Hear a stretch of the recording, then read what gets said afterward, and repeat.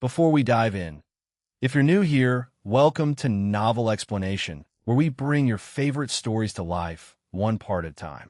Hit subscribe and turn on the bell so you never miss what happens next. Chapter 51. Fail Robbers, You're Better Off as Streakers. Translator, Endless Fantasy Translation Editor. Endless Fantasy Translation. The tyrannical, vicious wolf dashed forth, ruthlessly swinging his two-handed sword at Jiang Fei. Venomous Wolf followed closely. He was a rogue, but he had not even bothered activating Sneak. He just wanted to have a part of this little blacksmith to himself. Clearly, none of them had taken Jiang Fei seriously. He was just a little, insignificant crafter. They intended to cut him down like those fodder tutorials tossed at you, before the patrolling NPCs even came across his corpses. Laughed Jiang Fei as he calmly sidestepped for his convenience, having the three stooges clumsily ending up in front of him. Rapid calling. Jiang Fei blew a mouthful of freezing gas in a conical arc. The Wild Wolf trio stood no chance. They all ended up standing together, frozen. -487, -493, -505. To the confusion and horror of the trio, their brains simply could not make sense of that damage amount. As Jiang Fei had more than 5,000 health points, 10% of that equated to 500 damage. On the other hand, the trio were only stacking white-grade equipment. Vicious Wolf and Hungry Wolf may be warriors, but their health points did not even reach 1,500. Venomous Wolf the Rogue barely even had 1,000 to boast of. A single breath had taken half his health off. Just like that, Triple Bash. -518, -247, -232, 3 consecutive hits landed on a Vicious Wolf's head. As he had received flame damage right after being frozen, the first hit had been a guaranteed critical hit. Vicious Wolf could not even react. He was dead before he could even blink. At that moment, Venomous Wolf and Hungry Wolf finally regained their freedom, albeit at only 50% of it. Jiang Fei laughed coldly. It took him 2 long strides to get to Venomous Wolf. Charge! -50. The damage was not much, but it had knocked Venomous Wolf into another 2-second stun cycle. Iron Fist. -300. Battle Cry. -100. At that moment, Venomous Wolf was barely alive, with only 100 health points. A casual follow-up attack ended his pathetic life. -128. The first exchange had left 2 of them dead. Hungry Wolf was the only one left standing, and that had almost driven him mad. Due to the damage received from rapid cooling and battle cry, his health points had plummeted below 800. Moreover, his movement speed had been reduced. He was just as good as a cripple. Jiang Fei stayed his hand, just an inch away from Hungry Wolf's face. Hungry Wolf had never expected this kid to be this terrifying of a crafter. Jiang Fei had utterly defeated the 3 of them in a 1 versus 3 scenario. They had not even ruffled up his hair. Forget it. Words would be wasted on you guys anyway. All Jiang Fei's skills were all on cooldown, with only his mana burn available, which was ill-suited for use on a warrior.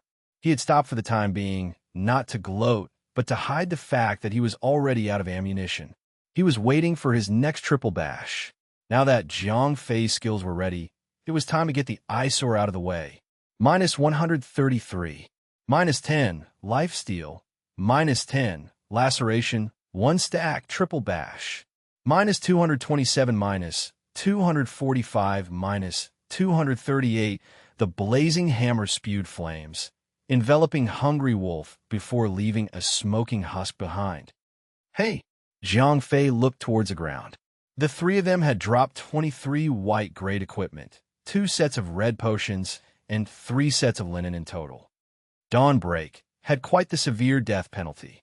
One might end up dropping everything he was currently carrying or any single random item within his bag. It could be the loss of 1 potion or the contents of an entire bag. Anything was possible except for gold coins. Jiang Fei's luck was extremely high. Needless to say, it did not end well for the 3 wannabe thugs. Gone was all their equipment. Empty were their bags. 3 confused, naked men rose up from the grave. Among the 23 whites, apart from the class advancement rewards, it was all trash from quests at the beginner's village. Apparently, these guys spent more time huffing and puffing about instead of actually playing the game. At least they could serve Jiang Fei better. He tossed them into the furnace and turned them into crafting materials. The remaining potions and linens were pretty good. The potions were just right for him. The linens could be given to the beautiful tailor in the knighthood. What a quick, sweet harvest. After he was done, Jiang Fei quickly departed. After all, they were pretty close to the secondary protection zone. He had killed 3 hapless fools. It would look bad if some NPC soldiers just came across him standing over 3 naked corpses. The Wild Wolf trio had never been this close to tears. What to do? Hungry Wolf, the leader, could barely even speak. He and his 2 subordinates were standing in the forest with nothing but white briefs on. What a terrible sight. The 3 of them had originally intended to rob the tycoon blacksmith dry and make themselves a great fortune. The last thing they had expected was to walk away from it while stark naked. The 3 of them currently had only more than 1 gold coin in total. They could not even gather all the parts together to form a complete white-grade equipment set. How are they going to train their level in future without equipment? Hey, hurry. Look, yucks. Shut your eyes. This was a small path towards a dungeon. You would never be short of onlookers here. Even the most pompous of thugs would turn red with shame.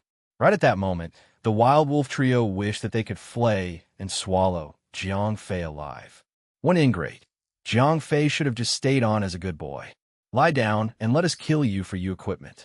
Welcome to Robber's Logic. Verger Glider. Hungry Wolf spat and ran back to Dawnbreak City as discreetly as they could. After all, it was not a safe zone. Monsters would rip into 3 naked men like nothing else. Besides, they had all lost 1 level after being killed in self-defense. The last thing they needed now was to lose more of their hard-earned levels. Jiang Fei headed into the dungeon without lingering on what had just unfolded. The Wild Wolf trio was just yesterday's joke. Little did he know that they would continue being a great source of joy and fun for a long time more.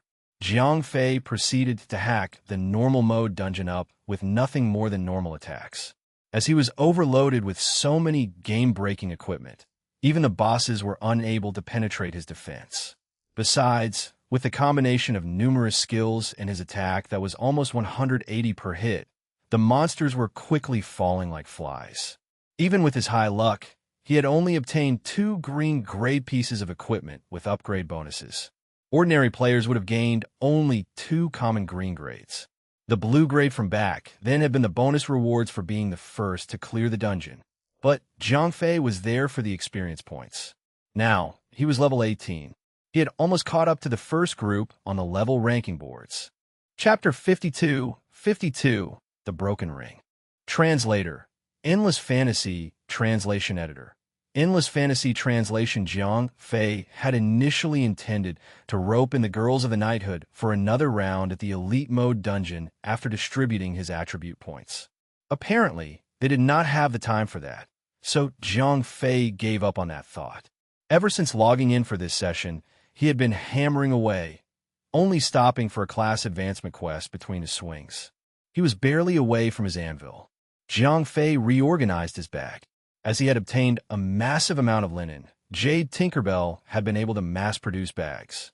Naturally, Jiang Fei had taken the opportunity to expand the total slots in his inventory. As he barely had a half-hour's worth of uptime remaining, Jiang Fei rummaged about the knighthood's warehouse. Although he had produced much during these few days, he had only extracted a pair of pre-level 10 shoes to the real world. It was time for another real-life upgrade. As Jiang Fei had been working like an iron horse, there was an excess of chainmail equipment in the warehouse. All the samples had been carefully hand-picked premium samples. Jiang Fei selected a full equipment set and placed them into the blue slots within the ring, ready to be retrieved into reality when he woke. Looming just over the horizon, Jiang Fei returned to reality in a flash of light. The moment Jiang Fei opened his eyes, he retrieved the equipment from the ring. A wardrobe switch was all he needed to join his heroes in the comics. Zhang Fei peered into the ring. He could clearly see the equipment lying within. However, they did not seem to be extractable. What the F***CK? Zhang Fei frowned. Zhang Fei tried a few more times to no avail. It was right there in front of his eyes, within the empty space of the ring. But he was unable to retrieve them out from the ring, no matter what he tried. It was Saturday morning, and Zhang Fei had the entire day off. On those days, he would usually enter his dad's study room and surf the internet after a quick breakfast. It was different today. He had all day to attempt retrieving his treasures. By lunch, Zhang Fei's elated mother was still chirping most enthusiastically to her husband about Zhang Fei, saying that he had been studying much harder as of late. No internet surfing, no television, only studying all day long in his room. Zhang Fei's dad was greatly pleased. Well, Zhang Fei's pocket money for the next month was about to be multiplied. Xiao Fei, your dad and I have an evening party to attend later, Zhang Fei's mom had said after lunch. Okay. Letting his mouth go on autopilot, Zhang Fei returned to his room and continued his research on the mysterious ring. Xiao Fei, moderation is a necessity when it comes to everything. Seeing her son putting so much effort into his studies raised a pang in his mother's heart. Zhang Fei nodded. Oh yeah, Zhang Fei. If you're available this afternoon, please take my diamond necklace from the room and have it cleaned at the jewelry shop. Zhang Fei's mom finally decided to have him go outside for some fresh air, instead of being cooped up all day long. Zhang Fei nodded. As Zhang Fei was unable to retrieve the equipment at the moment, he too decided that a change of environment was much needed. The jewelry shop was a simple 10-minute cab trip from his house. Without thinking much of it, he did as she asked. The necklace was in pristine condition, save for some slight discoloration on the metal from typical oxidation. A quick polish would make quick work of that. On his way back home via taxi, Zhang Fei took the necklace out of its box. As he ran it through his fingers, he murmured, "These jewelers are ruthless." As the necklace slid through his fingers, the mysterious ring clicked with the diamond that was embedded in the necklace. Zhang Fei was struck dumb. The diamond pendant vanished into a brilliant white light before literally sinking into the mysterious ring. A small mark appeared on his mysterious ring, while the diamond necklace had been stripped of its gem. F***CK. Zhang Fei would have admitted himself into any mental asylum, there and then. He knew very well what the ring just did. The only difference back then was it chewing up on virtual equipment. You've been eating up all my equipment, and I let that slide. But now, you're devouring real-life diamonds? Finally, Zhang Fei knew why the ring had been such a pain in the ass. It had not been accepting any of his recent offerings, and it had refused to cough up that new set of equipment. This had been its endgame. Zhang Fei's current concern was not on the splendorous expenses awaiting him, but his mother's rage. This was one of his mom's most favorite accessories. Now that the ring had devoured it, he would definitely end up being eaten by his mom. The taxi driver could not care less about his inane-sounding ramblings. A few minutes later, Zhang Fei was left alone at the doorway of his house, clutching the now diamondless necklace in his hand. He had no choice but to slink into the house. Zhang Fei's face was basically leaking the very essence of depression itself. His mother quickly caught on to it in a single glance. Zhang Fei mumbled. Zhang Fei's mother froze up in apprehension.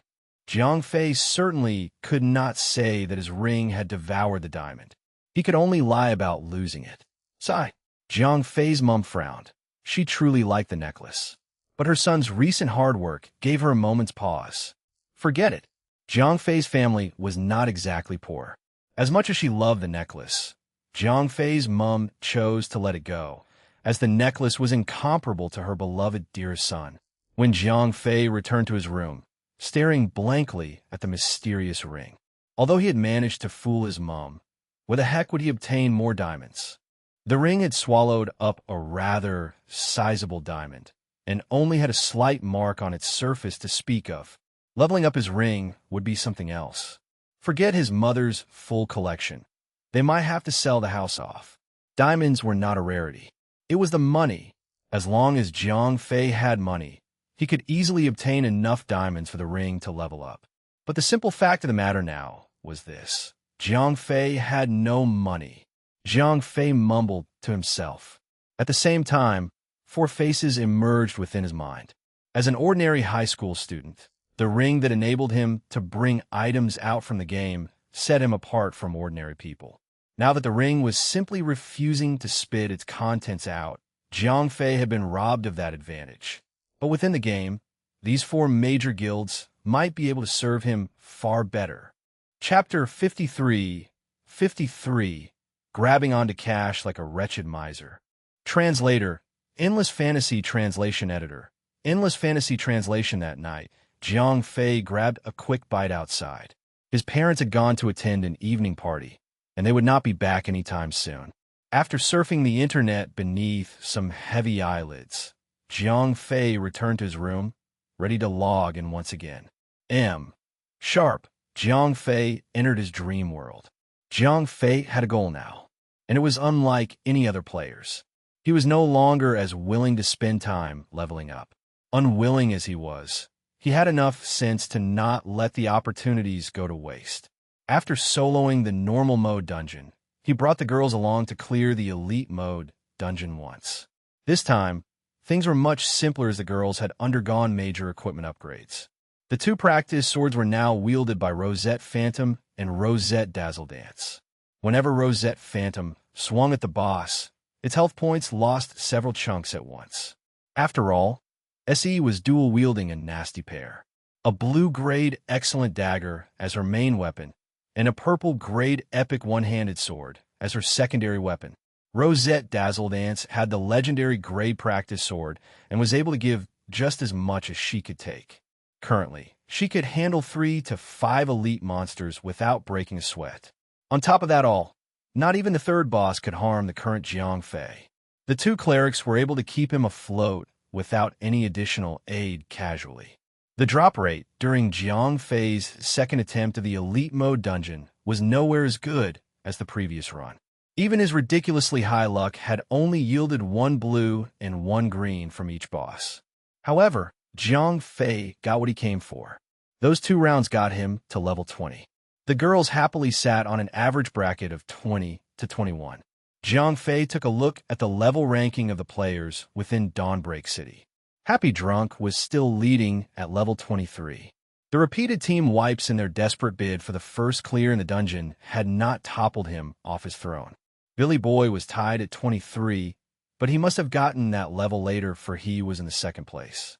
His wife, Lady Casanova, took the third place, just 1 level behind. Southern Azure Sword, Demon's Grimace, and 5 other players filled the remaining spaces for the top 10. Not one of them was beneath level 21. Upon returning to the city, Rosette Rose had the remainder of the guild form several parties and concurrently swept across the normal mode like a typhoon. A few of them were fortunate enough to easily crush the elite mode dungeon under Jiang Fei's lead, but not others were not so lucky. Even a normal mode dungeon proved to be a difficult task for them. Guys, let's make a deal. Jiang Fei sent a group message to the 4 major guild masters. All 4 guild masters replied almost instantly. Although all 4 major guilds had taken down the first boss on their ends, they were still stuck at the second Bearman's boss. On one hand, their tanks simply could not hold on. On the other hand, much of their time was wasted making up for their constantly diminishing levels. If they blatantly ignored the loss of levels from their repeated deaths, their stats would take a nosedive. If only they knew every little detail about the boss. They would not have to pay the heavy price of 20% of experience points as tuition fees. After all, their tanks were not as tough as Jiang Fei. There was very little room for error. One mistake could mean a team wipe. Each skill that the bosses dished out became a death sentence. It was not like they had not asked Jiang Fei before, but Jiang Fei never saw the need for money, and had thus ignored them. Him speaking was akin to the opening of the floodgates.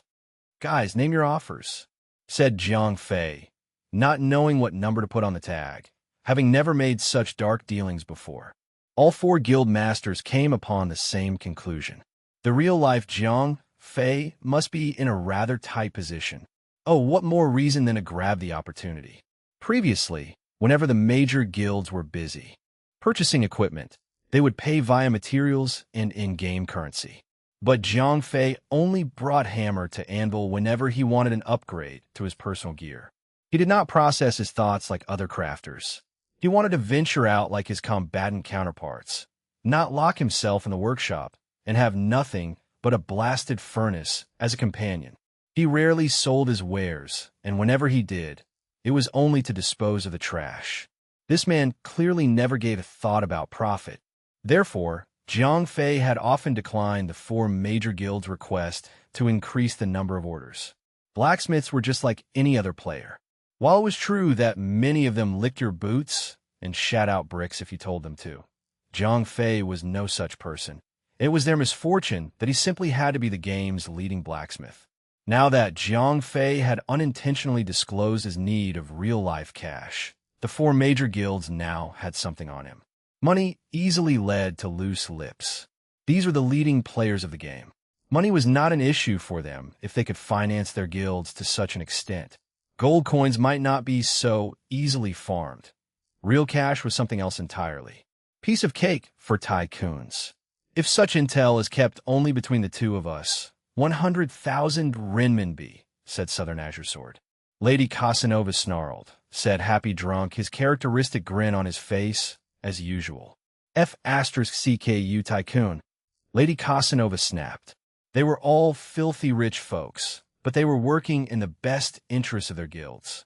For a dungeon this early, 100,000 renminbi was already stretching it. But when someone throws those rules out the window, there's no point playing his game any further. Obviously, Happy Drunk wanted the glory of being the second to clear more than anyone else. After all, Jiang Fei and the Rosette Knighthood may have a first clear, but most players were still convinced that these nobodies had exploited some bug in the game. On the other hand, a well-known face like Happy Drunk and his guild, the Aristocrats, was a symbol of true strength. The Aristocrats would stand over all the other guilds. For Dungeons Intel, 500,000 renminbi was ridiculous. For the glory, it was not too bad. It would not even weigh much on the other 3 major guild masters. They simply did not want to get involved in this ridiculous bid. Besides, this was Happy Drunk. No price was too steep for him. Screw this low-level dungeon. That's unnecessary. 50,000 renminbi each. At that point, Jiang Fei cut in. In the short run, Happy Drunk could yield him a huge lump sum, but it was better to retain his neutrality for the long run. After all, he was just by himself. Even with the Rosette Knighthood at his back, these were the big 4. He would be no match to their back-alley warfare. Embargoes, assassinations, you name it. Happy Drunk's grin faded just a little. No need, said Jiang Fei. Lady Casanova and the other 2 guild masters nodded. After all, not only would they offend the other guild masters, they would never once outbid this drunk tycoon. It was best to take a step back and share the information among all 4. Fine. It was 4-1. Happy Drunk had no choice but to nod as well. Chapter number 2, offline PvP. Translator, Endless Fantasy Translation Editor. Endless Fantasy Translation. Jiang Fei made a table, inserting the detailed introduction and trigger time for the skills of each boss within the Elite Mode dungeon. He then sent it to the 4 major guild masters, along with his bank account number. His mom had created this bank account long ago for Jiang Fei's red envelope money. Jiang Fei was not worried at all that the 4 financiers would repudiate their debts. They would absolutely not tarnish their own reputation by a mere 50,000 renminbi. Besides, he was the best blacksmith in Dawnlight City, even throughout the entire empire. He did not believe that the 4 major guilds would be willing to reach a deadlock with him due to such a small profit.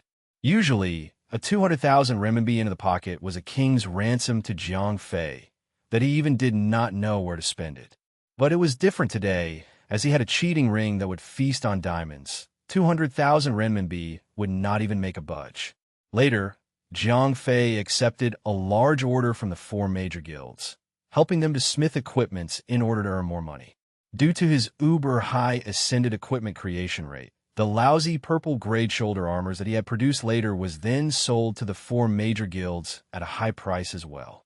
Through such a smithing process whole day, Zhang Fei had procured another extra 10,000 gold coins profit, which is worth around 100,000 renminbi in the black market.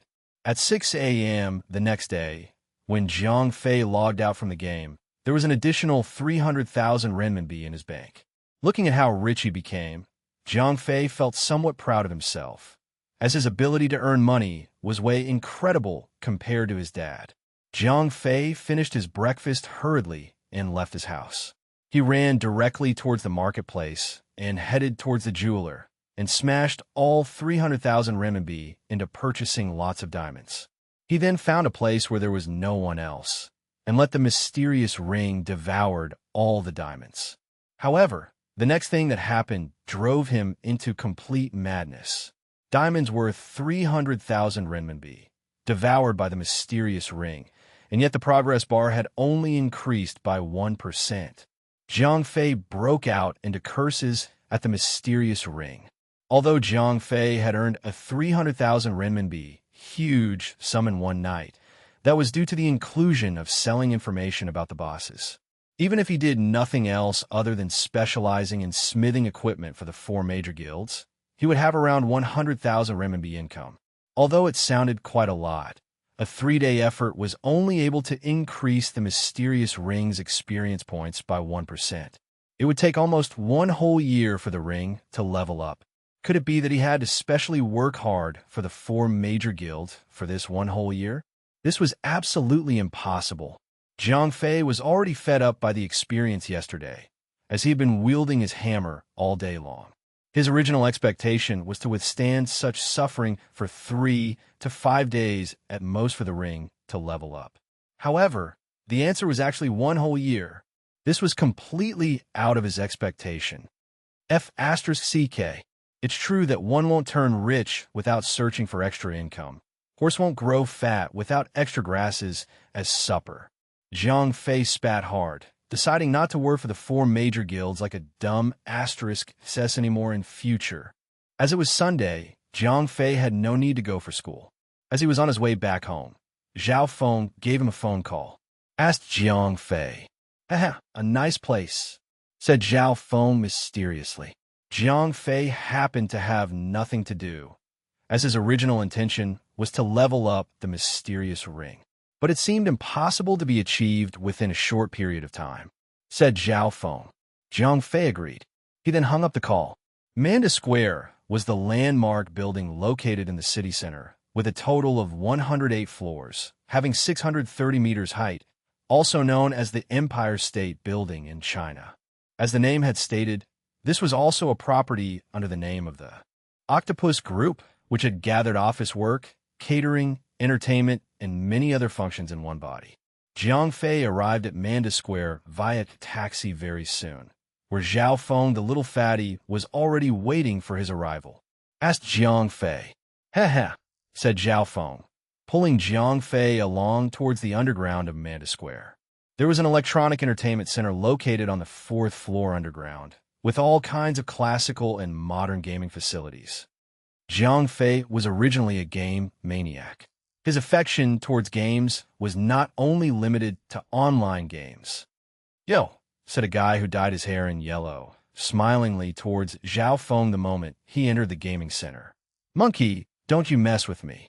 Zhao Feng spoke quite unashamedly, as he had Zhang Fei at his back. Zhang Fei felt speechless the moment he saw such a stance. As expected, this little fatty had lost to the guy in game. Feeling anxious, Zhao Feng had asked him for help on taking revenge. This was a common experience to Zhang Fei. As Zhao Feng, the little fatty's gaming skills were just slightly better than ordinary players. He might be able to bully newbies, but he would be damned when it came to some slightly proficient players. However, Zhao Feng always loved to have a bet with others. Once he lost, he got anxious, and he would ask Zhang Fei to have a comeback on his behalf. Haha, Brother Fei, please help me. Zhao Feng felt slightly embarrassing, as he was the one who involved Zhang Fei into the business after all. Huang Mao clamored. That's enough. Cut the crap. As best brothers, Jiang Fei did not mind having merry laughs or angry curses between him and Zhao Feng, but he would never allow others to humiliate his best brother. "Hey, kid," said Huang Mao, as he walked forward wagging his body, with more than 10 subordinates following behind. "I'm being arrogant, as I have the capital to be so," said Jiang Fei, as he took a glance at these young people on the opposite.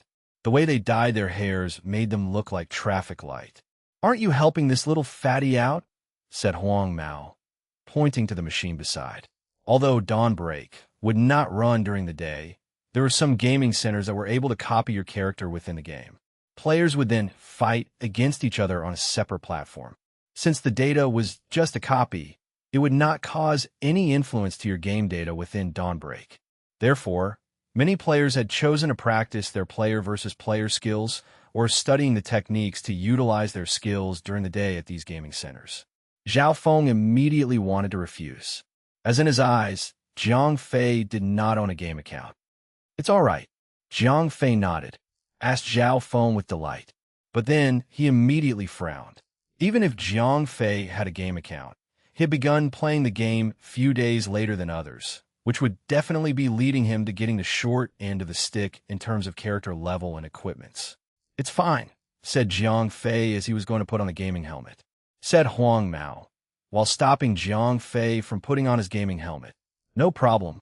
Zhao Feng the fatty took the initiative to speak. He was extremely confident towards Jiang Fei's talent in gaming aspect. "Holish *T, you're playing this big?" Jiang Fei frowned, as he did not expect Zhao Feng to play so big. He thought that Zhao Feng had only lost a few hundreds bet against others. "Brother Fei, I've lost all my resources." The moment Jiang Fei asked him, Zhao Feng, the little fatty, immediately showed an aggrieved look. Jiang Fei nodded towards Huang Mao. He then put on the gaming helmet. "Oomph, I'm truly lucky today." Huang Mao smiled at Zhao Feng with his bared yellow teeth. Chapter 55, running off with a pocket full of cash. Translator, Endless Fantasy Translation Editor. Endless Fantasy Translation. The moment Jiang Fei shut his eyes, the scene flashed white, and the world of Dawnbreak quickly replaced it. Or rather, its dense forestry. This was an entirely new and odd experience for Jiang Fei, as this was his first time logging in via a gaming pod, not the mysterious ring. Also, a certain fear bit at him. What if his account information was illegal? To his surprise, no flags had been triggered yet. By then, Huang Mao's character had already spawned, standing not far away off. Most prominent was a huge, giant countdown figure before his eyes. It was the doomsday clock for their battle. Curly Monkey race, elf class, rogue level, 19 health points, 1,350 attack power, 187. Jiang Fei stole a glance at Huang Mao's character. His level was not low. It was no wonder that Zhao Feng was no match for him. Anyhow, he was only packing white-grade trash. As he was an unknown member of small guild, he had to be a nobody. Against such an opponent, Jiang Fei could not possibly lose the fight, even with his eyes sewed shut. Jiang Fei's lips slowly curled into a cynical smirk. Stealth. The very moment the countdown ended, Huang Mao entered stealth mode. Although he seemed incomparably arrogant earlier, he intended to fight seriously. Jiang Fei had earned 300,000 renminbi in one night. A street punk like Huang Mao was barely even scraping together 2,000 to 3,000 renminbi a month. To him, 5,000 renminbi was massive. The moment Huang Mao vanished, a massive red arrow appeared in Jiang Fei's HUD. Somewhere up ahead, the red arrow pointed downwards, and a translucent, blurry figure could be seen right beneath the arrowhead tip. Holish *T. As Jiang Fei had never fought anything invisible before, he could not have known better. Completely convinced that he had disappeared off the universe's face, Huang Mao began to scurry around Jiang Fei, keeping a 5-meter distance. That was just textbook rogue behavior. Jiang Fei did not intend to waste another second. Charge. -50. Stun. Triple bash. 300. 635. 628. Jiang Fei had originally intended to follow up with an iron fist. He had not expected 2 out of the 3 triple bashes to produce critical hits. All of 1,300 Huang Mao's health points disappeared. That sudden burst of damage could have only occurred with a combination of Jiang Fei's massive luck and Huang Mao's misfortune. One moment, Huang Mao was sneaking about, ready to bury her daggers into his prey's back, and the next, he was lying flat on his back. 2 seconds later, the playing field was reset. Not only were both their health points fully recovered, all their skills with a cooldown duration over 3 minutes were also ready. Stealth. As he had been slain without any rhyme or reason, he was far more cautious. Losing again meant a financial crisis. He would be unable to afford any food for the second half of that month. Jiang Fei snorted. Thanks to the ring, Huang Mao's ratting about became as clear as day. That huge red arrow made it even easier to spot him than an unstealth thief. As the cooldown duration for charge was 5 minutes, it was not subject to a similar situation. Thus, Jiang Fei was temporarily unable to cast the skill. Huang Mao approached his prey like a cautious cat. He crept towards Jiang Fei's back, inch by inch. He had no idea what the heck had occurred back then, but he was sure to prevent it from happening again. 5 meters, 4 meters, 3 meters, 2 more steps, and he was in range. At that moment, Jiang Fei wheeled around. Ice burst. A cone of icy breath spewed out of his mouth. Minus 608. Frozen. Triple bash. Minus 612. Minus 305 again. It only took 2 out of the 3 hits before Huang Mao was flat on the ground again. NOO. F asterisk CK. F asterisk CK. F asterisk King no. Huang Mao was at a loss of words. What the F asterisk CK was that? 2 instant kills out of nowhere. What the F asterisk CK? Insta-kills people to the left and right. Huang Mao's subordinates watched the screen, enthralled. They were all players of Dawnbreak as well, but Huang Mao always finished them off like little kids. Now that their idol was falling in single hits, twice in a row, they were blown away. Jiang Fei's divine blacksmith's blazing hammer had a far longer handle than common blacksmith hammers, and like its namesake, it blazed quite a bit. He looked nothing like a blacksmith. Let's not forget how he was adorned from head to toe in highly upgraded gear. That's freaking awesome, Brother Fei. Zhao Feng was jubilant. Huang Mao's bet that was worth 5,000 renminbi had been automatically transferred into his bank account. Not only had he regained his losses, but he had also made a small profit from this, said Jiang Fei, removing the gaming helmet. The little fatty had won back all the money lost. He did not intend to stay for long. Try to leave? Huang Mao would not allow Jiang Fei and Zhao Feng to leave. Half a month of his living expenses had been included within the bet. If he let them walk, he would starve for the rest of the month. At Huang Mao's command, his subordinates quickly ran up and circled around Jiang Fei and Zhao Feng. Jiang Fei asked coldly. As he had been unable to retrieve his equipment from the game, he was helpless against more than 10 opponents. Therefore, he glanced around, began searching for an escape route. You should have tried to get a line on who I am.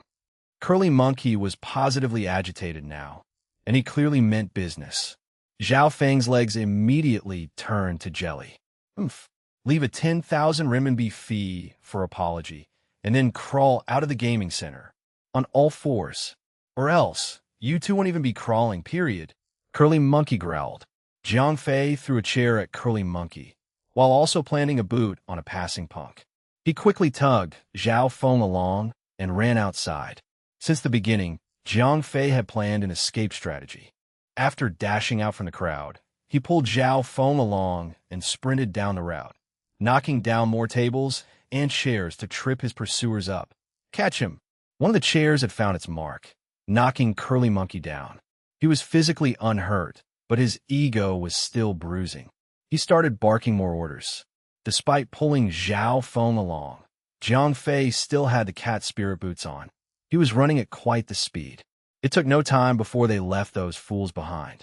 Chapter 56, 56, To Live of to Die. Translator, Endless Fantasy Translation Editor, Endless Fantasy Translation. Just as Jiang Fei almost made it, another group blocked the exit. Brother Xiong, it's this pair. Huang Mao caught up to them, catching his breath. The hell? Are you two kids tired of being alive? A single figure walked out from the crowd. This guy was 2 meters tall. He wore a classic Chinese shirt, but left the top buttons open, baring his chest. He was tall and strong, ugly and ferocious. A palm-sized patch of fur covered his chest, and the tattoos of 2 colorful dragons were wrapped around his arms. This was not a good guy. The chase had already left Zhao Feng trembling with fear. After all, he was just an ordinary high school student. His family was quite well off, but he had never been in such a situation before. Even Jiang Fei's mouth had started to quiver. This was bad. We're not here to ruin your place. Jiang Fei spoke up. They had been absolutely cornered, and he was not capable of facing up 30 men. Oomph. After Brother Xiong heard what Jiang Fei said, he strode up and slapped Huang Mao across the face, all while breaking into curses. After all, Jiang Fei and Zhao Feng were clearly schoolkids. Schoolkids did not just waltz into the premises of thugs and tore things up. Amid the rain of blows, Huang Mao managed to squeeze out some cries of mercy. We asked Zhao Feng tentatively. Oomph. It was all this monkey's fault. There, I've beaten him up, asked Brother Xiong. Yes. Zhao Feng nodded repeatedly, convinced that he had met an upright, honorable punk for once. On the other hand, Jiang Fei began to frown. Okay, said Brother Xiong, pointing at the tables and chairs strewn on the ground. Cried Zhao Feng, rushing to prop them back up. Brother Xiong slammed the table, taking Zhao Feng aback. He roared, F***CKU. I asked for a solution, not a joke. You messed my house up, and you think propping them back up solved the problem? Call your parents now. Jiang Fei had seen this coming a mile away. Thugs were never this simple. He had only smacked Huang Mao around to deny them any excuses. It was also a show of power. If he could beat the crap out of his own subordinate, he would not hesitate to do far worse to the two of them, said Brother Xiong while cracking his knuckles. I'll call. Zhao Feng had turned as white as a ghost. It was easy to paint instructions on a white canvas. Wait. Jiang Fei quickly interrupted Zhao Feng. He extracted his phone and called a number. Jiang Fei murmured within his heart. Hello, Ah Fei. It took an entire 2 days before you remembered to call your brother. An indolent voice drawled through the phone. Ha ha. Jiang Fei tried to laugh it off. We're brothers. Brothers could never possibly bother each other. Han Tianyu was currently lazing in a hot spring bath, a glass of wine in his hand. Well, someone at Manda Square is holding me up. Jiang Fei gritted his teeth as he spoke on the phone. What the F***CK? Han Tianyu smashed that beautiful glass on the ground. Jiang Fei shrugged slightly. There were a bunch of malicious-looking gangsters staring at him. This was his last resort. Han Tianyu started dressing up in a hurry. At the same time, he shouted towards the outside of his room. Along, call up your men. Come with me. And also, ask Uncle Dat to keep in touch with the police. Yes, Along replied. All right. After Jiang Fei hung up, he comforted Zhao Feng. Brother Xiong glanced at Jiang Fei. This was easy money. Jiang Fei smiled wordlessly. As Han Tianyu was already in his quarters at Manda Square, it was no problem bringing a small army from the 100th floor to the 4th floor of the underground basement. The entire process only took about 10 minutes. The game center's big door was flung open. The first scream was the beginning of the end. Sharply dressed men in black suits had marched into the fray and were beating everyone up. Within 30 seconds, more than 30 punks lay on the ground helplessly, with Brother Xiong among them. Don't you dare move. Finally, Along spoke up. At that moment, Han Tianyu finally walked in. I'm Fine. Jiang Fei said with a smile. Han Tianyu gave him a nod of approval. He turned towards the thugs and started barking. Are your dog eyes blind? The entire gaming center fell particularly silent. Not even the slightest whimper could be heard. Everyone had just felt their souls leaving their bodies. Their minds were completely empty. They had been seeking for a living beneath the foundations of Manda Square itself. How could they possibly not know of its prince? Han Tianyu often left Manda Square through his private transport, via a helipad on the roof. Those punks would not even get to lay eyes on his shoes. It was truly a case of heaven and earth. Today, it turns out that they have actually kidnapped the brother of this prince. This was just like how a mouse attempted to make friends with a cat. Get rich, die trying. Manda Group was not some ordinary business group. It was a super consortium that was even involved in arms trade. As an arms dealer, killing people was just like breathing. Brother Xiong and his men were aware of that, and were all terrified to death.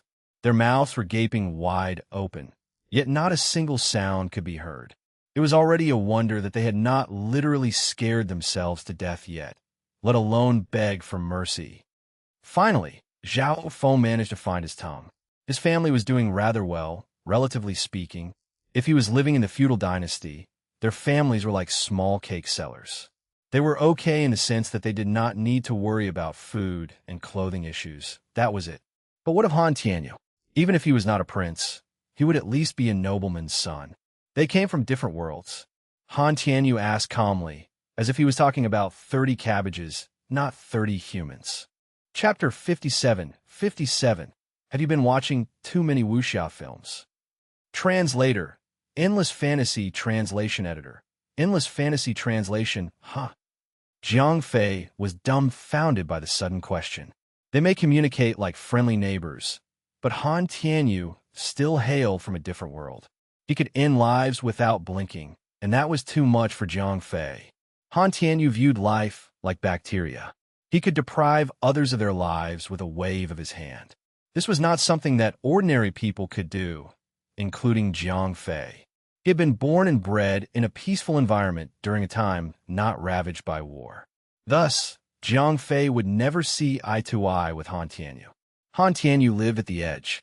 He often had to make deals under a hail of shots and shells. Young master, please spare our lives. Young master Fei, we swear that we'll never dare to do it again. These punks did not even dare approach Han Tianyu. Instead, they all crawled towards Jiang Fei, knowing very well that their lives depended on Jiang Fei. Right at that moment. Jiang Fei could not bear the sight of looking at these punks. He knew that they were not good people, but they did not deserve such a fate. Besides, they had not even roughed Zhao Feng and himself up yet.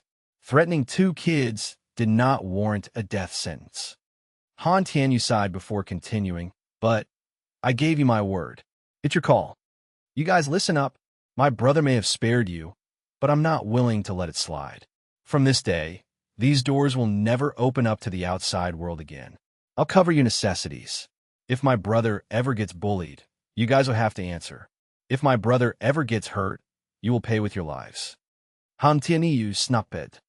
Thank you, great young master. Those punks knelt down and kowtowed pathetically. They had never been this close to death before. Besides, this might even be a blessing in disguise. They had actually been taken into a massive powerhouse, like the Manda Group.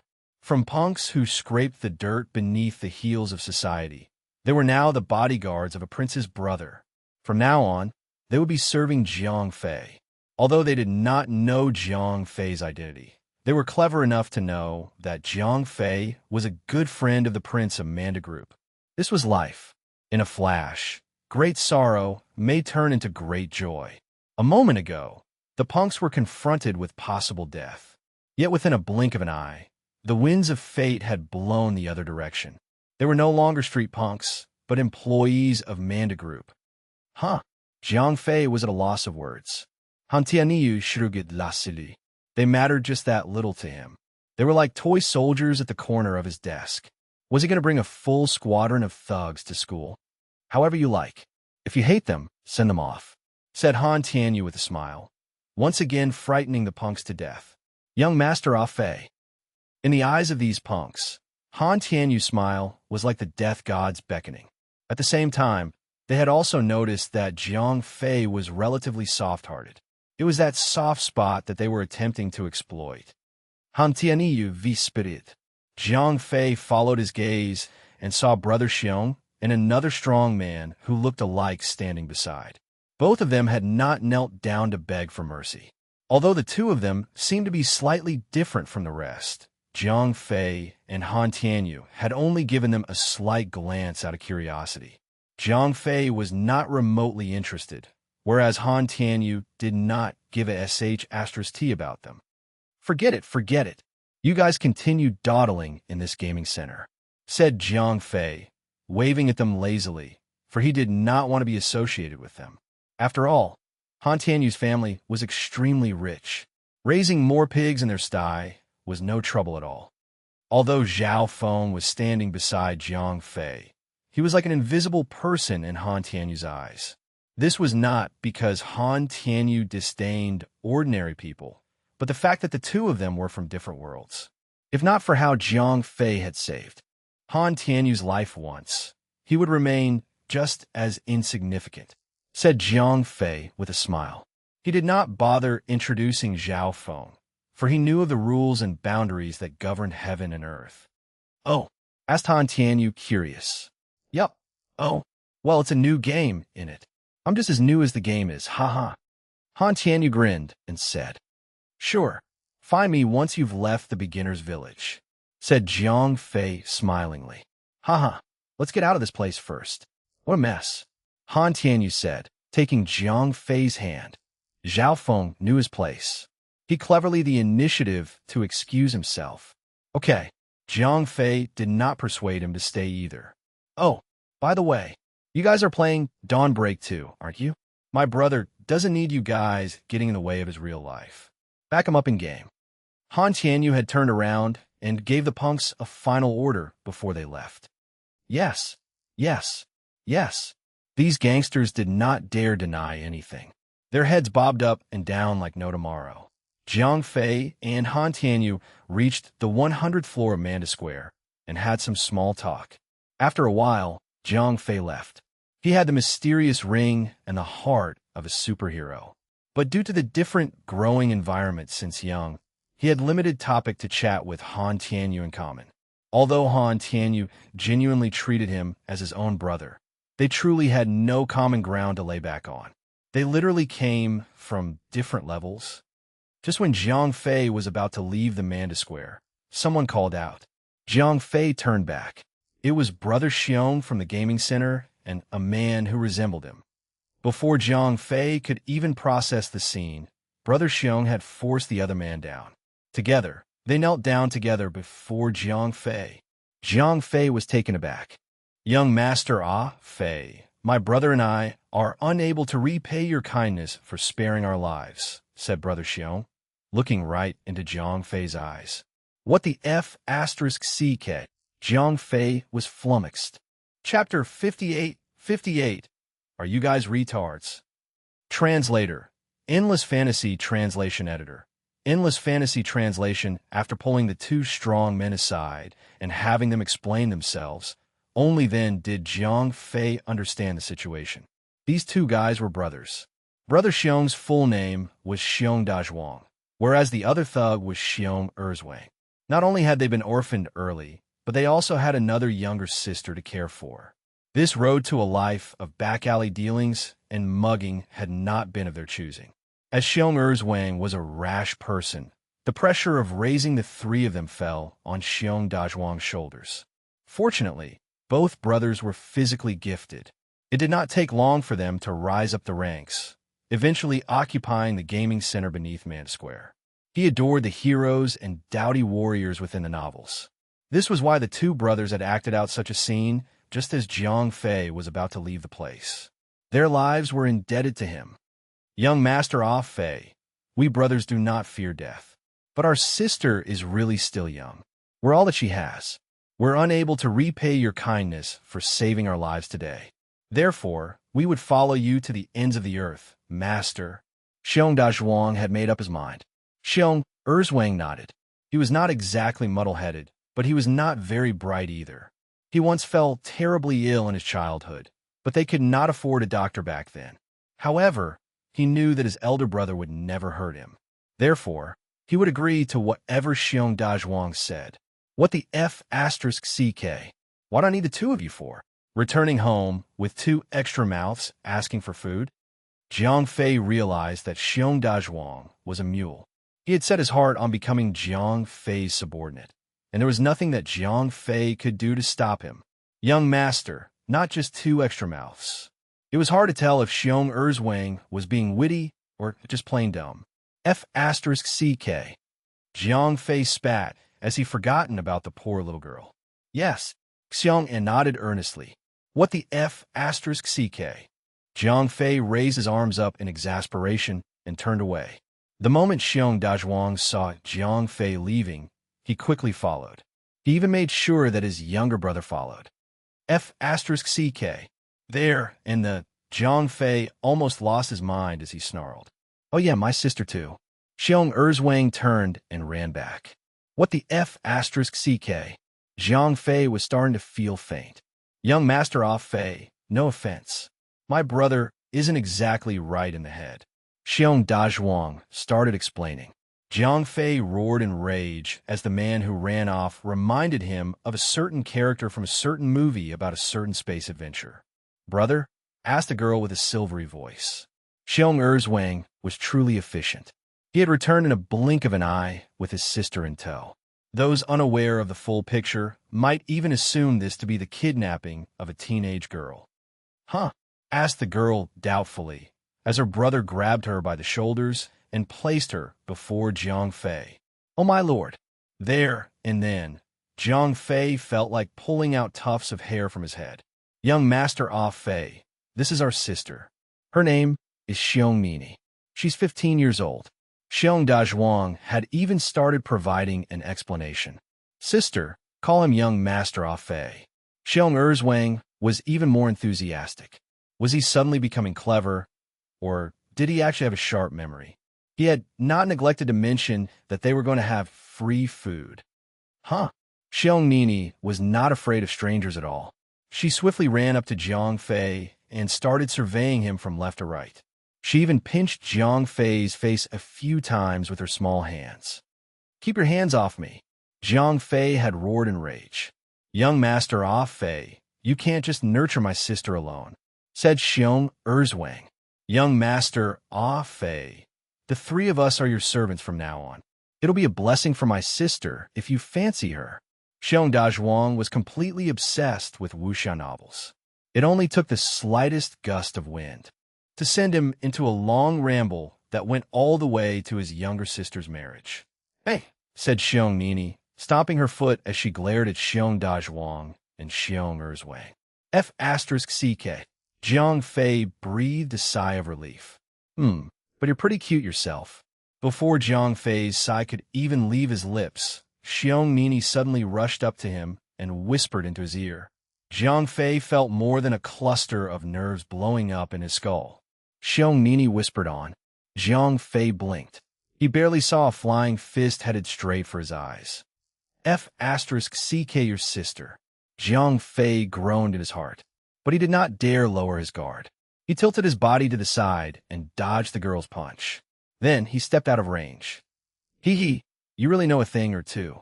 Seeing how Jiang Fei managed to dodge her surprise attack, Xiong Nini gave a tinkly laugh. At the same time, she charged forth, clawing at his groin. *& at $#. Jiang Fei scrambled back several steps. Fortunately, the cat spirit boots gave him great speed. He had just saved his marbles. Yes, that's right. Xiong Erzwang had even started cheering for his sister. F***CK. Jiang Fei roared in rage. That's not it. I'm not crazy. Xiong Erzwang had answered earnestly. Xiong Nini caught up to him again. She flung herself at Jiang Fei with bared fangs. F***CK.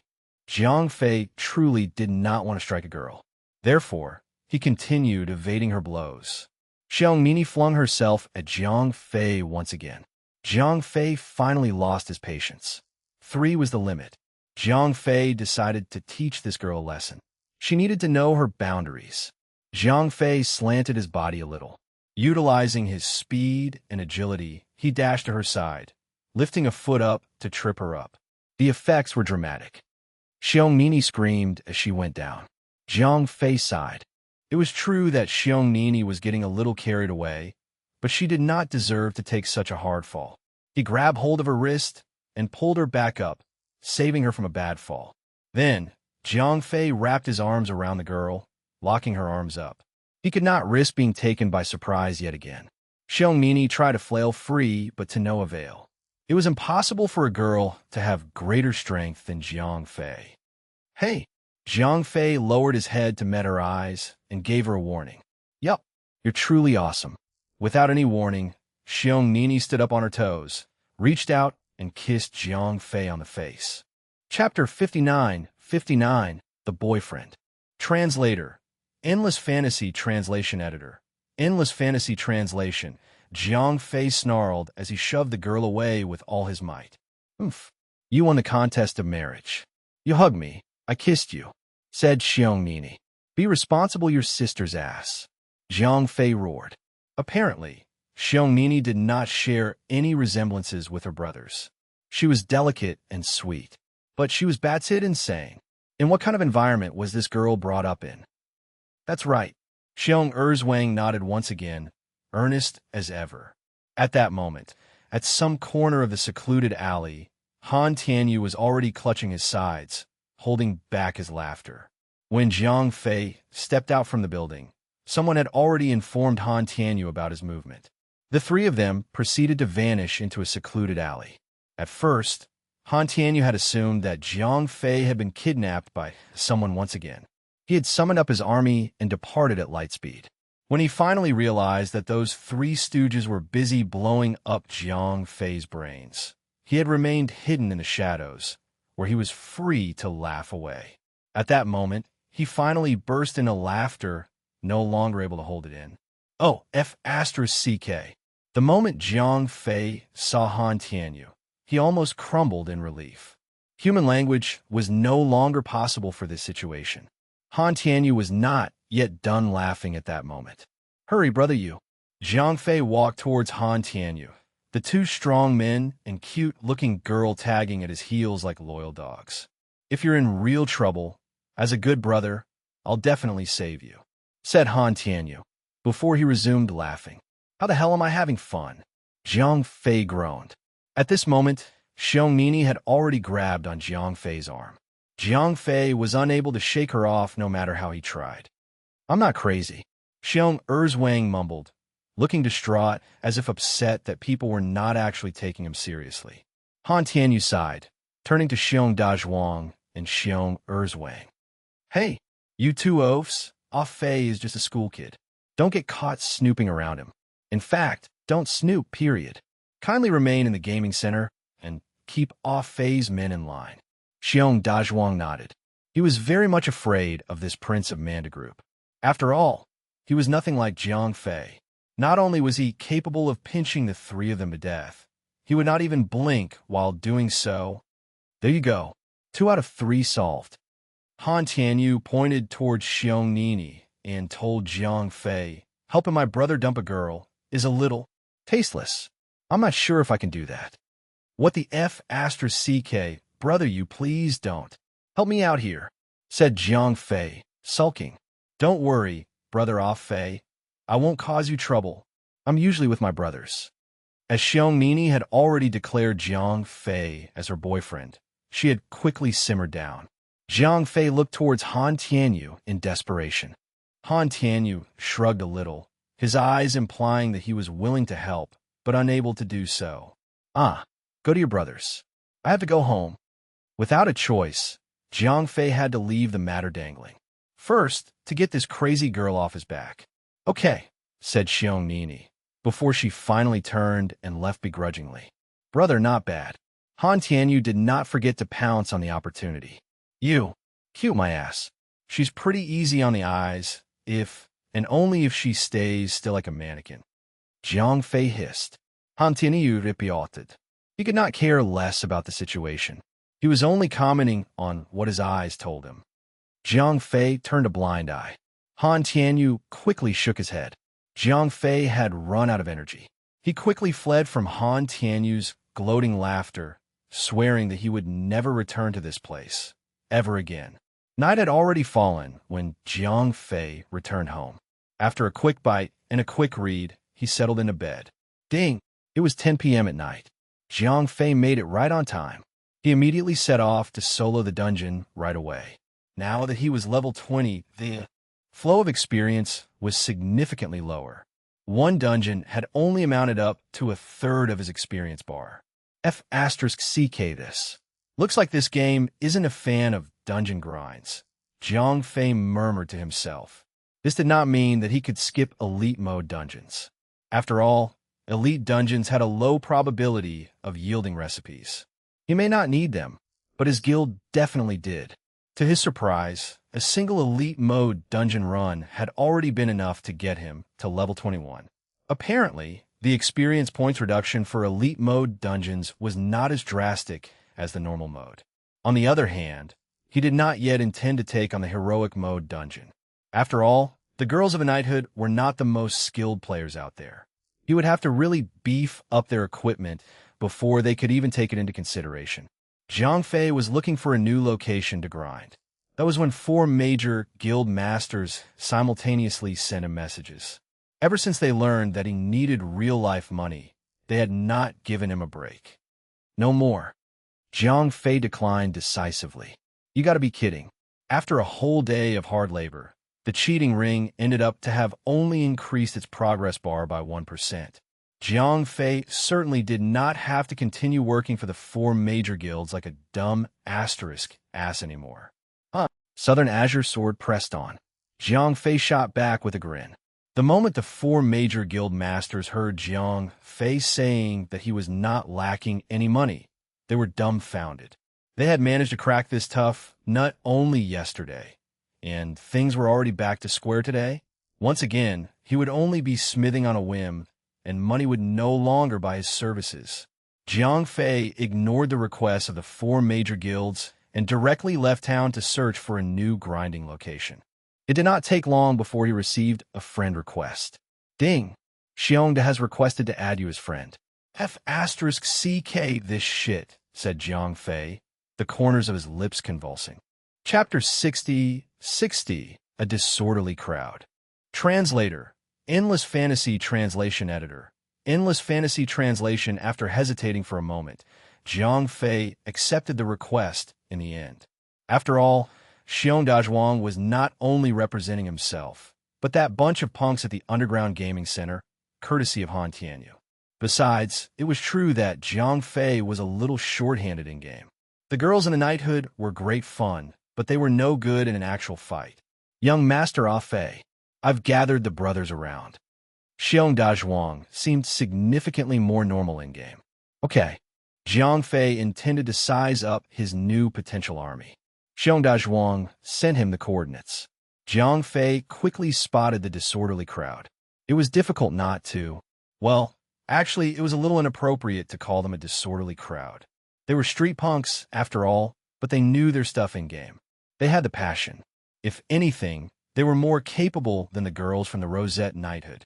Of the 30 strong, 15 had exceeded level 20, while the others hovered around the level 18 to 19 mark. At worst, they could be called above average. On the other hand, the Rosette Knighthood ladies, armed to the teeth with Jiang Fei's premium equipment, had barely managed to exceed level 20. Several were lingering around level 18 to 19, while those who truly detested the grind were only around level 14 to 15. The moment Jiang Fei arrived, a cute girl immediately pounced on him. Jiang Fei looked back. Through the mysterious ring, he had access to all other players' information. Mrs. Awesome, Elf, Mage, level, 21 health points, 1,120 magic attack power, 184 remark, not affiliated with any group. Despite the characteristically pointy ears and a slender body, Jiang Fei was still able to recognize the crazy girl this morning. Xiong Nini. Jiang Fei pleaded, one of his cheeks scrunched up by the creature that had entwined itself around him like a deep-sea creature. Mrs. Awesome seemed to be exceptionally obedient within the game. She immediately leaped off and stood beside him like a good girl. Said Jiang Fei, amazed. These siblings seemed to have been cured of all mental ailments in the game. Instead of running about like herdless sheep, you guys should get a guild going. Jiang Fei turned to Xiong Dazhuang, who was standing right beside him. The two brothers had made no attempts to rename themselves, going by their real-life names in the game. Xiongda, the wuxia maniac who now saw Jiang Fei as his messiah, immediately set off to fulfill the newfound prophecy. Jiang Fei had originally intended to gauge the strength of this group before heading off to grind. He did not expect to be held up this long and this much. Jiang Fei turned to the voice.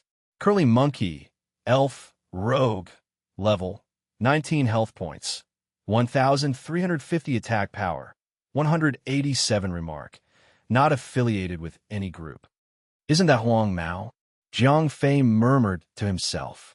Little was he aware of Han Tianyu's actions that had taken place behind his back. Everyone involved at the gaming center on that day had all left their respective guilds. Let's not even mention that they were now official recruits of the Manda Group. Even without the mention of Manda Group, they had to at least treat Han Tianyu's words as an imperial edict. Curly Monkey grinned sheepishly. "Oh?" asked Jiang Fei, curious. Curly Monkey had replied via private message. "What?" Jiang Fei was surprised. The word solo was not difficult to understand. It meant that participation was limited to only one player, whereas the term unknown dungeon meant that it was a one-time dungeon. It would vanish when cleared. In exchange for that, both the difficulty and rewards were superior to that of an equally leveled hero mode dungeon. Naturally, Curly Monkey was most unwilling to divulge his knowledge of this secret. At the moment, it may be too much for him, but it was only a matter of time before he grew powerful enough to take it on. However, circumstances were different now, as he had to rely on Jiang Fei. Out of the 30 punks, he probably hated Jiang Fei the most. If he had not lost the bet and attempted to stack the deck, he would not have ended up kidnapping Jiang Fei. It was a happy ending to everyone, as not only were they not dead, but they were now working for the very Manda Group. However, everyone, Xiongda included, had been alienating Curly Monkey, whether intentionally or otherwise. They could not tell if Jiang Fei still bore a grudge towards this particular culprit. What if this guy single-handedly writes their death sentences? Curly Monkey had wisely decided to attempt currying favor with Jiang Fei.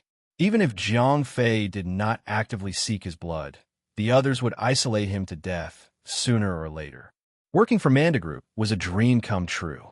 He was not about to squander that with bad blood. That's right, young Master Ah Fei. Curly Monkey decided to place it all on the line for his future. "Ask Jiang Fei," answered Curly Monkey. Jiang Fei nodded. He clearly got the gist. He haltingly accepted the present. "All right," said Jiang Fei, grinning. Being Xiongda's assistant was not Curly Monkey's objective, as there was nothing much about helping lead 30-odd people. Xiongda most definitely did not need an assistant. He had been wary about Jiang Fei. If Jiang Fei ever made it clear that he held nothing against the monkey, he would no longer be ostracized. Jiang Fei immediately started moving out to the unknown dungeon. It may be more difficult than a hero mode dungeon, but it was still a solo dungeon. Jiang Fei could most probably handle it on his own. Mrs. Awesome had initially intended to tag along for fun. Now that he was headed for a solo run, she had been left without a choice. Before leaving, she had left Curly Monkey a sharp, merciless glare. If not for him, she would have been able to have fun with Jiang Fei. Jiang Fei left the punks behind and headed for the west of Dawnlight City, according to the coordinates given by Curly Monkey. As it was a mining zone, few monsters were there. The problem was that they were relatively tough individuals. On top of that, they only dropped garbage ores. Only profession-class players frequented the area. According to Curly Monkey, he had been escorting the profession-class players of his original guild and inadvertently came across this beautiful accident. Chapter 61.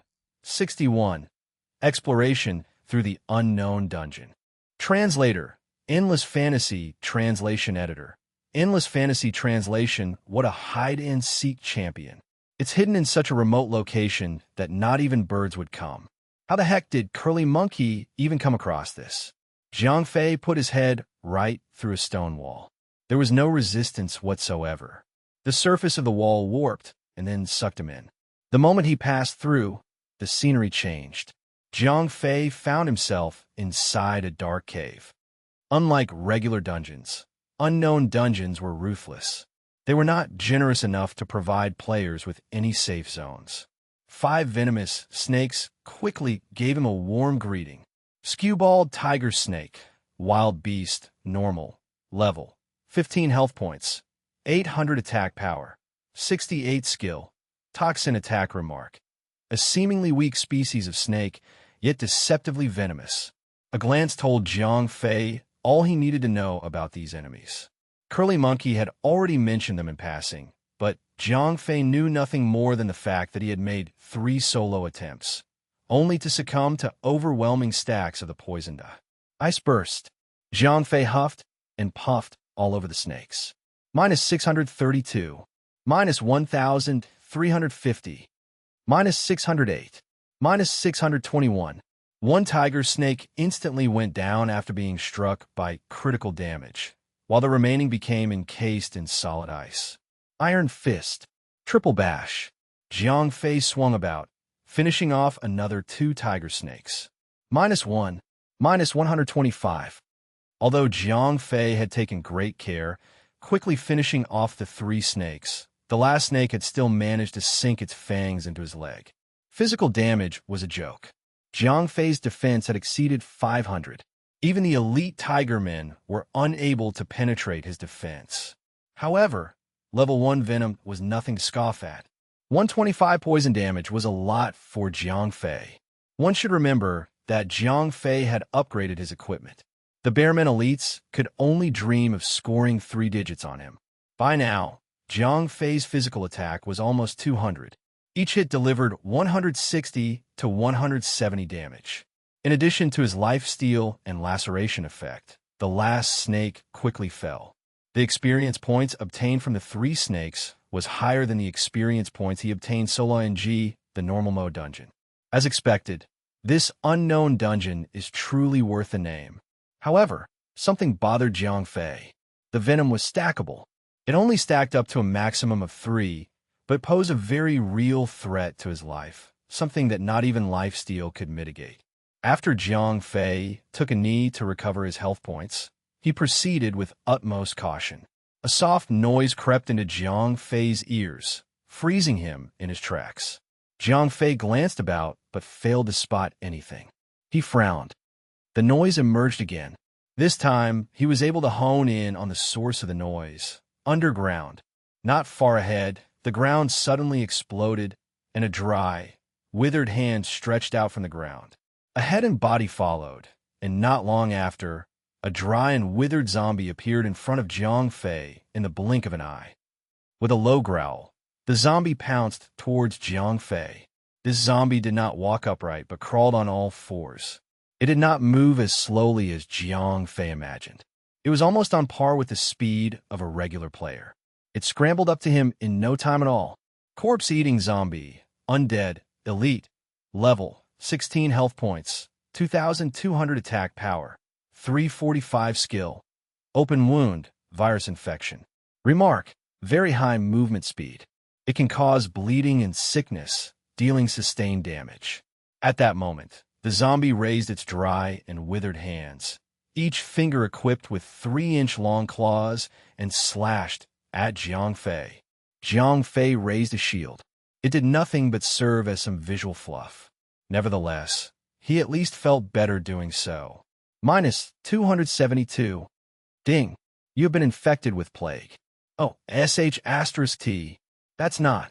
Jiang Fei did not expect a lowly level 16 elite monster to pose more of a threat than level 17 to 18 elite monsters in regular dungeons.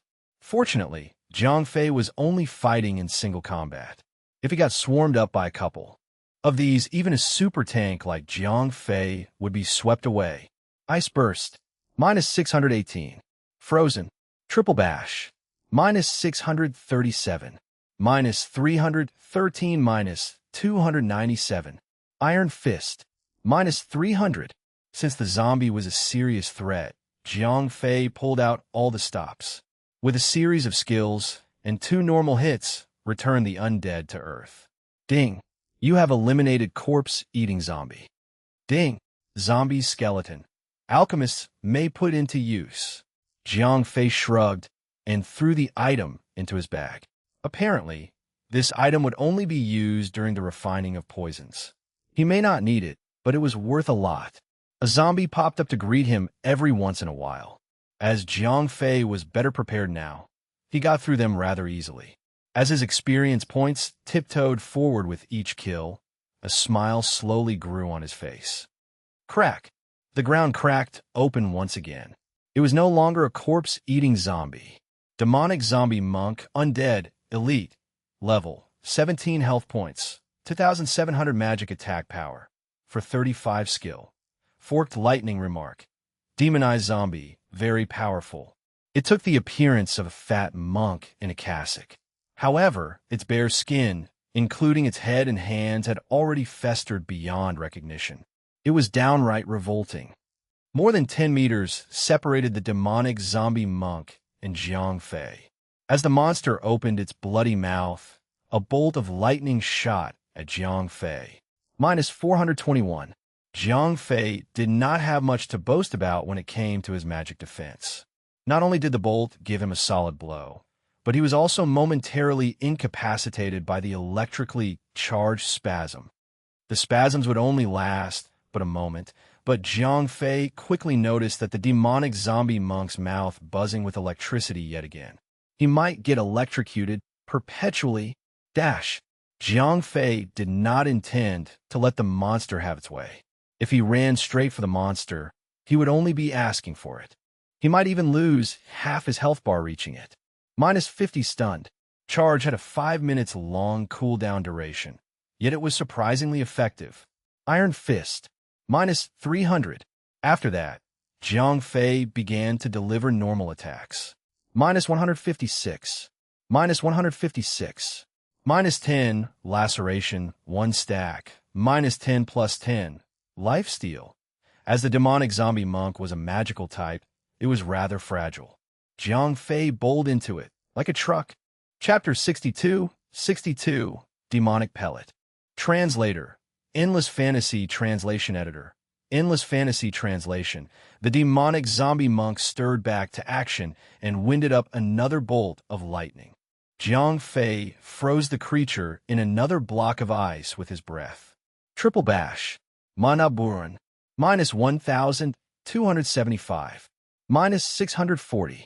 This was the first time Jiang Fei used Mana Burn. The skill had turned out to be unexpectedly effective. As the skill burned the demonic zombie monk's mana points, 2 lines of number appeared on its head, one in blue, another in red. The blue number that surpassed 1,000 was the total mana points deducted, whereas the red number that went over 600 was the total health points damage dealt. As the demonic zombie monk's health points was already below 500, it quickly fell apart. Ding. You have eliminated demonic zombie monk. Ding. Demonic pellet. Could be used to feed pets or mounts, with a chance to enhance the aptitude and growth of pets or mounts. Holish *T. Jiang Fei was delighted. Pet system was not yet available. Only hunters and sorceresses were able to summon pets with their class skills. However, as these pets were part of their skill trees, their growth was fixed. Also, hunters and sorceresses did not have to worry if their pets died, as they were able to resummon their pets upon death. But when the players achieved level 30, the pet system and mount system would be available. By then, people with money, authority, or luck could possibly obtain pet eggs, which could then be hatched into their pet pals. However, such pets had limited life force. Every time they died, they would lose life force. Dying too often would lead to a permanent death. These pets had no fixed attributes. They could be good or bad. Like equipment, pets were also categorized into 5 grades: normal, fine, superior, epic, and legendary. Although the demonic pellet was unable to increase the level of pets nor upgrade their quality to a higher grade, like turning a normal pet to a fine pet, it gave them upgrade bonuses. Therefore, these demonic pellets would be worth a lot of money in the future. After such a find, Jiang Fei was filled with excitement and wiped out the zombies along the way. Unfortunately, there are not many demonic zombie monks around. One would only be encountered after killing approximately 7 to 8 corpse-eating zombies. Anyhow, after slashing his way for an hour, Jiang Fei was still able to collect more than 20 demonic pellets. Demonic pellets did not have a particularly drop rate, but thanks to Jiang Fei's cheating mysterious ring, he had ridiculously high luck. Therefore, almost every single demonic zombie monk had dropped demonic pellets. Haha, it's true that people don't get wealthy without extra income. Jiang Fei grinned at the demonic pellets in his bag. These demonic pellets could probably be sold for 1,000 gold coins each. Barely past the beginning, and he was already making a fortune. But Jiang Fei's euphoria quickly faded, for the ground soon turned into gravel. Apparently, no more zombies would crawl out, which meant no more demonic pellets. As Jiang Fei walked on, a blaze of fire appeared from both sides of the cave, lighting up the walls of torches, which turned the dark cave as bright as day. Jiang Fei walked along the dimly lit pathway and entered a hall. This hall was magnificent, as if there was another new heaven and earth within the mountain. Moreover, the place was filled with carved beams and painted rafters, exquisite and extraordinary. The 4 walls around the hall were inlaid with 81 luminous pearls, where their colorful brilliance made the entire hall look like a fairyland on earth. Dead center stood an altar with purple gold flames burning on top. The roaring flame rose up high, as if it was intending to burn through the dome of the hall. At the front of the altar was a glittery and translucent crystal-made coffin. A human figure could vaguely be seen within. Jiang Fei murmured to himself. The very moment Jiang Fei stepped into the hall, there was a sharp cry, followed by a dark shadow that rammed right onto Jiang Fei. Jiang Fei subconsciously stepped aside and evaded the dark shadow's attack. At the same time, he got a closer look at its features. William, the Bloodbat Commander, Vampire, Advanced Elite, level, 18 health points, 13,000 attack power, 185 skill, Rapid Haste, Lightning Strike, Lifesteal, Bite of Madness. Remark: Bloodbat Commander is nothing like ordinary Advanced Elites. He has a pathetic attack power, but is incredibly quick. He is a spellcaster's worst enemy. Bloodbat Commander gave another deafening squeak and launched his attacks on Jiang Fei. -1, -1, -1, -1. As the Bloodbat Commander did not hurt much, it was completely unable to penetrate Jiang Fei's defense. But 5 hits per second was absolutely astonishing. Cloth armor classes would not be as tough as Jiang Fei. In addition to having to deal with a ridiculously fast opponent, their hands would be tied down, and they would be unable to cast a single spell. Jiang Fei could not help but chuckle as the Bloodbat Commander laid down the machine gun slashes on him. Although this Bloodbat Commander was a spellcaster's worst nightmare, Jiang Fei was its worst nightmare. The Bloodbat Commander dealt 1 damage with every hit, while also evading every swing from Jiang Fei. However, Jiang Fei had a passive skill effect, one additionally granted by his Raider's breastplate, Thornmail. Thornmail: whenever you receive physical damage, you will reflect 5 damage back to the enemy and inflicts a poison status on the enemy, reducing the enemy's attack speed by 20%. Lasts for 5 seconds. This made the Bloodbat Commander look like a blood bag. The damage over Jiang Fei's head was -1, -1, -1, -1, -1, -1. In return, all the Bloodbat Commander got was -5, -5, -5, -5, -5, -5. As the fight dragged on, Bloodbat Commander grew more desperate, only to lose its health at a heightened intensity. Still, Jiang Fei's eyes had grown into the size of saucepans. Even after having 20% of its attack speed reduced, it was still able to rake its claws across him 5 times per second. Just imagine how blazingly quick that was. Time went by. 5 minutes later, Jiang Fei had lost more than 1,300 health points, whereas the boss itself had suffered more than 6,000 health points from the reflected damage, where it barely had 50% health points left. Jiang Fei was starting to get truly annoyed at that point. The boss was actually buzzing all around him like a fly. It was so ridiculously agile that he could not strike it even once. It also moved about so rapidly that not even AoE skills such as Ice Burst could do the trick. The only skill that affected the Bloodbat commander was Battle Cry. However, slightly over 100 damage was almost negligible, whereas the biggest role of Battle Cry was to reduce physical attack. But this Bloodbat commander was already a pathetic attacker. To begin with, unable to penetrate Jiang Fei's defense. The reduction changed nothing. The reflected damage was the only thing barely helping him. "What the F***, CK, said Jiang Fei helplessly. Chapter 63, Demon Princess. Translator, Endless Fantasy Translation Editor. Endless Fantasy Translation. Another 5 minutes passed. The Bloodbat commander had slapped itself in the face close to death's door. But suddenly it released a skill. Minus 500. Plus 500. All of a sudden, Jiang Fei lost 500 health points, whereas the Bloodbat had recovered by 500 health points. Jiang Fei was shocked. He quickly chugged a potion down his throat. Plus 50, plus 50, plus 50.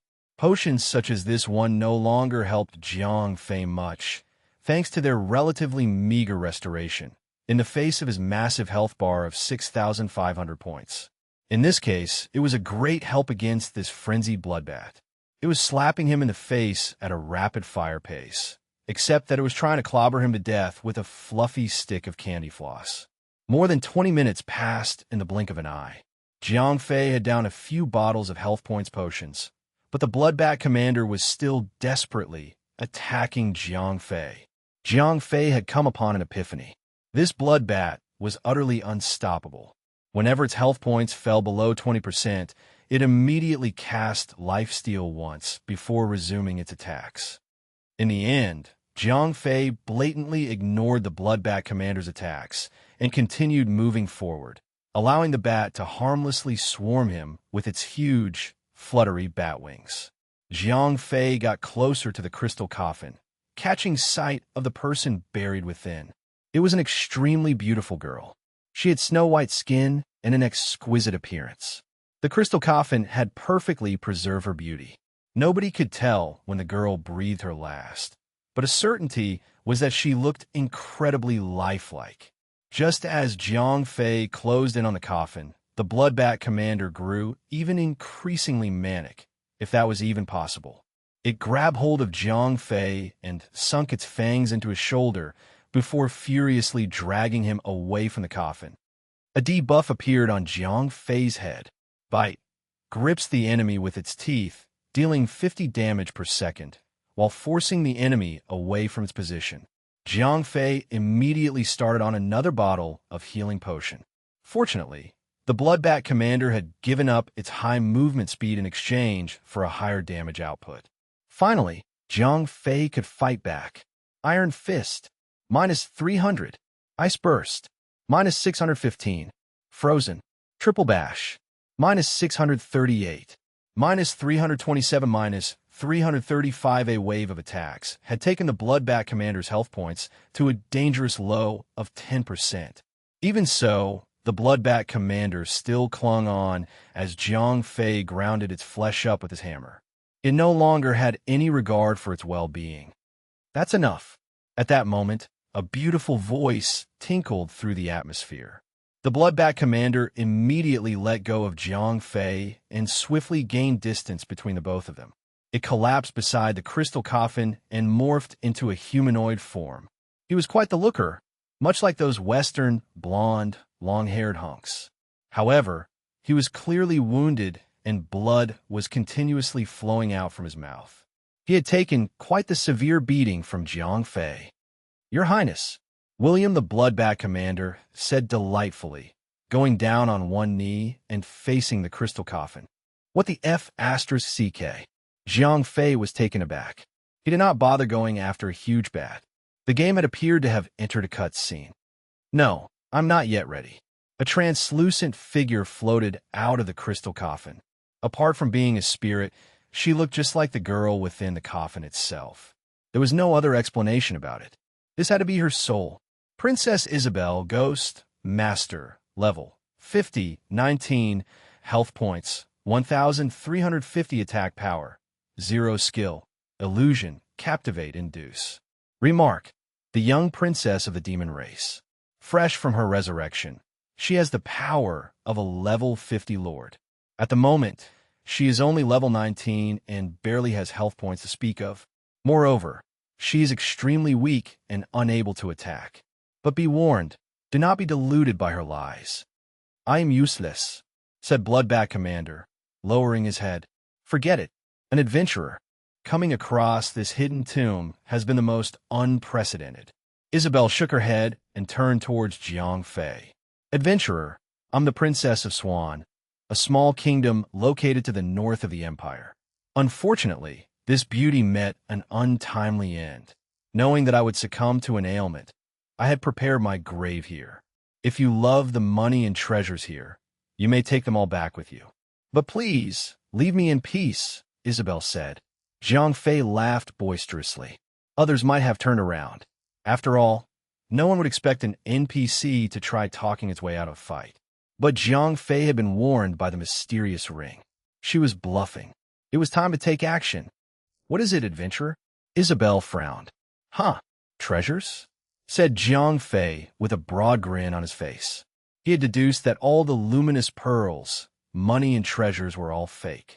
If he had truly accepted her request, he would have lugged back an entire sack of broken bricks home. "What?" Isabel's expression suddenly changed when she heard what Jiang Fei said. If she had flesh and blood, she might have broken out in cold sweat. Not like Jiang Fei would actually stick around to fight a fully powered level 50 boss. "Haha, a little princess of the demon race." Jiang Fei grinned. Isabel dropped the pretense. Her face turned gloomy. The loyal Bloodbath Commander immediately staggered in front of his princess. "And who's to stop me? You? You barely escaped me with your life." Jiang Fei snorted. "Don't you ever think of hurting our princess." The severely wounded hunk spat out another mouthful of blood. Jiang Fei pointed out, "Where does this leave us now, adventurer?" Isabel asked darkly. She may seem calm on the surface, but at that very moment, she never feared death any more intensely. She was utterly useless in a fight, and her one guard already had 1 foot in the grave. They were at the complete mercy of this adventurer. The only saving grace was his status as a non-member of the Luminous Vatican. Otherwise, he would have killed them without speaking a word. This was her one remaining lifeline. She might just be able to talk her way out of death. Heck, she might even have him aid in her resurrection. Chapter 64, 64, Hidden Race. Translator, Endless Fantasy Translation Editor, Endless Fantasy Translation. Jiang Fei was impressed.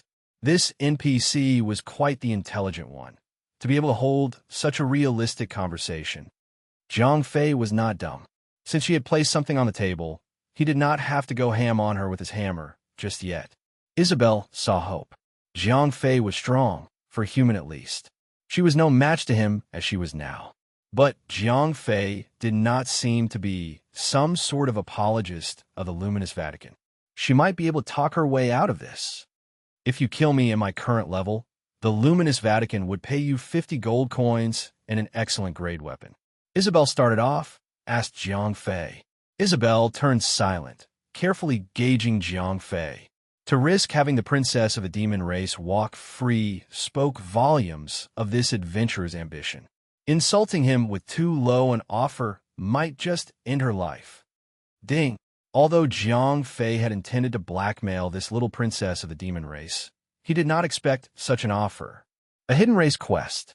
There were 36 hidden races throughout the entire game, with the god race and the demon race undoubtedly being the 2 strongest races amongst all hidden races. Jiang Fei surely did not expect to be caught up in the hidden races. Race. Coincidentally, Jiang Fei had selected the human race at the beginning. If not for his thinking that it was a dream, he would probably be a member of the elf race by now. Even if he had still met this little princess, it would have been impossible to turn into a demon. Jiang Fei was a little dubious. After all, this princess is specialized in deception and illusion. He was not even sure if the quest officially appearing could be trusted. Jiang Fei finally nodded. Hidden race quests only appeared by accident. Only a fool would let such an opportunity slip. Very well then. I need you to find a few items and bring them back to me. Jiang Fei had agreed to join the demon race. Now, he was considered as one of her subordinates. However, Princess Isabel was still being very polite. She had no choice, as she had not yet resurrected, and this adventurer could go back on his promise and kill her at any moment. Ding. Quest name, Heart Towards Darkness. Quest goal, bring back blood, Lingji Mushroom X5, Devil's Fruit X3, Elemental Water X1. Essence of the Earth X1 to Princess Isabel. Quest reward, 1,500,000 experience points. 500 gold coins, Psionic Cape. Jiang Fei had no other words. The quest reward was extravagant. 1,500,000 experience points, 500 gold coins, and a cape. Even, capes were the only equipment that players were unable to produce themselves. Other than the ridiculously low drop rate, players could only hope for white-grade capes through general quests. It could be seen that this quest was very, very rewarding. But here came the problem. Out of the 4 required quest items, Jiang Fei had never heard of any of them, not to mention know where to find them. Having no alternative, Jiang Fei could only ask his quest giver for some pointers. Bloodlingji mushroom only grows around high-level undeads. The devil's fruit can only be found at places where devils loiter. Said Isabel. What the F***CK? Jiang Fei spluttered. Which of these F***king items am I able to obtain? High-level undeads? Even the garbage Death Knight is a level 50 leader boss. What the heck do you expect me to do with something like the Skull Dragon? The devil-related item is even more over the top. Their name started with the dash as well, but they had nothing to do with demons. Devils were not inferior to gods and demons, but they lost out on intelligence. Moreover, they were extremely violent. They would not hesitate to tear each other's throats out, not to mention kill the other races. Their lowly fell guards were level 60 advanced elites, and they frequently rode out in packs. As for the item from the Elven Court, are you kidding me? Are you treating those hundreds of thousands of court guards as a bunch of vases who only knew how to goose step?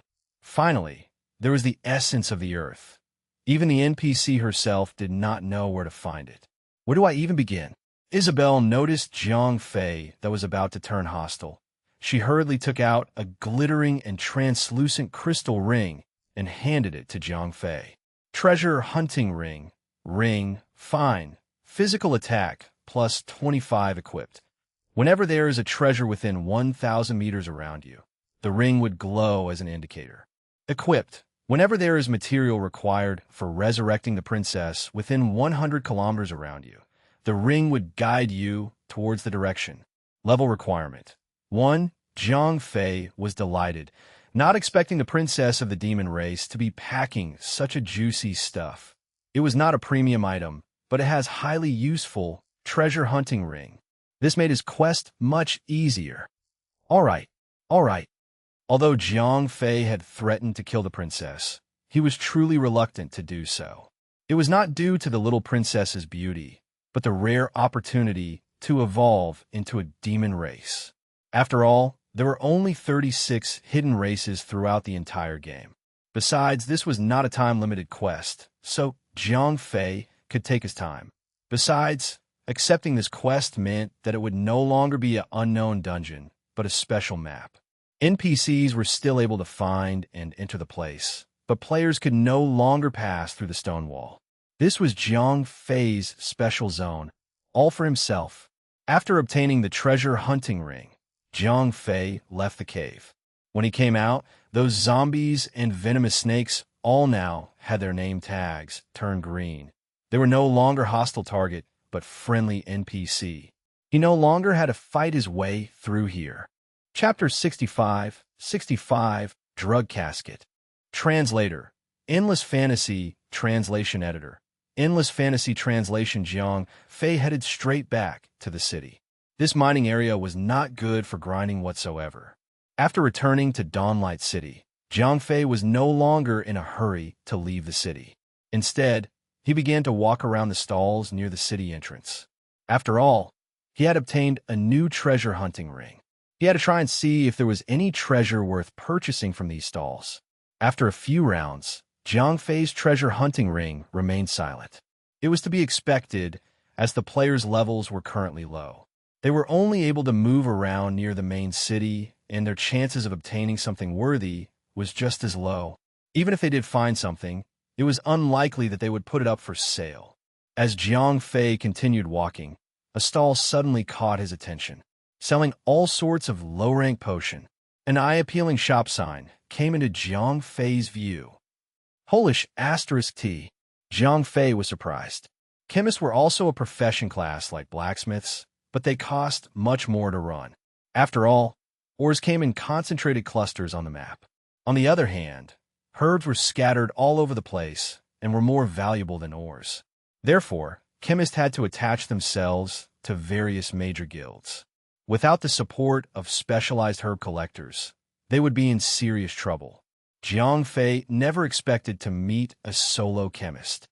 "Hey, brother," asked Jiang Fei. "Small and medium rot recovery over time, health points and MP recovery potions, and also small instant recovery," answered the seller. Jiang Fei ran his eyes over the player, and the mysterious ring started working its magic. Her box, pure human, chemist, level, 10 health points, 1,500 attack power, 30 remark, not affiliated to any group, beginner chemist tier 3. Jiang Fei was blown away. Jiang Fei had expected the player to be a pure-blooded human race, as they suited the profession classes best. That way, they would receive a 5% increase in experience points and the growth speed of their profession skill proficiency. Pure-blooded humans had a purely regular growth in terms of attributes, but it did not matter to profession class players. However, the 5% growth speed of their profession skill proficiency was a powerful asset. As startled as Jiang Fei was, it was true that this player had actually reached beginner chemist tier 3. One should take note that Jiang Fei was already a divine blacksmith's apprentice, but only had beginner smithing tier 2. The materials for blacksmiths were way cheaper compared to herbs for chemists. Besides, due to being frequently contracted by the 4 major guilds, Jiang Fei did not have to worry about suffering from any shortages. But even so, he had only increased his profession by 1 tier. Thus, it could be seen that how difficult it was for profession classes to increase their profession tier. But this chemist right in front of Jiang Fei had actually reached tier 3. He was almost certain that this player must have unlocked a hidden quest or had some special encounter. Unlike him and his cheating ring, this was a truly talented, skilled player. "If you want to buy, just buy something. Why are you staring at me?" Her box shuddered and took a step back. Jiang Fei was speechless. Within his heart, he grunted, "I'm just reading your attributes. Is that such a big deal?" asked Jiang Fei. After regaining his composure, replied her box. "Okay." Jiang Fei nodded. Compared to small and medium recovery potions that could be purchased from drugstores at 6 gold coins and 10 gold coins respectively, her box's prices were slightly lower. Proclaimed her box. Since potion-selling NPCs did not sell instant red and blue recovery potions, while profession class players often exclusively supported their own guilds, he was the one and only player who was selling instant recovery potions. Jiang Fei could not help but breathe through his teeth. This player might be even more black-hearted than himself. Still, Jiang Fei could understand the price. With his ridiculously high success rates, he had been able to produce a massive amount of equipment. Therefore, he had been selling on the idea of quick returns and small margins, thus not earning much from his flash sales. But her box was a different case. He was impeded by the shitty RNG, random number generator aka chance, that affected every other player. He would be struck with much higher costs. If he went a low, he would be selling at a loss. To ensure that he breaks, even at the very least, he had to truly make use of this monopoly. Asked Jiang Fei, pointing at the small strength potion and small defense potion. NPCs did not sell these, and everyday chemists could only dream of obtaining their recipes. chemists were different. Their mentors only taught them the recipes of different rot recovery potion. The others completely depended on one's self-comprehension. It was relatively easy to comprehend instant recovery potions. Without sufficient talent and luck, one would never expect to learn the secrets of buff-type potions. Moreover, bosses dropping such item was extremely low. It was a joke compared to the drop rate of smithing or tailoring recipes. Her box boldly declared. Zhang Fei protested. Her box's grin did not diminish. On the contrary, it only grew wider, said Zhang Fei, after looking at the 300-plus gold coins in his bag. Her box was delighted. His items were top-notch, but his current targets were too poor to be his regulars, just yet. Those who could afford any of his wares would snag away some rot-type small health points and MP recovery potions. A tycoon like Zhang Fei was extremely hard to come by. 4 stacks of medium health points potions at a price of 38 gold coins was quite an enormous figure to ordinary players. Her box took the opportunity to attempt milking more from this tycoon. Zhang Fei shook his head, as all his skills came from his equipment. He had no need for mana points whatsoever. The only skill that would consume his mana points was mana burn.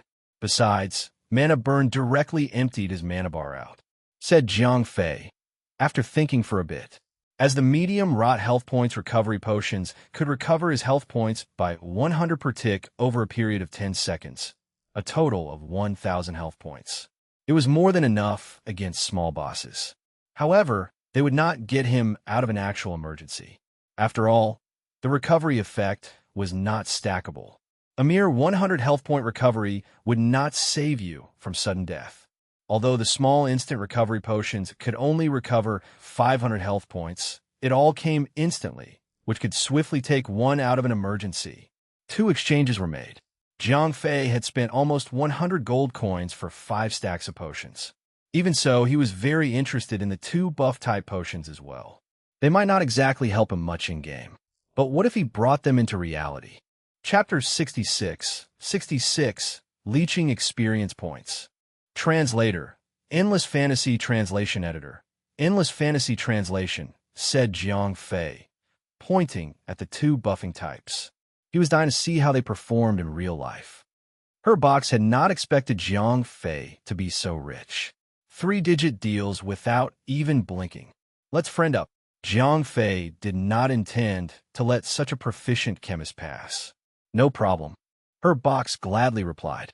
Having secured such an affluent customer, he had also secured his income. Okay.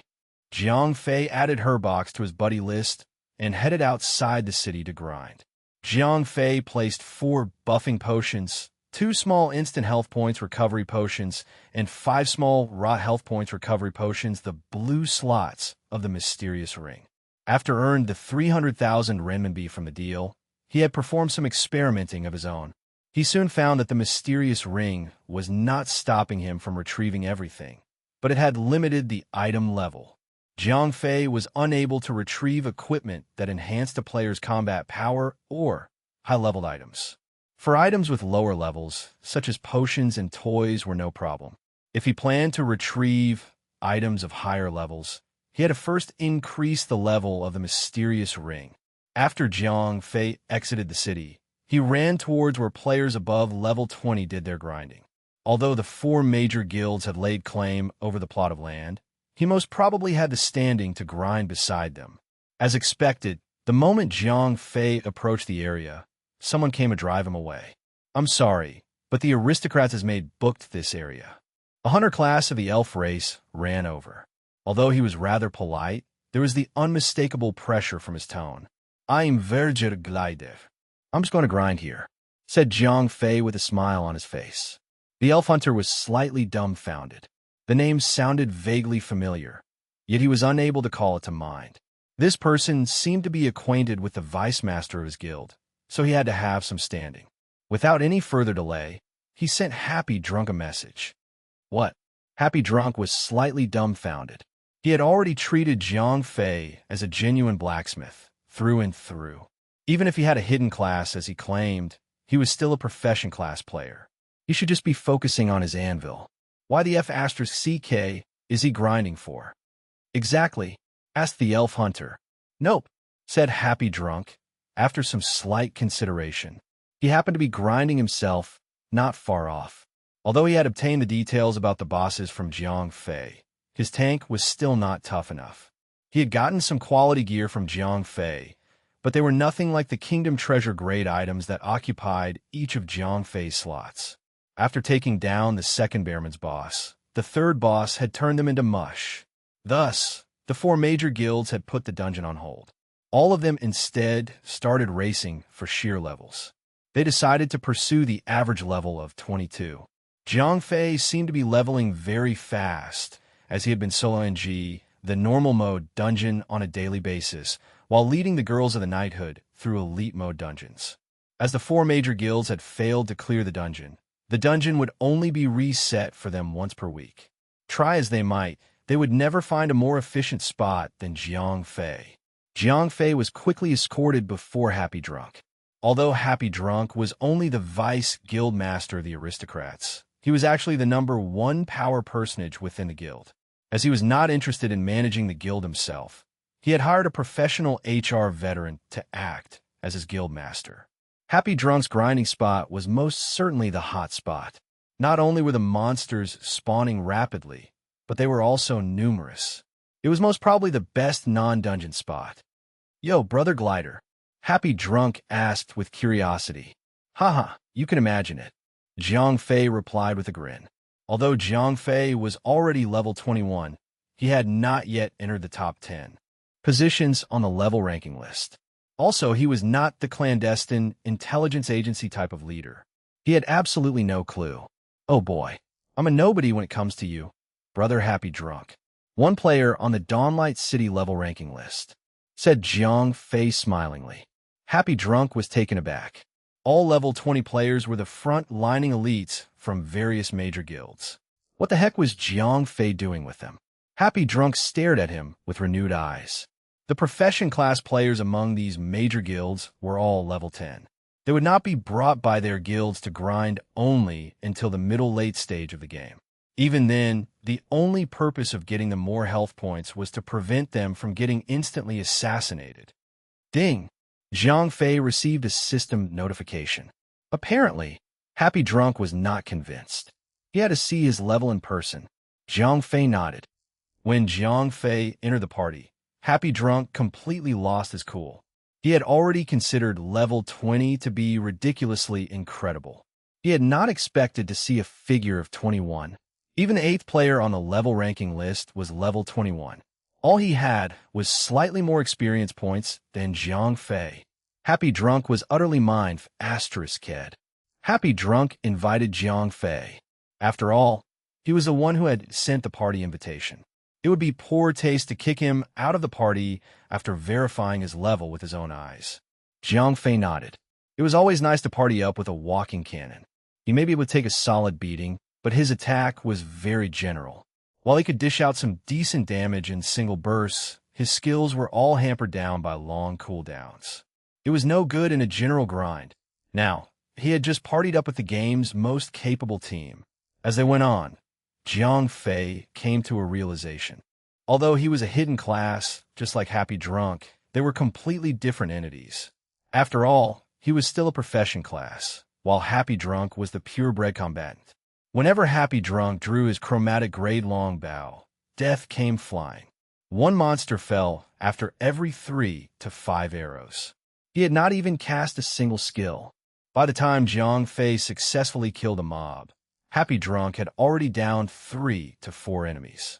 In this way, Jiang Fei was leeching experience points off this party. Chapter 67, Leader Boss. Translator, Endless Fantasy Translation Editor. Endless Fantasy Translation. Jiang Fei had level training with Happy Drunk's party for the whole afternoon. Although the experience points was not increasing as fast as within the dungeon, it was quite an impressive amount as well. Until evening, Jiang Fei had filled almost 2/3 of his experience bar. Jiang Fei glanced at the level ranking list, noticing that the top 10 players had all basically achieved level 22. However, both Happy Drunk and Billy Boy were still level 23.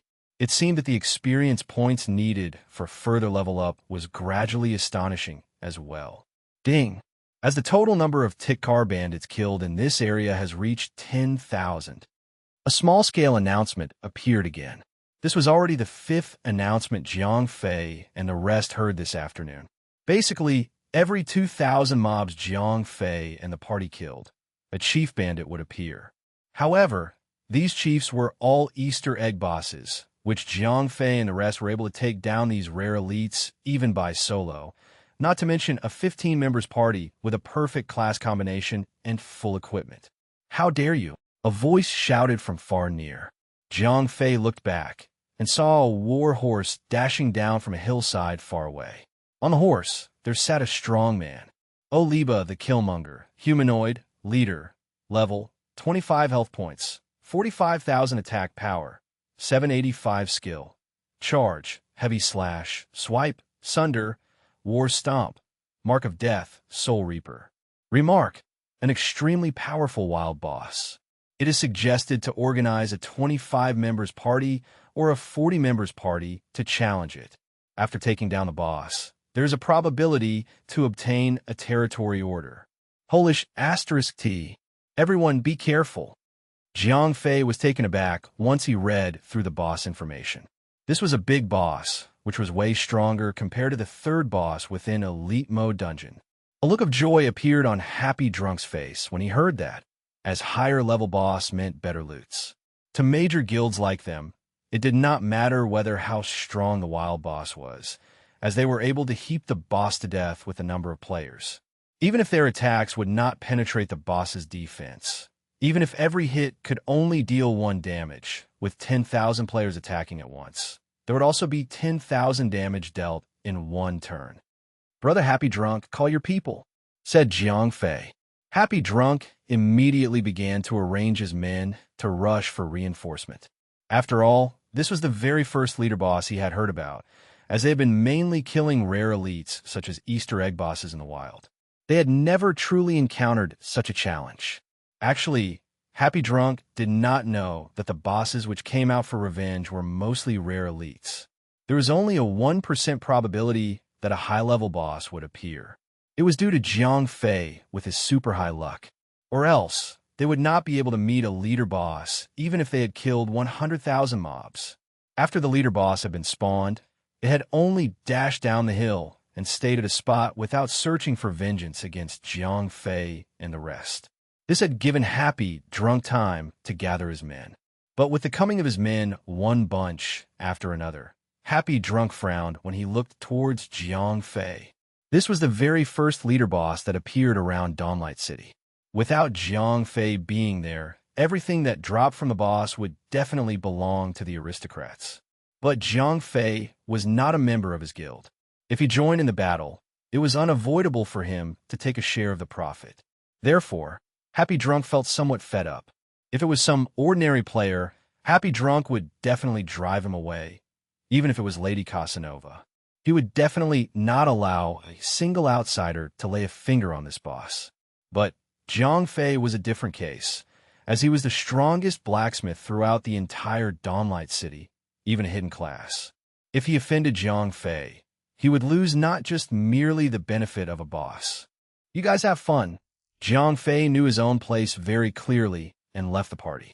He then walked a distance away towards the back, indicating that he had no intention in laying his finger onto the boss.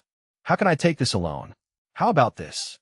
If the boss has dropped a recipe for smithing or jewelry crafting, I'll give it to you, Brother Glider," said Happy Drunk, pretending to be generous.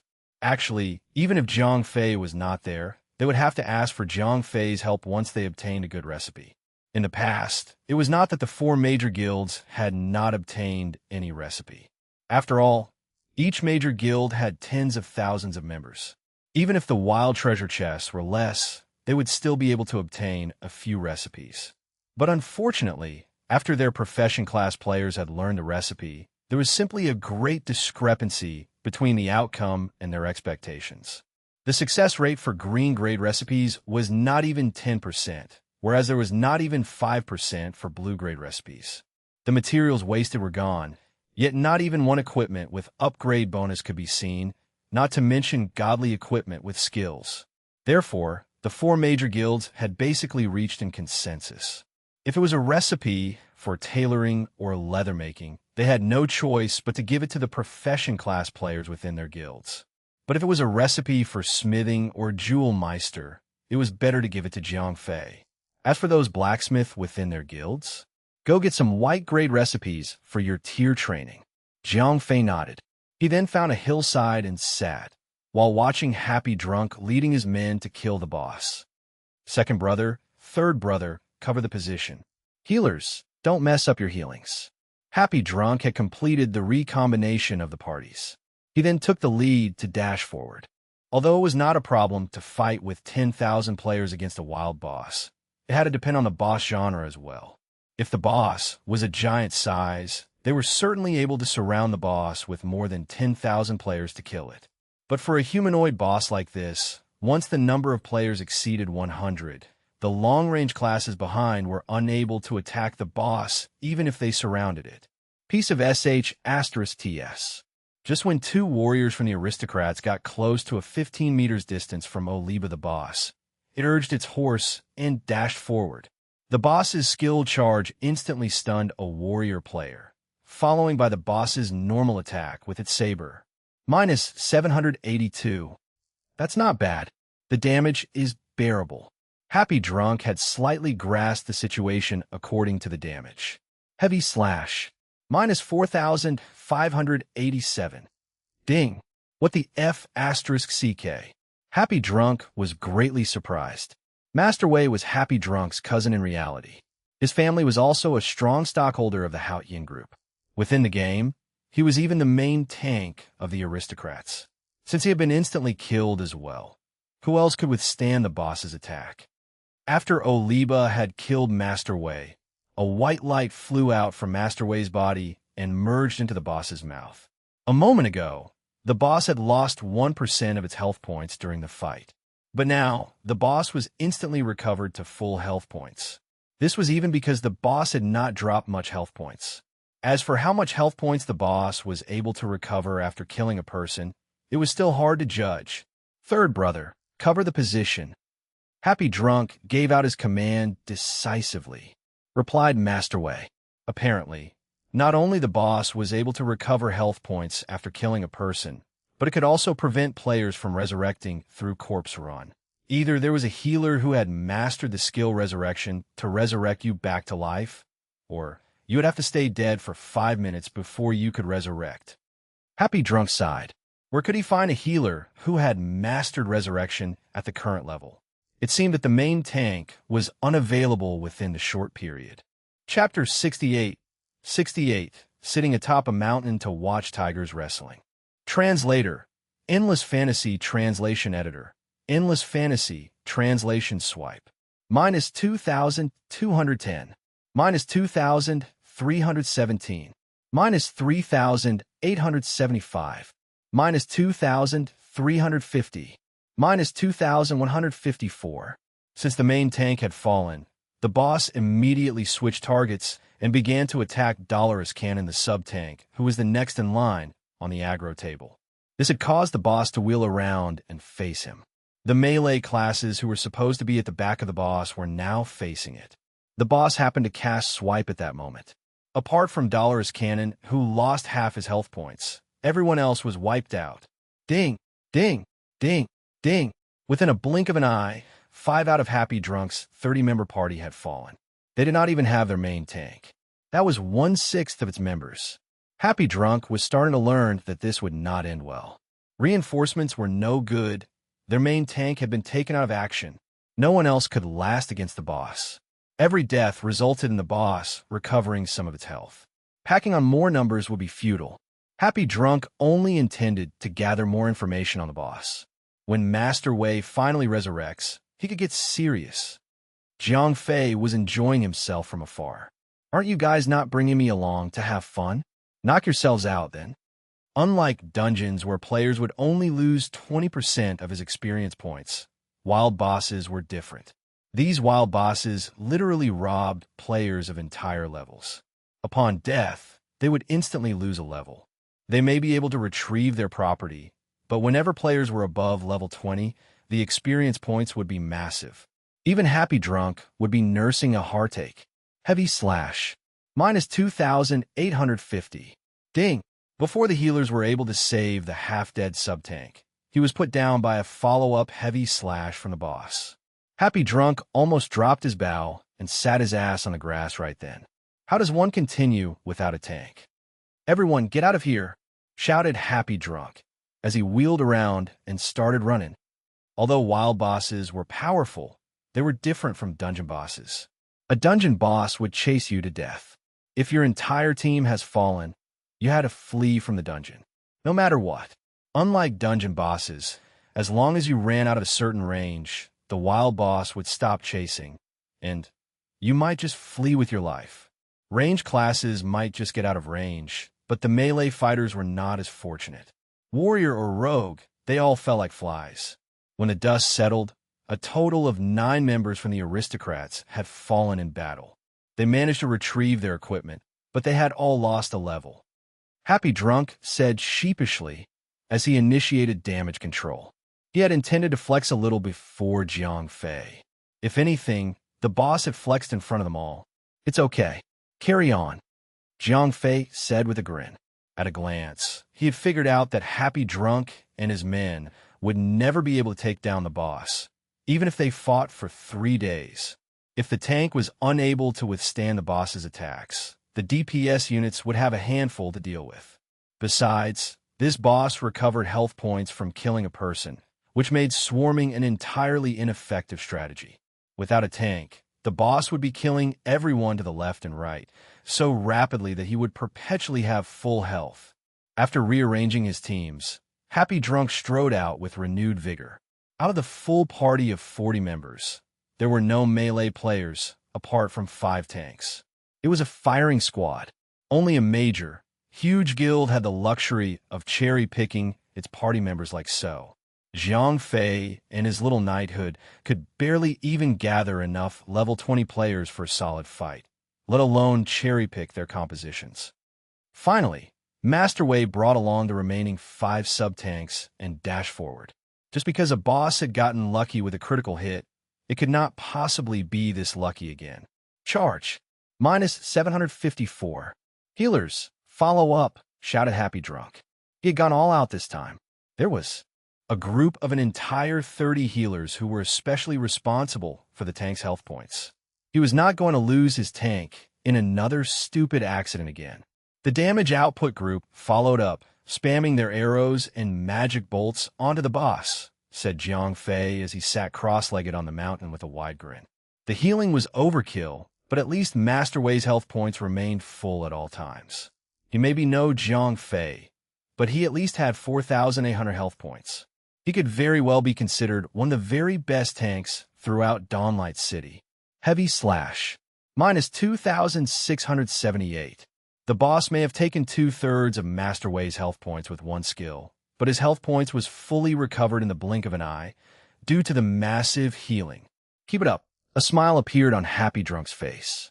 Under normal circumstances, a leader boss should be challenged by a party of 40 members. Although it might be unsportsmanlike to actually send 2 parties on a boss, who cares, right? They were there only to slay that thing and obtain the spoils. Cowards! By the time Oliba's health points dropped to 90%, he gave a great roar and placed his horse-slaying broadsword on his back. After straightening up from the back of his warhorse, he fired an arrows towards the ranged attackers. Minus 2,726. Ding! As a mage fell, a white light escaped her corpse and went into Oliba's mouth. After hours of struggling before removing 10% of the boss health points, a single arrow had half undid their labors. Happy Drunk roared. He had not expected the boss to pull something like this off. The loss of a single mage was not the point, but a boss recovering 5% of its massive health points was a problem. This boss was extremely high defense. Even with his rainbow-grade weapon and hidden class, Happy Drunk was struggling to get anywhere close to the 3-digit mark. Jiang Fei mumbled to himself. Although the mysterious ring could provide him the names of the boss skills, it did not tell him the details. Now that he had Happy Drunk and gang flying a kite for him, he was enjoying the first row seats of a lecture. Jiang Fei was certain that the entire guild would not stand a chance against this boss. He had already experienced the skill, War Stomp many times over. Tanks would get blown down like no tomorrow. Master Wei did not stand a chance. Chapter 69, Territory Order. Translator. Endless Fantasy Translation Editor. Endless Fantasy Translation. After that initial mark for death, the boss would repeat it every 30 seconds. Needless to say, a ranged attacker fell each time. It did not take long before Happy Drunk bellowed for more reinforcements. Fortunately, this was where the aristocrats did their grinding. Within 2 minutes, more than 200 new members of the aristocrats had rushed to besiege the boss. However, these players were relatively lower in levels. They were earning more misses than single-digit damage. Demons. When the boss finally lost half his health points, he roared to the sky. His horse suddenly made a wild bound. Jiang Fei straightened up. Oliba touched down. A shockwave of cloud, dust, and death flew across him. Minus 3,312. Minus 3,214. Minus 7,841. Minus 2,982. Minus 3,315. Minus 3,104. Ding! That single War Stomp had struck all 6 tanks, including Master Wei. They stood no chance. One of the unlucky ones even got a critical hit and instantly kissed the ground. The boss's health shot up by another 5%. But the boss was not finished just yet. According to the system, the boss would immediately trigger Sunder right after War Stomp. It was cold-blooded and ruthless.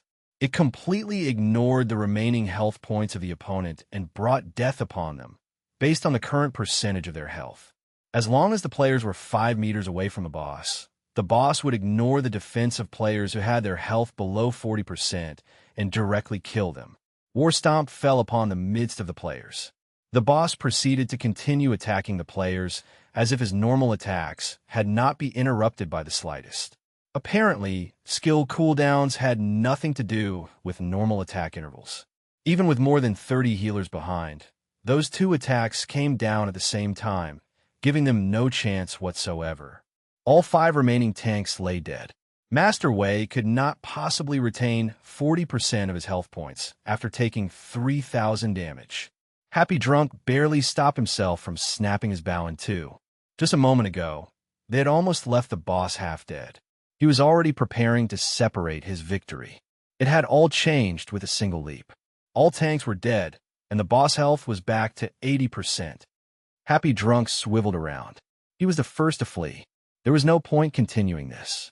The tanks were dead, and the ranged attackers were sitting ducks. The boss could basically overheal himself at this point. War Stomp and Sunder used simultaneously. Jiang Fei nibbled on a straw, letting it hang between his lips like an old farmer. Charge! With nobody left to hold the boss in place, it went on a rampage. Players fell to the left and right. Occasionally, he would send an arrow flying with his mark for death. Jiang Fei's eyebrows went up his hairline. My, what an efficient killer. On the other hand, Happy Drunk was dying. Not because the boss was firing at him. He was dying of a broken heart. He was fleet-footed and had outran everyone else, but more than 20 of his members now lay dead. What's more, these were all the elites in the guild. Master Wei and the other tanks had died twice and already lost 2 levels. Now, their levels had fallen to 19, and they had no boss kill to compensate for it. If they attempted the elite mode dungeon now, their competitors would leave them in the dust. What a lose-lose situation. Master Wei asked, "What fight are you talking about?" "Oh, you mean this massacre?" Happy Drunk had completely lost his cool. This leader boss was simply too overpowered. If you did not have a level 25 tank with a full set of blue equipment, just do the right thing and walk away. Master Wei's lips turned down.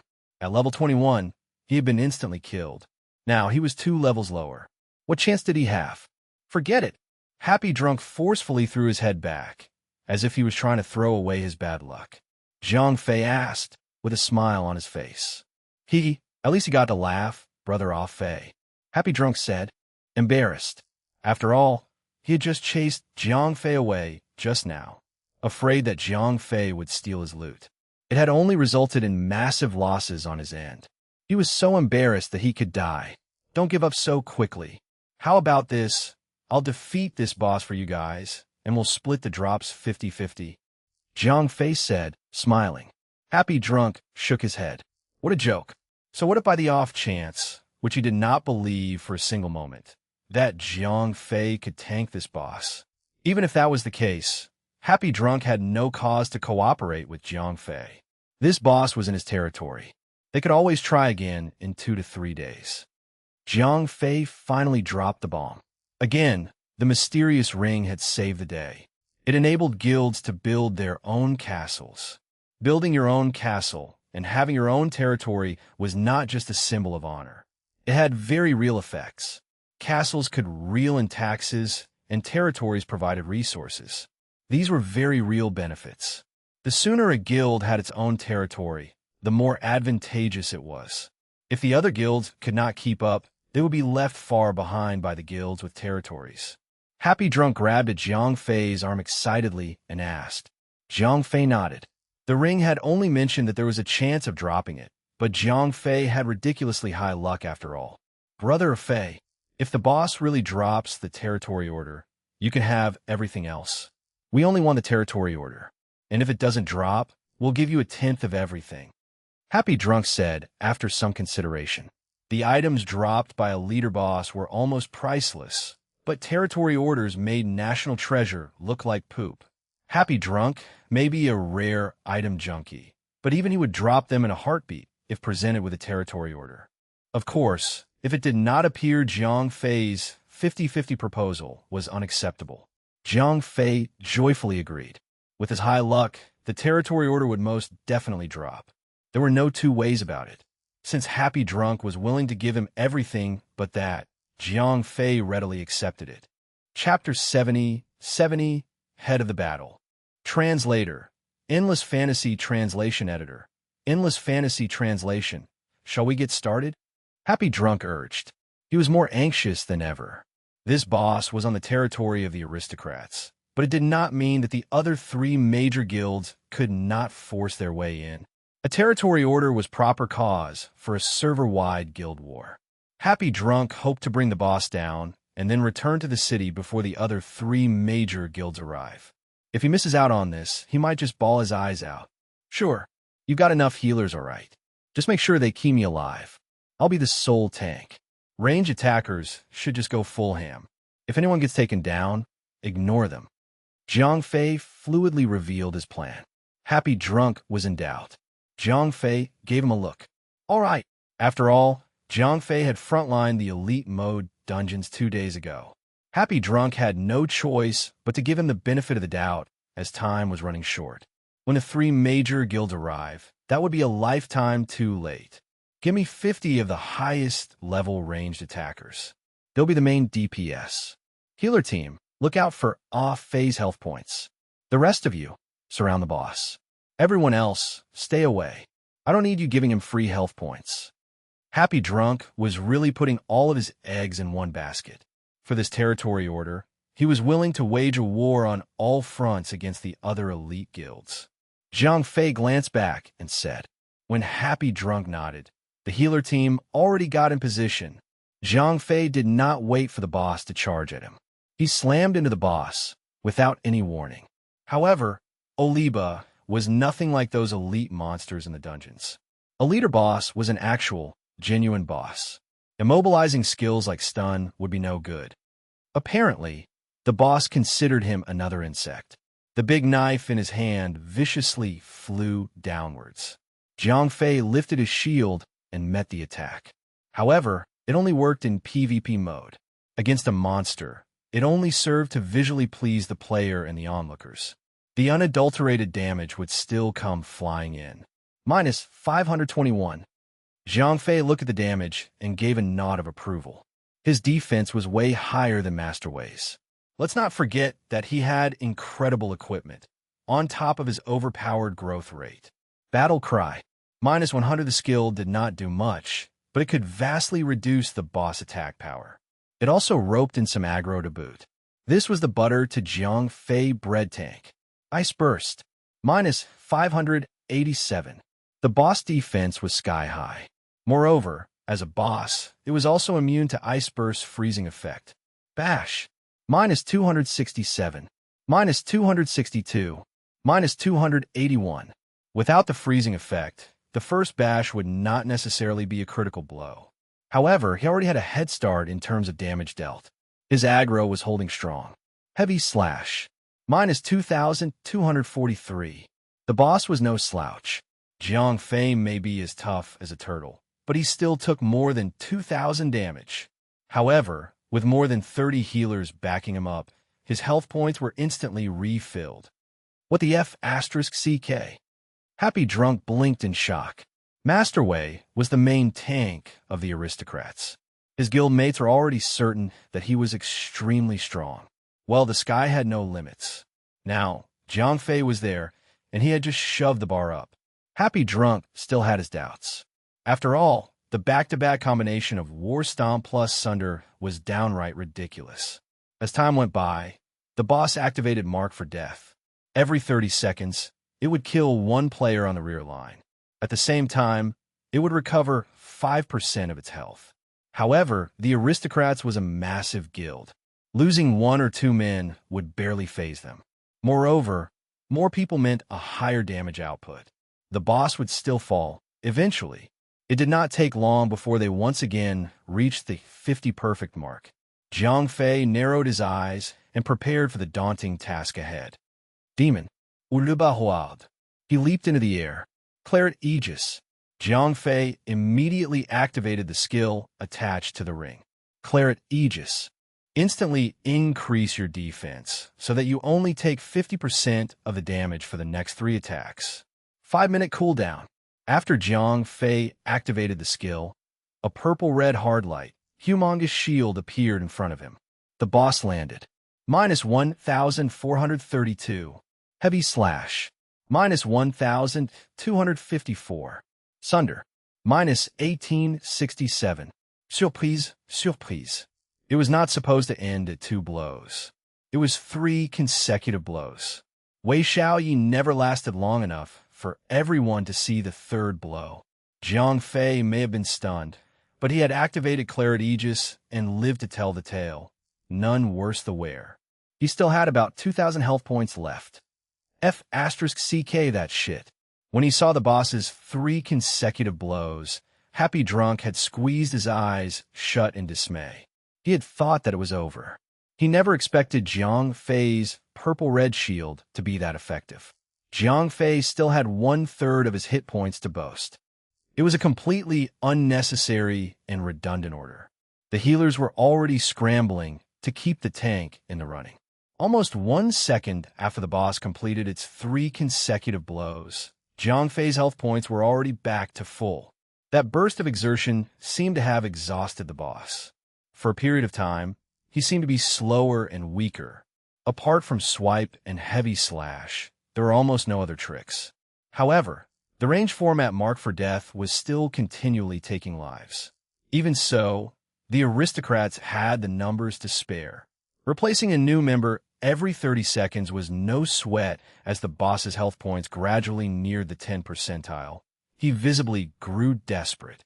First, the boss shot 3 consecutive arrows with his bow, killing 3 ranged attackers. That was 15% of its health points. The volley was followed by another skybound leap. Jiang Fei was startled. His Claret Aegis had not yet cooled down. It was the boss' desperate, frantic bid for survival. This is going to hurt. Armored Bulwark. Jiang Fei could only brace and pray for the best. Armored Bulwark, once activated, absorbs physical damage equal to 20% of your total health points. Lasts for 10 seconds, 5-minute cooldown. Chapter 71, 71. The Bloodbath Caused by One Order. Translator. Endless Fantasy Translation Editor. Endless Fantasy Translation, minus 1,724. War Stomp went right through Jiang Fei's Armored Bulwark. Heavy Slash, minus 2056 Sunder, minus 2,892. The 3 consecutive blows of the boss came, one after another, and even Jiang Fei's confidence faltered. He dejectedly stared at his remaining health points. 108 out of 6,400. 108 was a pinch of salt in the ocean. This pinch was now the only thing keeping him standing. Happy Drunk could not believe his eyes. When he saw that Jiang Fei failing to summon his purple-red shield this time, his heart had sunk. Powerful abilities demanded for long cooldowns. Jiang Fei may have defense and health points that far surpassed his best tank, but the boss was ridiculous. Healers. At this time, no one had to remind them anymore. The healer team was spamming their skills like crazy, as if they had gone mad. Jiang Fei was once again saved. Due to the effect of War Stomp, Jiang Fei was still stunned. However, the boss had emptied out its tank. It was a valiant effort, and it had almost taken out Jiang Fei, but that's the end of the road. Leader, the enemy is here. Happy Drunk's greatest fears had been realized. F***CK. As suave and courteous as Happy Drunk is, he started cursing out in the most boorish of manners. His guild was crawling with spies. There's just no other way for word to spread that swiftly. The three majors guilds were most definitely not here to back him up. Most of all, Billy Boy was there, and that madman wanted nothing more than to bathe in the blood of his fallen enemies. Try to hold him back. With the boss near death, Happy Drunk decided to make the gamble. He did not know how Jiang Fei knew so much about this boss, but Jiang Fei's prior intel had always been solid. If there was a chance for the territory order, he would take it. He would not even hesitate to cross swords with the three other guilds. But if nothing comes out of this boss, his efforts would have been all for naught. Happy Drunk was either going to make or break this. His members placed their full faith in him. They thoughtlessly obeyed his every command. Demons will make all of you. Within a minute, the boss was finally dead. Ding, ding, a fei. As Jiang Fei was the closest to the body of the boss, Happy Drunk quickly removed the looting restrictions. He had bigger things to worry about. The three major guilds was just the beginning. He could only put his blind faith in Jiang Fei to honor the agreement. As long as he got the territory order, everything else was fine. Jiang Fei quickly looted the body of the boss. A golden light flashed. A legend appeared in Jiang Fei's hands. It was the territory order. Quickly, take the territory order and get out of here. Jiang Fei threw the territory order to the oncoming Happy Drunk. Happy Drunk knew better than to get hung up over the other items. He did not even have time to express his joy at getting the territory order. He swiftly tore a return scroll to shreds, just as the three guilds broke through and reached the area. As the white light spirited Happy Drunk away, Jiang Fei shoved the other items into his backpack. By the time he looked up, a mind-blowing scene greeted him. Tens of thousands of players were fighting. This was something that Jiang Fei has never experienced before, even though he had played many games before. He was also a little popular, but only among pub players. Pub players knew better than to get caught up in a massive conflict between major guilds. They would flee to a safe spot and mind their own business. This was Jiang Fei's first time ever getting this close to a battle of this scale, much less be in the middle of it all. Capturing the most attention was the Bonnie and Clyde pair, Lady Casanova and Billy Boy. She was more than 2 meters tall, and she was swinging a mace that was even taller than she was. Her level was high, her equipment powerful, and her healers numerous. She swung about without a care in the world, looking like a meat grinder that carved a path. Through the crowd, Billy Boy was not that deadly a fighter when confronted alone. His strength lay in his intellect and tactics. Anyhow, Jiang Fei clearly saw him being escorted by a massive squad. They moved in organized formation, cutting through everything they saw. This was no battle. This was a severe case of the strong bullying the weak. Compared to the dazzling Bonnie and Clyde pair, Demon's Grimace and Southern Azure Sword appeared almost pedestrian-like. More often than not, they were merely backing up the magic thieves. It was a sad roll where there was nothing left for them to loot. 10 minutes later, no trace of the aristocrats was left. They had been utterly massacred. Fortunately, the higher-ups of the 3 major guilds had already ordered their people to lay off Jiang Fei, or he would have been stampeded into sludge already. Zhang Fei knew his place. Powerful as he could not stand against thin players at once, let alone entertain the pipe dream of fighting off 100 men. He was only alive because they permitted it. The leaders of the three major guilds also had their own considerations. First of all, Zhang Fei had no use for the territory order. He could not possibly be holding it. So, if they killed him, they would only get some spoils from the boss. However, killing Zhang Fei was equivalent to the three major guilds sending the strongest blacksmith in Dawnlight City right to the doorstep of the aristocrats. His neutrality was in everyone's best interests. No one was allowed to hurt Zhang Fei. Spies of the aristocrats had been placed into the three major guilds. They had planned to attack Zhang Fei to frame the three major guilds, but they were all discovered by their companions just in time and were killed on the spot. And that's how the eye of the hurricane flew past Zhang Fei without touching a hair on his head. Chapter 72, Jazz Dance Doll. Translator, Endless Fantasy Translation Editor. Endless Fantasy Translation. After cleaning the battlefield up, the leaders of the four major guilds gathered around Zhang Fei. By then, the boss body had already disappeared, so nobody but Zhang Fei could tell if the boss had dropped any territory orders in the end. Zhang Fei managed to smile. He had not yet completely snapped out of the awe-inspiring large-scale grand battle. Billy Boy laughed. Zhang Fei sighed. At least 20,000 players lay dead. Their equipment lay discarded and scattered around them. Only God knew what had spilled out of their backpacks. The higher-ups of the aristocrats may have escaped through the use of a return scroll, but compensating for tens of thousands of average equipment would still put a dent in a tycoon like Happy Drunk. Southern Azure Sword shook his head. Neither he nor Demon's Grimace had managed to loot much. What little they got were mediocre at best, and it did not please them. However, the Bonnie and Clyde pair of magic thieves had already claimed most of it, and it was not something they intended to get involved with. Jointly attacking the aristocrats had ironically ruined the chance of an alliance between the trio. If the aristocrats obtained the territory order, Dawnlight City would be under the ruling of two major powers. This did not completely take them out of the running, but life would no longer be as pleasant. If Happy Drunk had not managed to get the territory order, the first guild to be destroyed would be the aristocrats. But the biggest losers would be Demon's Grimace and himself. They would be reduced into subsidiary branches of magic thieves, or they would be recruited and inducted into their ranks altogether.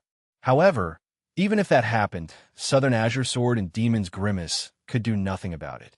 If they allowed Happy Drunk to freely develop his territory after getting the territory order, the remaining three guilds, magic thieves included, would all fall within Happy Drunk's domain sooner or later. The only way they could get out of this was to get lucky and obtain territory orders of their own. Otherwise, they would be bound to fall thrall to either the aristocrats or magic thieves. Little brother, I'm not going to beat around the bush with you, Lady Casanova demanded. Zhang Fei bluntly replied. When they heard the news, Southern Azure Sword and Demon's Grimace could not help but breathe a sigh of relief. If Happy Drunk had obtained the territory order, it only meant that they stood at the right side.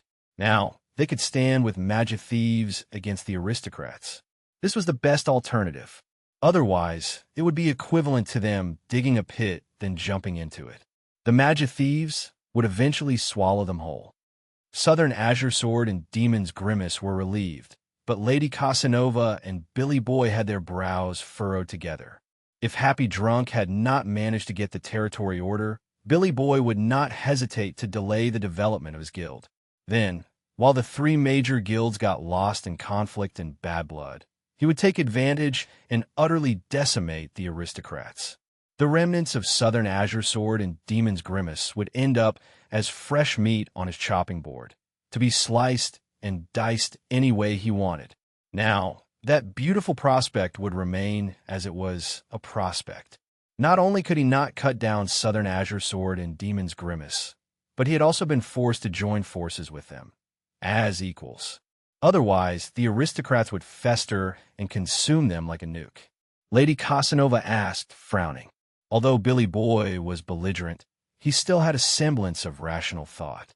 At their current level, the NPC guards in the city would butcher them alive. If things got out of hand, they might even have served some jail time. Lady Casanova pouted dejectedly. Billy Boy shook his head. Brother Afe, we have some business to attend to, so don't you mind us. After all, Lady Casanova and Billy Boy were lovers. The face of Billy Boy could tell anyone that something was up, but they could not quite put their finger on it. Jiang Fei nodded. The battle earlier on had sent him into a trance. He did not even have any time to see what treasures the boss had dropped. The last thing he needed now was to be distracted by affairs that did not concern him. One glance was enough to send him into shock. No wonder that Oliba was a leader boss. Including the territory order that Happy Drunk had claimed, the boss had dropped a total of 6 items. Demon Aegis, offhand, shield quality, epic, physical defense plus 105 magic defense, plus 90 blocking chance, plus 10 vitality, plus 20 equip, 5% chance to withstand a physical attack facing the front of the shield. Equip grants the skill, Demon's Harborage, lifts the shield and reflects an incoming ranged magic attack. Skill lasts for 3 seconds, 5-minute cooldown. Required level 20. The first thing that caught his eye was an epic tier level 20 shield. It came at the right time, as it allowed Jiang Fei to replace his level 15 blue shield. This epic shield only had 3 lines of additional attributes and was not really rare, but it added 20 vitality and a 5% chance of completely nullifying physical damage. Moreover, the additional skill of a shield was a great player killer. Mages would not know what hit them. It was common practice for mages to attempt building distance between the two of you before sending a massive fireball flying your way. Imagine lifting up your tiny shield and sending it right back at them. How fun would that be? You put the shield on before moving on to the other items. Thief's Secret Letter, quest item, quality, average, use, trigger a quest. The second item was a letter. After Jiang Fei accepted the quest, he was directed to hand the letter over to the city guard commander of Dawnlight City. It was probably a quest that involved some rewards involving the leader boss. Jazz Dance Doll, toy, quality, excellent. Use, showcase your best dance moves. Jiang Fei could not help but click it. Suddenly, his body started swaying uncontrollably. Jiang Fei, the inept, clumsy kid with a retarded motor control system, had instantly turned into a professional jazz dancer. Unfortunately, he was in the wilderness, and no one was there to admire his wild dance moves. After dancing for more than 2 minutes, Jiang Fei started panicking. He subconsciously clicked on the jazz dance doll again. His character immediately pirouetted and bowed to an imaginary crowd before him. That was the finale. Jiang Fei was interested. This was a toy, not a piece of equipment. It did nothing to increase a player's combat effectiveness. Even so, it was still classified under the excellent quality. If it had been a low quality, it would be great. He could have brought it into the real world. Chapter 73, Treasure Map. Translator, Endless Fantasy Translation Editor. Endless Fantasy Translation. After throwing the jazz dance doll into the blue slots of the ring, Jiang Fei continued to look at the items dropped by the boss. Stolen jewelry, EDC, quality, gray. Remarks. Many merchants in Dawnlight City purchased this jewelry at a price of 100 gold coins. Nothing much could be said about this. This was junk to players, but NPC shops bought them at a fair price. Bandit's Treasure Map, quality, good. Use, reveals the location of the bandit's treasures. Required level, 25. When Jiang Fei saw the last item, he smiled. This boss had dropped lots of items, but nothing was as useful as the Territory Order and Epic Shield. The Territory Order had most probably taken up the bulk of the value that the boss had to offer. That was what Jiang Fei had thought before coming across this treasure map. The so-called treasure map gave him directions to an unknown dungeon. As long as players were strong enough, they could take what they wanted. However, this treasure map required the player to be level 25 before it could be used. Currently, Jiang Fei was only level 21. However, he was about to level up. He would probably level up after he handed the secret letter to the city guard commander. but this still left him with 3 levels to deal with. After carefully stowing away the treasure map, Jiang Fei tore a return scroll up and rushed to where the city guards were stationed. Once he delivered the letter, his level increased to 22, as expected. He even got 50 gold coins as a reward. After he sold the gray-quality jewelry to the shop, Jiang Fei had already earned a total of 150 gold coins for the day. This may be insignificant to Jiang Fei, but it was already more than the weekly income of an average, small guild. Jiang Fei gazed at his attributes. After leveling up and swapping out his shield, his health points had exceeded 7,000.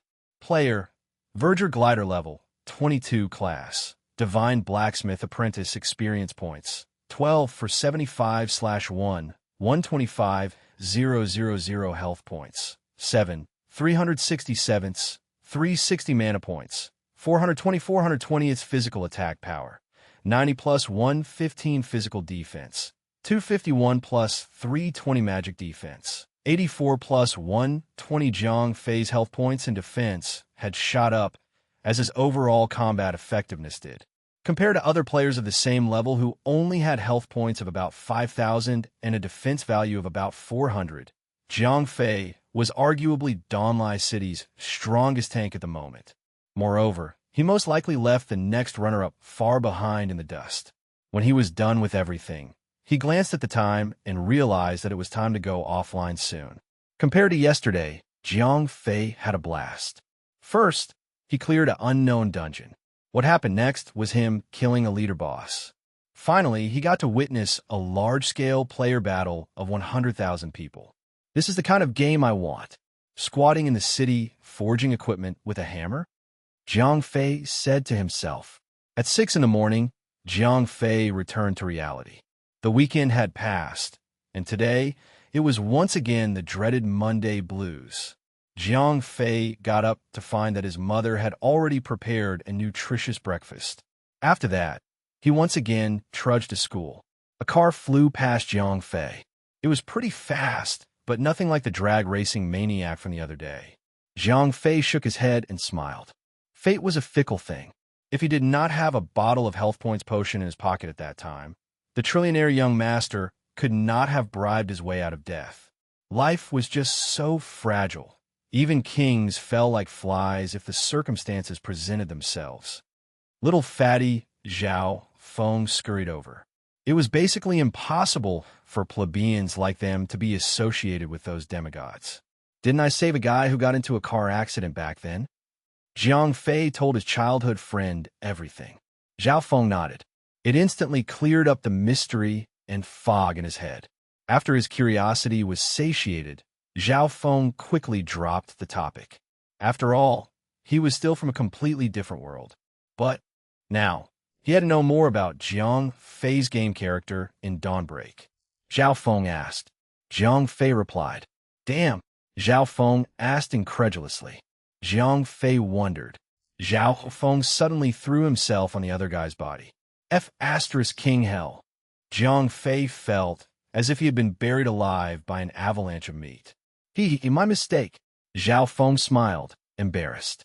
Originally, he had only wanted to tap Jiang Fei's shoulder, but he had tripped over the table and frogs splashed Jiang Fei. What do you mean by mistake? Just get your ass off.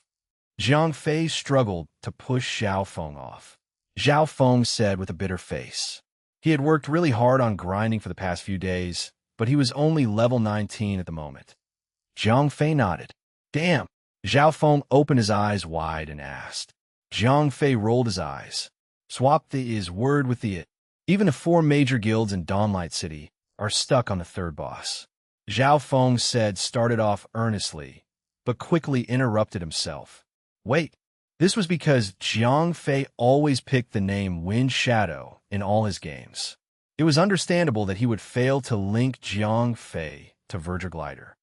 Jiang Fei laughed, nodding. Brother Fei, get me into your clan. Zhao Feng suddenly demanded. Back off. Jiang Fei rolled his eyes. After thinking for a moment, he went on to say, but Jiang Fei had figured out that Big Brother Bear and the others would have already finished forming a guild, as per his instructions. Having Zhao Feng supervise these punks was an added bonus. Zhao Feng asked. When Jiang Fei thought of that crazy girl, the corners of his mouth twitched.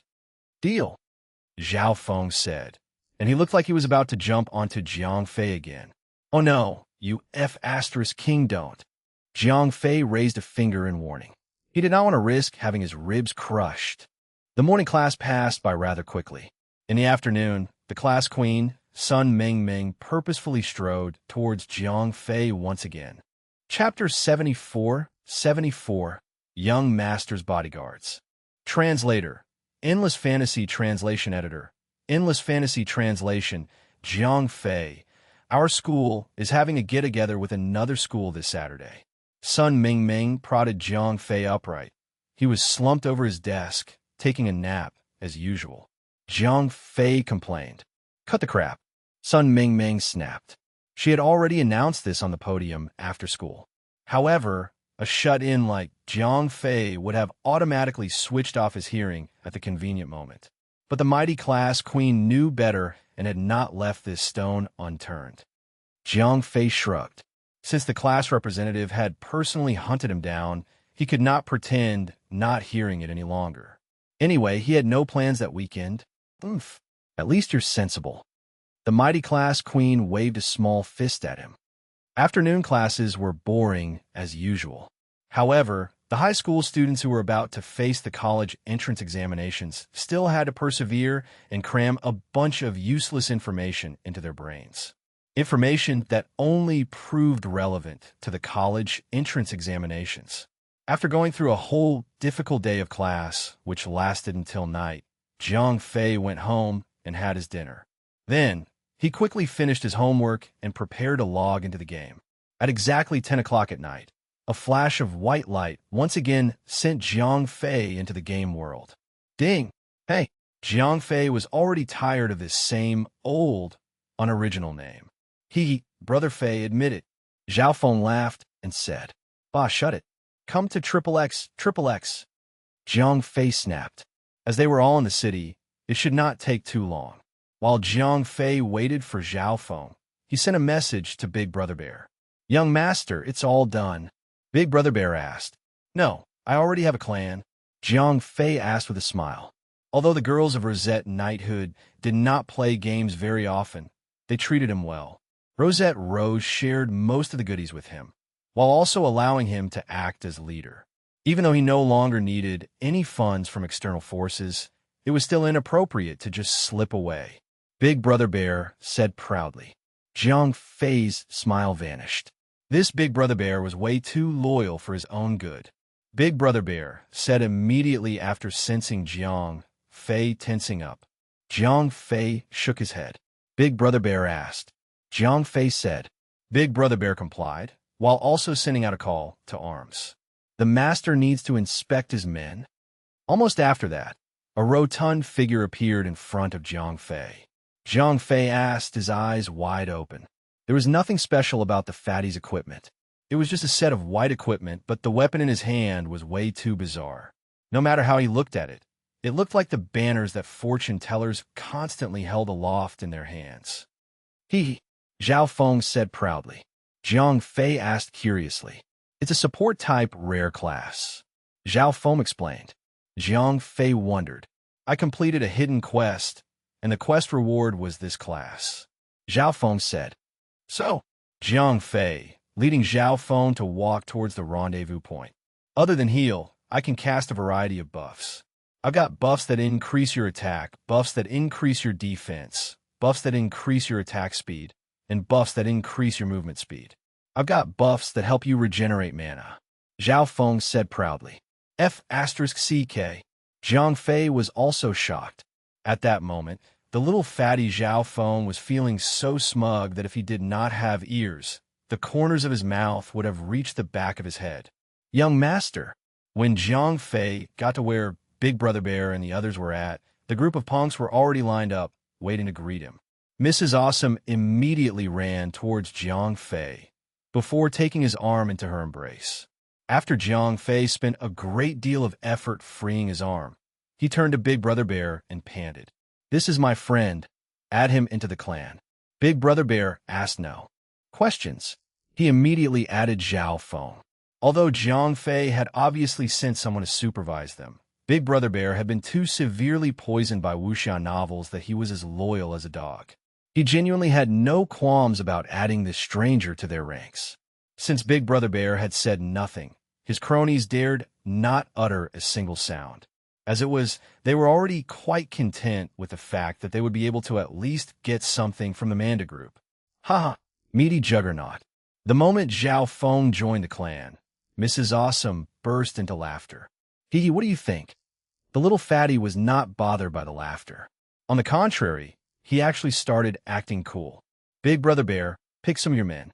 Before Jiang Fei got here, he had already said hello to Rosette Rose and passed his blue shield to Rosette Dazzle Dance. This way, the girls no longer needed him to fight their way to the second boss of the Elite Mode dungeon, even if they failed to clear it entirely. Rosette Dazzle Dance also happened to wield a legendary one-handed sword in her other hand, and it turned her very mighty indeed. As soon as Jiang Fei's voice fell, Mrs. Awesome was the first one to squeak. Soon, a party of 10 people was formed. Jiang Fei led the team, followed by Zhao Feng, Big Brother Bear and his 2 siblings, and 5 other people, including Huang Mao. As Jiang Fei's defense at this time had gone far beyond the Elite Dungeon's defense requirements, he had only asked for 1 healer. After entering the dungeon, Jiang Fei finally got to see Zhao Feng, the Feng Shui master, in action. Zhao Feng's attack power was pretty average. It was a little better than clerics, but most certainly could not be considered an actual DPS. However, his banners had raised the entire party's damage output by at least 30%. Moreover, these punks were pretty useless in the real world, but they were rather capable gamers.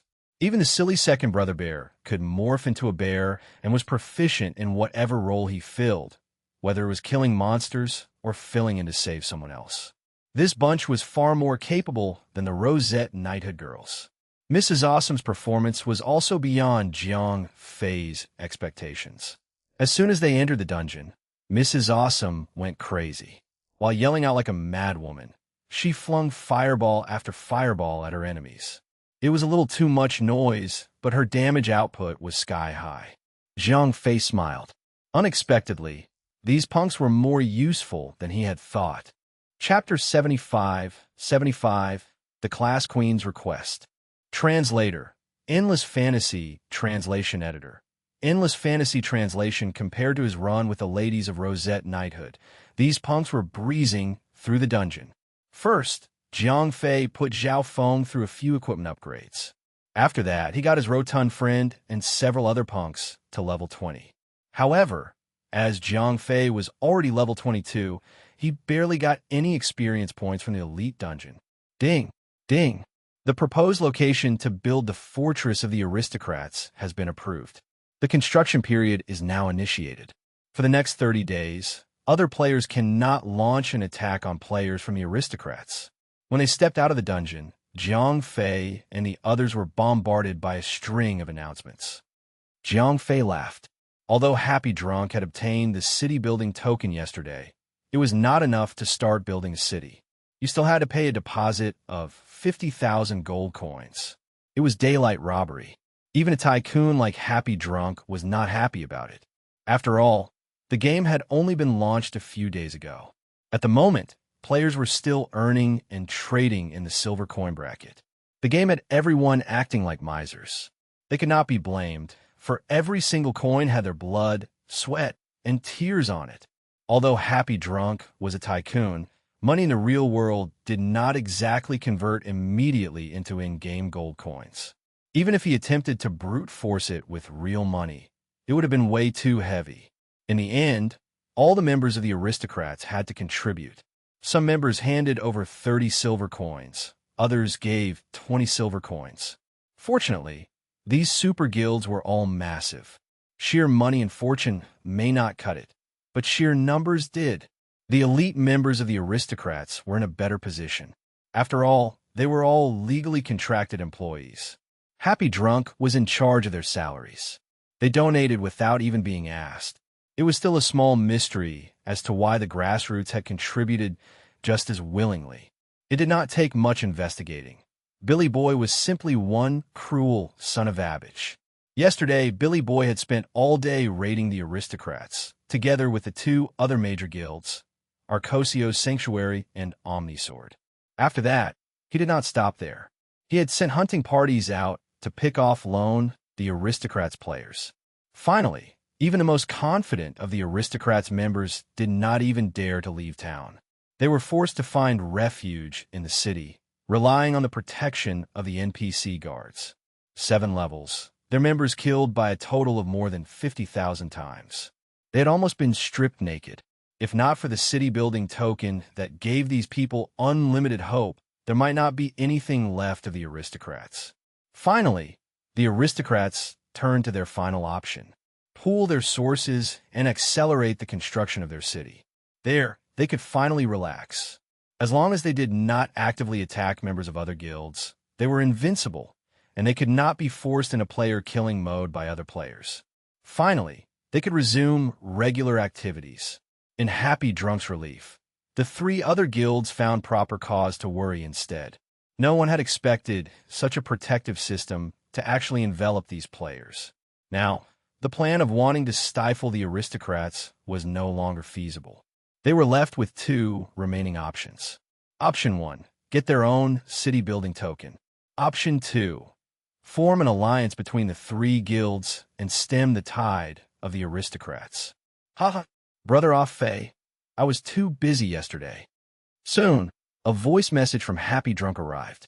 He sounded awfully chipper, as if he was lounging in a bathtub. Jiang Fei smiled. He did not need to guess. Happy Drunk was here to attempt recruiting him. The aristocrats had survived the storm. Even Happy Drunk had been uncertain of himself, but would be smooth sailing from now. He had a grace period of an entire month, and it was plenty enough for him to hunker down and fortify his position. The aristocrats was bound to be the absolute hegemon of Dawnlight City. He intended to use his elevated status to keep the public blacksmith to himself now. Brother Afei, what do you think? The aristocrats is bound to rule over everything else. Sure enough, Happy Drunk extended him the olive branch. Jiang Fei shook his head. Was this guy joking? If he joined a guild, would he still have any freedom? Jiang Fei was not willing to hammer stuff in the city all day long.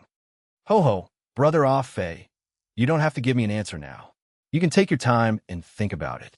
Happy Drunk was unperturbed. Jiang Fei was not keen on prolonging the exchange. With a few more words, he cut off the communication with Happy Drunk. After cutting off the communication with Happy Drunk, Jiang Fei turned and said to Big Bear, "Okay, young master, don't you worry about us." Big Bear thumped his heart with a closed fist. Brother Fei, the class queen asked me if you play games. Zhao Feng suddenly sent a private message to Jiang Fei. Sun Mingming? Jiang Fei asked. Yeah, Zhao Feng replied. This was because Dawnbreak did not affect one's schedule in the slightest. If anything, the game promised a smooth, uninterrupted sleep. So, other than Jiang Fei's old-fashioned father, many parents were more than willing to get their kids into the game. Jiang Fei shrugged. There was no need to hide the fact that he played games anymore. Ding! Not long after, Jiang Fei received a friend request. As Jiang Fei accepted the friend request, one of his eyes twitched. The class queen was somewhat audacious. She was 100% uncute and violent, yet there she was using such an in-game name. I might just send a note to the Consumers Association and report about your fraudulent activities. Sun Mingming's crisp voice rang through the chat. Jiang Fei asked. Sun Mingming asked. Jiang Fei nodded. Sun Mingming ordered. What level? Level 15. Jiang Fei sucked in a breath. Although it was just a level 15 unknown dungeon, a 10-man limit sounded like trouble. This might be even tougher than a heroic dungeon. Let's meet up and talk. I need to look at your party configuration. Jiang Fei thought for a moment before speaking. He did not want to make any promises at the moment. Unknown dungeons were not instance dungeons. If he died, he would lose his levels. Sure, Sun Mingming replied. As soon as Jiang Fei called for Zhao Feng, he was ready to leave. Mrs. Awesome instantly stopped whatever she was doing. She just wanted to go along with Jiang Fei. Chapter 76, Party Forming Crisis. Translator, Endless Fantasy Translation Editor. Endless Fantasy Translation. After shaking off Mrs. Awesome, Jiang Fei and Zhao Feng arrived at the east gate of Dawnlight City. When the two of them arrived, a team was already waiting for them. A pretty and cute elven bandit asked. Jiang Fei nodded. Wow, this elven bandit had to be Sun Ming Ming. Jiang Fei was not used to being called by his real name in the game. Sure, Sun Ming Ming asked. Jiang Fei pointed at the shield slung over his back and said, the demon barrier was a piece of art compared to the bland, generic iron shield. A ferocious demon head was embossed on the shield. The demon's eyes were flashing with fire. Epic quality equipment did not just have better attributes. They also looked far better. That's great, Sun Ming Ming said cheerily. If only she knew that her tank had blatantly lied to them. He was not busy. Are you kidding me? It's the middle of the night. He just did not want to die yet again. Having lost 2 levels, he decisively gave up on the unknown dungeon. At the moment, Jiang Fei read through Sun Ming Ming's attributes. Cutie Pie, Elf, Bandit, Level, 18 health points, 1,320 attack power, 182 remarks. No affiliated to any group. Then, he looked at the people standing behind Sun Ming Ming. These people were generally between the levels of 17 and 19. Having died to this ruthless dungeon several times over, their levels had dropped significantly. Low levels aside, their equipment was utter garbage. Most of their equipment was white, with only 1 or 2 greens standing out from the entire group. This was typical of the pub party. We can try, but I promise to bring this fatty inside to give him some good EXP. Jiang Fei looked at Sun Ming Ming and the others. There were 9 of them, so there was only room for 1. After all, he was the one doing the favor, so he had the right to ask of this. Sun Ming Ming became hesitant all of a sudden. After all, these people were all her friends, and it was not cool to kick any one of them out. Ming Ming, who is this jerk? We don't even know if he's strong, and he's already acting like he's hot stuff. Who are you to decide that any of us has to leave? A human hunter behind Sun Ming Ming said. Azure Rock Prince, pure-blooded human, hunter, level, 19 health points, 1,345 attack power, 173 remarks. Member of the Blood Shadow Guild. Jiang Fei spared him a glance, but ignored him almost immediately. After all, he was only here for his classmate, Sun Ming Ming. He did not even need this unknown dungeon. Class representative, I'm sure that you already know this. Your current party configuration doesn't stand a chance. Both your healers are knights. They can only give some subpar healing. Your party does not have any buffers, and your DPS is inadequate. At least Fatty here could boost the entire party's DPS by 30%. Jiang Fei turned to Sun Ming Ming. Sun Ming Ming asked, her eyes wide open. She would have never known that the little fatty Zhao Feng would be this good in the game. Of course, Zhao Feng said proudly. Everyone was shocked. They were either individual players or members of small guilds. They knew that it was not as difficult to change into a rare class when compared to a hidden class, but the class transfer quest was not something that ordinary people could accomplish. Any player who held a rare class had to be skilled. The weak links in your party are the human hunter and that devil sorceress. At their current levels, they just can't contribute to the party. If one of them gives up their spot, I'll help you. Jiang Fei went straight to the point. Sun Ming Ming had been placed between a rock and a hard place. Jiang Fei's equipment alone spoke volumes of his power. If she missed out on this top-tier tank, she might as well have given up on the dungeon entirely. To make matters worse, they were not the only party that knew about this dungeon. It was a race. This was why they had been reckless enough to try the dungeon out, resulting in the loss of 2 levels. Why should I leave? If you don't have my consent, I'm not doing it. Azure Rock Prince snapped. However, as soon as he said that, he regretted it. Wasn't it clear that he firmly wanted the devil sorceress in the party to leave? Fine. At that moment, a cold female voice broke through the atmosphere. Jiang Fei turned to its source. It was the devil sorceress. Miss Succubus, elf, sorceress, level, 18 health points, 1,105 magic attack power, 195 remarks. Demon faction. Relies mainly on the devil during combat. Individually lacking in DPS. No guild or clan. This sorceress was very beautiful. She had a scorching hot body. Even that loose magic robe could not hide her attractive figure. However, her gloomy temperament gave people the chills. Verger Glider. It really is no wonder that you cleared a normal dungeon solo, and while also being the first to clear the elite dungeon. You're really ostentatious and extravagant. Miss Succubus slowly walked towards Jiang Fei, lowering her voice into something that bordered on an intimate whisper. Then, she took her leave. Ding! At the same time, the rest of Sun Mingming's party members received a system prompt. Jiang Fei was left wondering. Well, someone left, albeit on a horrendous note. Azure Rock Prince pouted. This guy was a typical young master loser.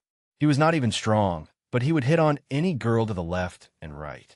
He regarded both Sun Mingming and Miss Succubus as his property. He was already not pleased to see that Sun Mingming and Jiang Fei were that close. Now, this other dude had led him to a Freudian slip, offending Miss Succubus and having her walk out of his life. Now, Azure Rock Prince was more displeased than ever. Nah, I'll only be happy if I don't have to deal with your shit. Jiang Fei was only here for Sun Mingming. What reason did he have to treat her party just as nicely? This gentleman has no reason to leave.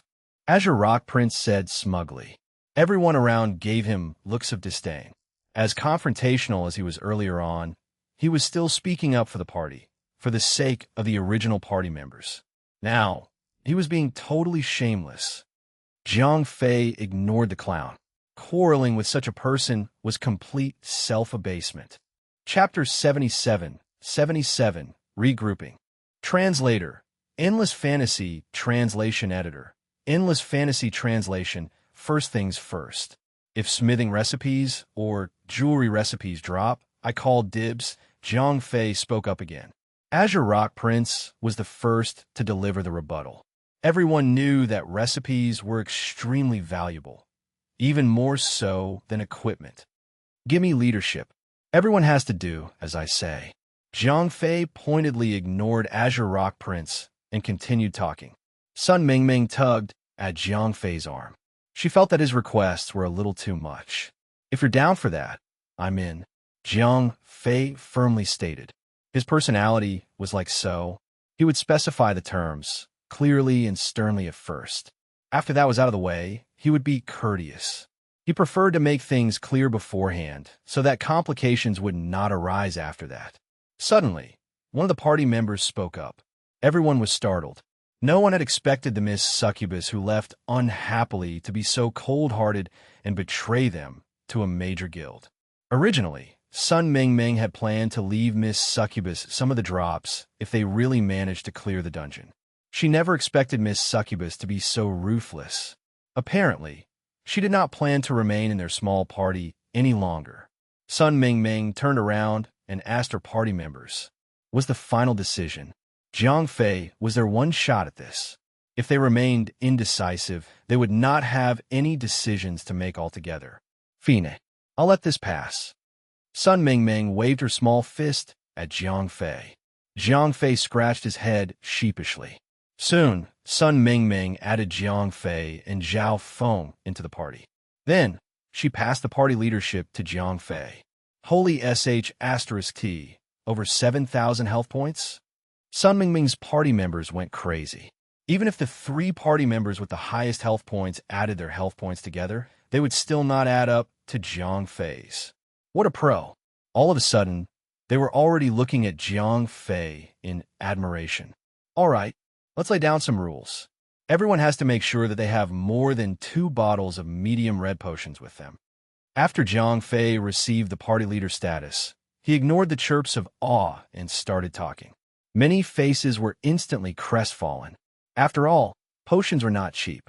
A bottle of medium red potion cost more than 30 silver coins, and 2 bottles of that were almost half of these people's wealth.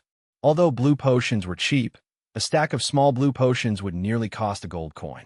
Those 2 knights would be bankrupt. Please, just take a look at your equipment level.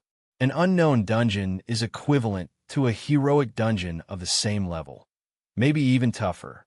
As it is now, you guys should be attempting normal dungeons. You guys can't even clear elite dungeons, and you're trying to enter an unknown dungeon without bringing any potions. Jiang Fei said testily.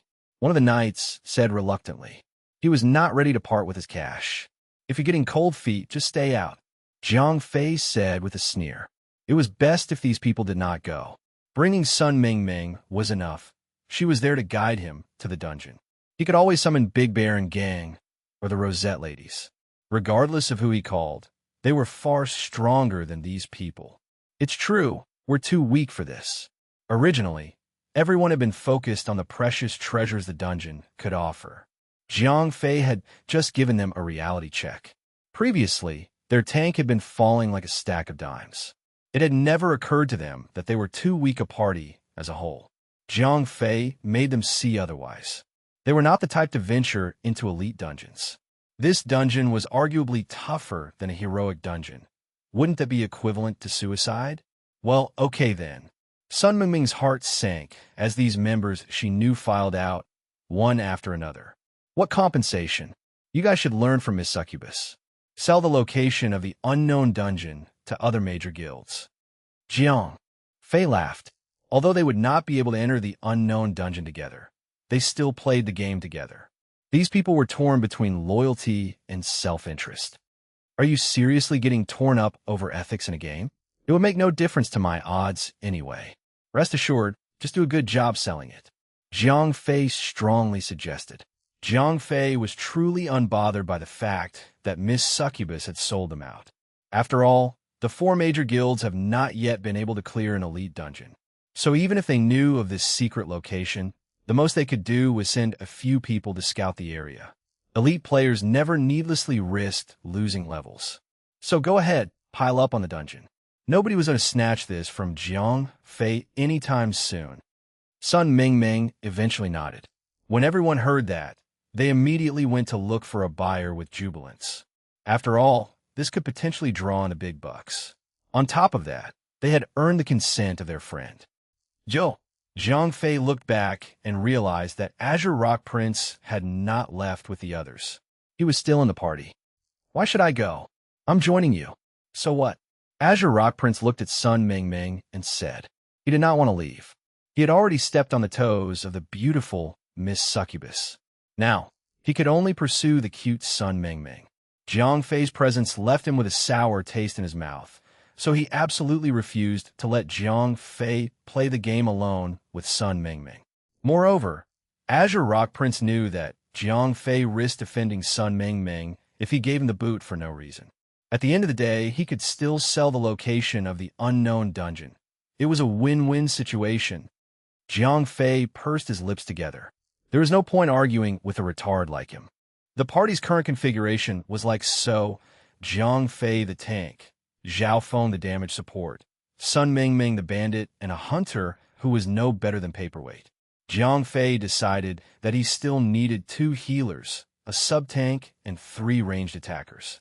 He started scrolling through the list of punks, but quickly stopped when he caught sight of the clingy Mrs. Awesome's Ai Jin. Goosebumps springing up his back, he quickly turned to the Rosette Knighthood. Jiang Fei sent a message to Rosette Rose. Rosette Rose replied almost instantly. Jiang Fei said, "No problem." Rosette Rose sounded more and more enthusiastic by the second. Jiang Fei sent his coordinates over. Rosette Rose immediately cut off the call, as if she had immediately sprinted off. If you know someone who'd love this story, send them this video. Sharing is honestly the biggest help you can give a small channel like this. Now let's get back to it. Chapter 78, Asakuna Ruins. Translator, Endless Fantasy Translation Editor. Endless Fantasy Translation. Within 10 minutes, 6 beautiful figures appeared in front of Jiang Fei. Little fatty Zhao Feng was dazzled. Although he knew that Jiang Fei was in a clan full of beautiful girls, he never expected them to look this good. Jiang Fei glanced back to check on his male teammates. Zhao Feng had a noticeable flush to his cheeks, but he looked fine enough. On the other hand, young Master Azure Rock was visibly drooling. After all, Sun Mingming was only around 15 or 16 years old. She was young and lively, but she was not yet fully developed. Rosette Rose and the others were different. Let's not forget about Rosette Fox, who had exquisitely perfect curves. Her boobs were practically spilling out her top. Young Master Azure Rock's soul had almost been sucked into a vacuum. Rosette Rose happily skipped up to Jiang Fei. "Hey, handsome, and here I was wondering why you don't bring us to dungeons anymore." Rosette Fox walked towards Jiang Fei, her steps ever so gracefully elegant. Her swaying feminine figure showcased the ultimate allure of women. While Jiang Fei felt a slight tingle inside, Zhao Feng and Azure Rock princes were fighting to keep their eyeballs from falling out. Jiang Fei scoffed. "Blah, my name is Cutie Pie." Sun Mingming smiled at Rosette Fox. "You're so pretty, and you have such a cute name." Rosette Fox grinned. "It's not like that." Sun Mingming's face suddenly turned red. "Fox, don't create trouble." At this time, Rosette Rose also came over. Jiang Fei did not want to get caught up in these girls' nonsensical talk. These girls would say anything. A party of 10 people was quickly formed. In addition to the original 4, the sub-tank Rosette Dazzle Dance, the 2 healers, Cleric Rosette Meow Meow and Knight Rosette Rose, the 2 sorceresses Rosette Fox and Rosette Narcissus, and the Hunter Rosette Bubbles had joined their ranks. "Once I knew something was going on. Little brother Ah Fei, explain yourself now." Rosette Fox would never let any opportunity to tease Jiang Fei slide. Sun Mingming quickly rushed to explain herself. "Hee, you have such a cute name." Rosette Fox clung onto Sun Mingming, and the two of them quickly began chatting like they were best friends. All this while, Azure Rock Prince grew increasingly dejected. If looks could kill, Jiang Fei would have already been dismembered. His heart had never been filled with so much envy and hate. F***ck him. Why? Why is this kid surrounded by beauties? Why is Sun Mingming so close to him? Why is he the party leader? Azure Rock Prince started churning up his internal furnace. The moment they passed the east gate, the party advanced swiftly. Soon, they had moved away from the current main leveling area and into a jungle. It looked just like any other forest-like terrain in the game. If anything, it was brimming with herbs. Unfortunately, several major guilds had already laid claim to most of the area. Their herbalists spent all day foraging there, escorted by their personal protection parties. A little further in, they came into a clearing. There was a small lake, and a small island sat in the center of the lake. Sun Mingming said. Jiang Fei nodded. The game provided no water transportation as of yet, but players could swim by default. However, they swam like land tortoises in water with a highly limited lung capacity. As the lake was not really big, all of them quickly got through the water and reached the central island. At the entrance, Jiang Fei took his time to read what information the mysterious ring could give him. Asakana Ruins, 10 Men Unknown Dungeon. Level, 15 remarks. This was originally the temple of the ancient demon Asakana, but has been long abandoned. Although the power of the demon has subsided, danger still lurks within. Jiang Fei took the first step into the Asakana ruins. As soon as he stepped into the secret, a film passed through Jiang Fei's vision and the scenery drastically changed. They were now indoors and underground, like the basement of a palace or the interior of a temple. Rosette Meow Meow puckered her lips, muttering. Obviously, such an eerie atmosphere was a little daunting to the ladies. It's quiet. Rosette Rose frowned. Among the girls, she was considered to be one of the bravest. Sun Mingming had been here twice. It was no surprise that she knew this much. Everyone follow me. Jiang Fei marched in, clanging his shield. 2 steps, and an entire colony of black bats rushed down from the ceiling. Ice burst. Jiang Fei sent a gust of cold air spewing out of his mouth. Against a group of small enemies like these, Ice Burst was particularly effective. Minus 725, minus 731, minus 708. One blast of cold air, and all of the bats were frozen. They lost half of their health points while dropping to the ground like miniatures. Jiang Fei took the opportunity to learn what he could about these pesky creatures. Cave bat, wild animal, normal, Level, 19 health points, 1,250 attack power, 112 remarks. Small-sized, agile monster. No threat by themselves, but they generally appear in groups. Light armor classes can easily burn to death. Jiang Fei shouted at the damage classes behind him. Half of their health was already gone. No matter what, he already held the majority aggro. In the blink of an eye, the monsters were all dead. After all, this was a party who was the first to clear an elite dungeon. These monsters were nothing to them. Wow, Sun Mingming was surprised. Even Azure Rock Prince could not deny the surprise in his heart. After all, the previous party had barely scraped through this encounter. How did they even clear the bats like it was nothing? Chapter 79, The Trickster Rears Its Ugly Head. Translator, Endless Fantasy Translation Editor. Endless Fantasy Translation. In no time at all, they had reached the end of the passage. Directly before Jiang Fei and the others was an archway. Beyond the archway was a vast hall. Two huge monsters stood on the left and right side of the arch.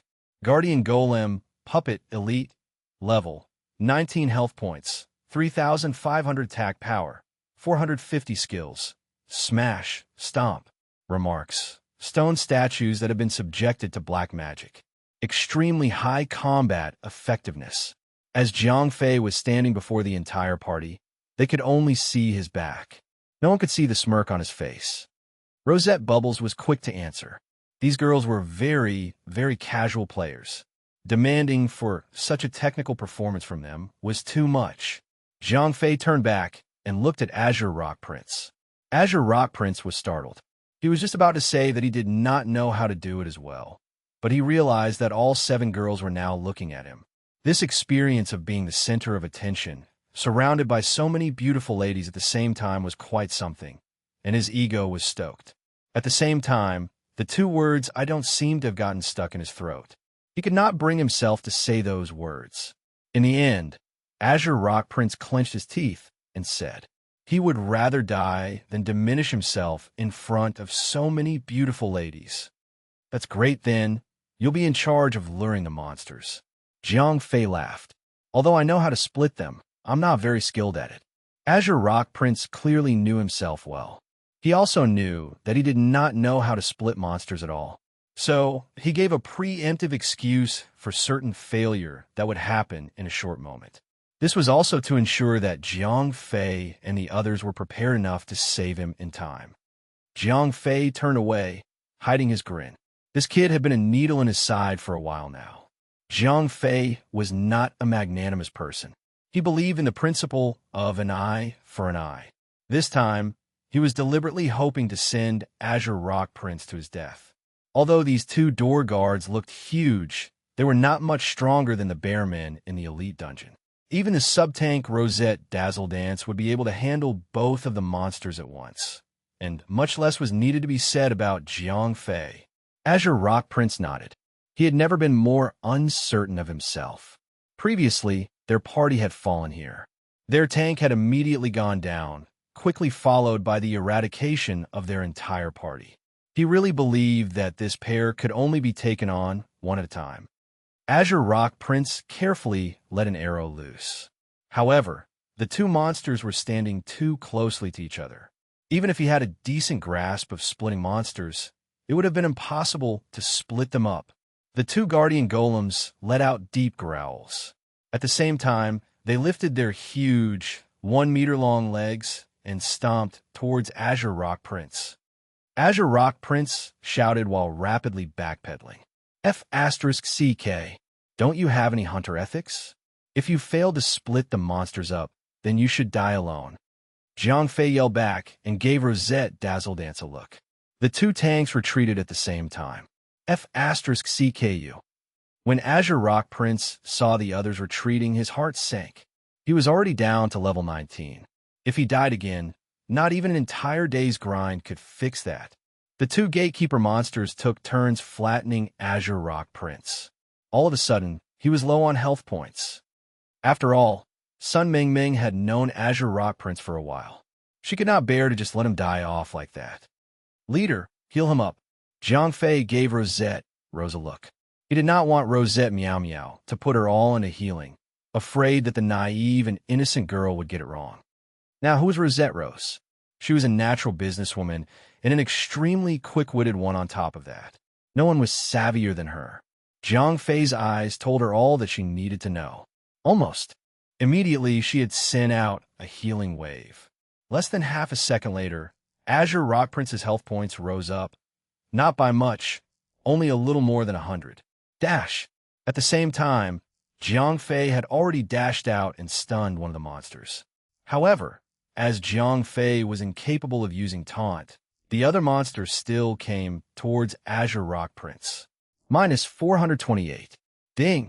Azure Rock Prince already had less than 200 health points left. Even though the healer had thrown him a lifeline, he was utterly crushed. With its current target dead, the Guardian Golem went straight to Rosette Rose. However, Rosette Dazzle Dance saw it coming a mile away and had used taunt, which diverted the monster's aggro. I told you to buy potions. Jiang Fei did not forget to rub the salt in. These two monsters had turned Azure Rock Prince into mincemeat, but they were hardly doing any damage to Jiang Fei and Rosette Dazzle Dance. They only dealt a little over 100 damage to Jiang Fei and less than 200 damage to Rosette Dazzle Dance. Any healer could take care of that in her sleep. Hey, don't fall asleep just yet. Respawn and regroup with us when you can. Jiang Fei said to Azure Rock Prince. Verger Glider, F*CKU. Azure Rock Prince began scolding Jiang Fei in the party chat. Hey, to be fair, I've never been to this unknown dungeon before. How was I supposed to know that these two big monsters were that weak? They look pretty strong. Moreover, I consulted you about this and only gave you the green light when you claimed to know how to split the monsters yourself. Jiang Fei sneered. Sun Mingming was in a difficult position. Both of them were her friends.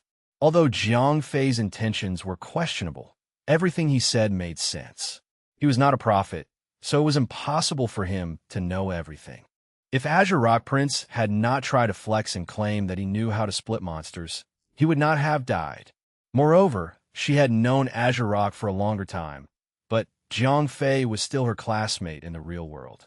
Subconsciously, Sun Mingming would still favor Jiang Fei. Also, Azure Rock Prince was getting on her nerves. Azure Rock Prince could be admired for his persistence. Even after what had happened, he did not leave the party. Instead, he started running back towards the dungeon. The two monsters quickly fell, presenting Jiang Fei and gang to the big hall. As soon as they entered the hall, Jiang Fei and others caught sight of several groups of small monsters. These monsters were in groups of 5 or 6. While some were cleaning the hall, others were busy on the test bench. Far away, a high-level monster, which looked like a lecturer, was currently conducting a lesson for the smaller monsters. Wow, Rosette Meow Meow said. Although Sun Mingming had already entered the dungeon twice, this was her first time reaching so far. Damn, Jiang Fei was startled. He looked at the map to better his bearings. At that moment, the map showed Demon's Lecture Hall. Azure Rock Prince, the level 18 hunter, returned. Jiang Fei laughed to himself. Still not leaving, kid? How does level 17 sound to you? Chapter 80 Setup. Translator. Endless Fantasy Translation Editor. Endless Fantasy Translation. Hunters, draw them in. Jiang Fei turned back, pointedly staring at Azure Rock Prince. I know. Rosette Bubbles squeaked excitedly. These ladies were sharper than their gaming skills let out. Even the silly Rosette Meow Meow could tell that Jiang Fei was deliberately giving Azure Rock Prince a hard time, much less the eccentric Rosette Bubbles. The girls became Azure Rock Prince's most enthusiastic bullies. They cornered him, forcing him to listen to his ego. Azure Rock Prince was not stupid. He knew very well that Jiang Fei did not have any good intentions. However, he did not want to seem like a wimp in front of so many beautiful ladies. In the end, he could only suck it up and bite off more than he could chew. Azure Rock Prince said. Jiang Fei relentlessly pressed him. These monsters were truly scattered. Even a warrior would be able to lure them, not to mention a hunter. Azure Rock Prince snorted and started walking into the hall, not noticing the smile on Jiang Fei's face. Hey, Azure Rock Prince did not see it, but Sun Mingming had noticed it. Jiang Fei shrugged. He would never own up to that. Just as they were talking, Jiang Fei and the others heard a muffled sound, a scream, and then a flying hunter. Azure Rock Prince had stepped on a landmine. The damage was not particularly high, but the landmine sent him flying towards a group of faraway monsters. The shout drew all the monsters to his location. F*CKKKK. Azure Rock Prince yelled, backpedaling rapidly. F*CKU. Don't run, just die. Jiang Fei shouted as he gestured for everyone else to step back. Although Azure Rock Prince had only lured one group of monsters, he and Jiang Fei and the others were still separated by 3 or 4 groups of monsters. If he lured all of them in, that would be trouble. Sun Mingming was hesitant for once. After all, there were too many monsters in their way. How can we save him? Lure all 4 groups of monsters at the same time? Jiang Fei rolled his eyes. Sun Mingming counted the total number of monsters in the 4 groups. There were 20 to 30 of them. It was impossible. The entire group might die, saving that one man. This obviously could not be done. She may be willing to make that sacrifice, but to ask of that from a group of strangers? Verger Glider. As Azure Rock Prince roared his final words, the monsters skewered him into a pincushion. Jiang Fei shouted lazily after his vanishing corpse before turning to Sun Mingming. Floor seems to be rigged with traps. Indeed, Jiang Fei had expected Azure Rock Prince would be blown up by a landmine. The mysterious ring had marked all the traps with big red arrows. However, Jiang Fei did not have the means of removing them. So, he still had to order Sun Mingming, the only bandit, to remove the landmines. Of course, this did not mean that he could not send Azure Rock Prince to his death before having Sun Mingming clear the traps. Traps were one of the primary tools of a survival hunter, job twice reborn. Survival hunter pets were not as strong as the pets of beastmasters. On the other hand, survival hunters did not have marksman's raw damage, but high-tier survival hunters were capable of raising hell. In valleys, a high-tier survival hunter was enough to block a powerful army. These were tactical guerrilla fighters. Traps became invisible upon placement. Get close enough to them, and you would trigger them. As bandits had high detection and identification senses, they could spot these traps as long as they proceeded with utmost caution. Moreover, they also had the skills to remove these traps. Therefore, bandits were the first choice when it came to eliminating traps. Of course, they could always have a tank steamroll over the landmines. At that moment, Sun Mingming advanced like she was stepping on glass. She had successfully dismantled the traps so far. However, dismantling traps was far more arduous than sprinkling them on the ground. This was also why hunters who specialized in traps could keep an entire army of bandits at bay. Jiang Fei gave orders from time to time. After all, he had the mysterious ring helping him. After Sun Mingming cleared all the traps, Azure Rock Prince finally returned. Azure Rock Prince was now level 17 and hated Jiang Fei to the core. Although he could not prove it, he was certain that Jiang Fei had set him up to this. Bubbles, you go this time. Jiang Fei threw another jab at Azure Rock Prince. Of course, that was impossible. There was no way that Azure Rock Prince could go again. Although he was already here, he did not even have a bow in his hands. His equipment were all scattered on the ground beyond reach. Verger Glider. Azure Rock Prince glared at Jiang Fei. He turned to the beautiful ladies around him with a softer gaze. Some were not only looking at him with pity, but also whispered to themselves while pointing and laughing at him. The humiliation and anger were at risk of giving him a premature heart attack. Jiang Fei and Rosette Dazzle Dance immediately got to work. These monsters struck them like children attempting to blow houses down. Jiang Fei could have handled them all by himself. However, Rosette Dazzle Dance wielded a gold weapon. She was a more efficient killer than him. Rosette Dazzle Dance led the monsters to the party. The firing squad initiated their first volley. Soon, waves of monsters were cleared, and Azure Rock Prince finally managed to retrieve his equipment. Jiang Fei commanded. Rosette Bubbles lured another wave of monsters back really quickly. Jiang Fei and Rosette Dazzle Dance grab hold of the mass aggro. At that moment, Azure Rock Prince suddenly exploded with anger. He started firing at random, luring in multiple groups at once. Eventually, the entire map had swarmed up to them. Clearly, he wanted to bring the entire party down. Even if I die, I've only got junk to lose. Azure Rock Prince grinned smugly, as if the gloom that had befell upon him after 2 deaths had been wiped away with a new dawn. Chapter 81. 81. Weather the Storm. Translator. Endless Fantasy Translation Editor. Endless Fantasy Translation. Rosette Rose was the first to catch on to his mad frenzy. Sun Ming Ming demanded, "Huh, aren't you all in on this?" Azure Rock Prince cackled like a madman. Jiang Fei snorted. He was slightly surprised, but this was still within acceptable margins. Ding! Jiang Fei shouted loudly. First, they had to prevent him from causing more trouble. The 3 girls had complete faith in Jiang Fei. They quickly cut the little brat into ribbons. As Jiang Fei spoke, he used dash and met the oncoming monsters. Battle cry. -100 -100 -100. Battle cry's area of effect was a full 8 meters. Almost the whole screen was filled with damage figures. The damage was not particularly high, but Battle Cry generated a lot of aggro. 3 or 4 waves of monsters clamored around Jiang Fei. Occasionally, Rosette Dazzle Dance would intercept and kill 1 or 2 of them. "Leader, keep healing," Jiang Fei said, between mouthfuls of a medium health points potion. -30 -28 -34 -29. These monsters were rather weak, but it was the volume that might get Jiang Fei into trouble. 20 to 30 of them surrounded Jiang Fei. Each tick, Jiang Fei's health points would plummet by more than 1,000.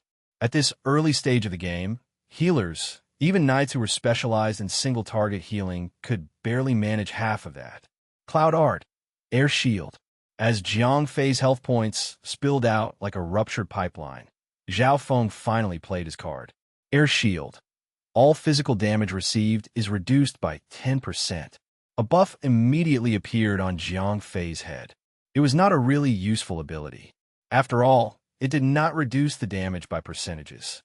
Against a boss, 10% damage was barely discernible. In this particular scenario, it was a godsend. Almost immediately, the damage Jiang Fei received had been reduced by 1/3. With Rosette Rose and Rosette Meow Meow working in tandem with his potions, his health points were finally stabilized. It did not take long before Rosette Dazzle Dance cleaned up her end.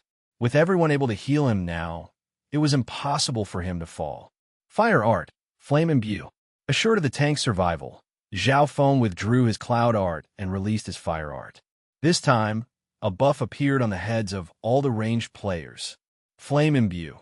Your spells or arrows will have a splash effect, dealing 30% of your total damage to all enemies around your target. Rosette Narcissus exclaimed.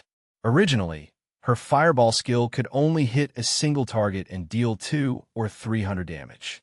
Now, several monsters next to her targets would also suffer around 100 damage. In the blink of an eye, a single target spell had transformed into an area of effect skill. Little fatty, I couldn't tell it all. Rosette Fox gave Zhao Feng a coquettish look, almost sapping the little fatty's soul away. Rosette Rose also spoke up. The little fatty was really smug at that moment. There was nothing special about him. He was not even good looking. Girls had never fawned over him like so. Now, he could not help but feel smug. With Zhao Feng helping him, the single target attacks of the ranged attackers dealt area of effect damage, so they made much faster progress. Jiang Fei said, "Currently, Rosette Phantom had to be their hardest hitter, period." "Sure, I'll let her know." Rosette Rose nodded. "Ho-ho, this kid isn't bad at all." After looting the monsters, Jiang Fei went over to Azure Rock Prince's corpse. Sun Ming Ming asked hesitantly. After all, she knew Azure Rock Prince, and this might just burn the bridge for good. Jiang Fei rolled his eyes. Jiang Fei stripped Azure Rock Prince naked and gave the weapon to Rosette Bubbles. The white equipment would be salvaged in the furnace. Sun Ming Ming sighed. After all, Azure Rock Prince did cross the line. If everyone had fallen, their rare equipment would have been stuck here, tightly guarded by several small monsters. Retrieving them would be less than likely.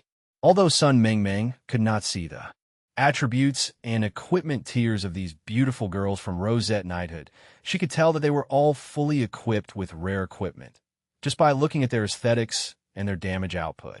Her full set of white equipment was not even worth mentioning. Okay, Phantom, catch up if you can. After Jiang Fei added Rosette Phantom to the party, he pushed forth.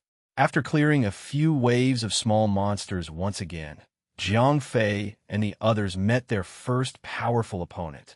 Demon Lecturer, Spectre, Advanced Elite, level, 20 health points, 11,000 magic attack power, 565 skills, Shadow Bolt, Binding Thorns, Soul Temptation. Remarks: the lecturer responsible for spreading the teachings of the demons, able to control players' minds for a short time. Pious Zealot, Spectre, Elite, level, 20 health points, 6,800 physical attack power, 485 skills, Fortified Defense, Deadly Loyalty. Remarks: faithful believer of the demon, has high defense. As long as the demon lecturer lives, the believers would vehemently cling on to life. Jiang Fei was taken aback. It cannot be helped. Sun Mingming asked, I changed my mind. We'll have to wait for Phantom. It'll be a hard fight against these two monsters. Jiang Fei shook his head and said. Sun Mingming nodded. She had been gradually convinced of Jiang Fei's capabilities. 20 minutes later, Rosette Phantom finally managed to get into the dungeon and meet up with Jiang Fei and the others. Wow, Rosette Phantom was shocked. They were already meeting an advanced elite boss this soon. Just how powerful would the final boss be? Ignore those believers. Just focus fire on the lecturer. I'll keep them all occupied. This lecturer might mess players up. Think it's some mind control thing. Dazzle Dance. Just get your taunt ready. Taunt whoever who gets controlled. If you think he's downright possessing me, taunt the believer. Leader, focus on healing me. Jiang Fei quickly assigned the tasks. Chapter 82. 82. Mind Control. Translator. Endless Fantasy Translation Editor. Endless Fantasy Translation. Jiang Fei shouted as he started the battle against the demon lecturer with a dash. Battle cry. Ice burst. After 2 consecutive area of effect skills, Jiang Fei managed to grab hold of both monsters' attention. Then, he started bashing the demon lecturer into oblivion. Bash. Iron Fist. Mana Buran. Jiang Fei deliberately burned up all his available skills. Had he saved his skills up only to end up getting controlled by the demon lecturer, he might end up wiping his party single-handedly. Jiang Fei would use his skills the moment they became available. This way, the lecturer would not gain much from taking over his body. Rosette Dazzle Dance did the same. Other than taunt, she kept her other skills in perpetual cooldown. In the entire party, she and Jiang Fei were the non-healer with the lowest attack powers. So, they would not end up killing everyone by accident. Dazzle Dance, keep an eye on Phantom. It won't be too much trouble if the others get possessed. Jiang Fei panted between his blows. The 2 monsters had average attack power. The believer dealt physical attacks that never surpassed 200 damage to Jiang Fei. The lecturer that dealt magic attacks could go up to 600 damage, but it needed time to cast each of its spells.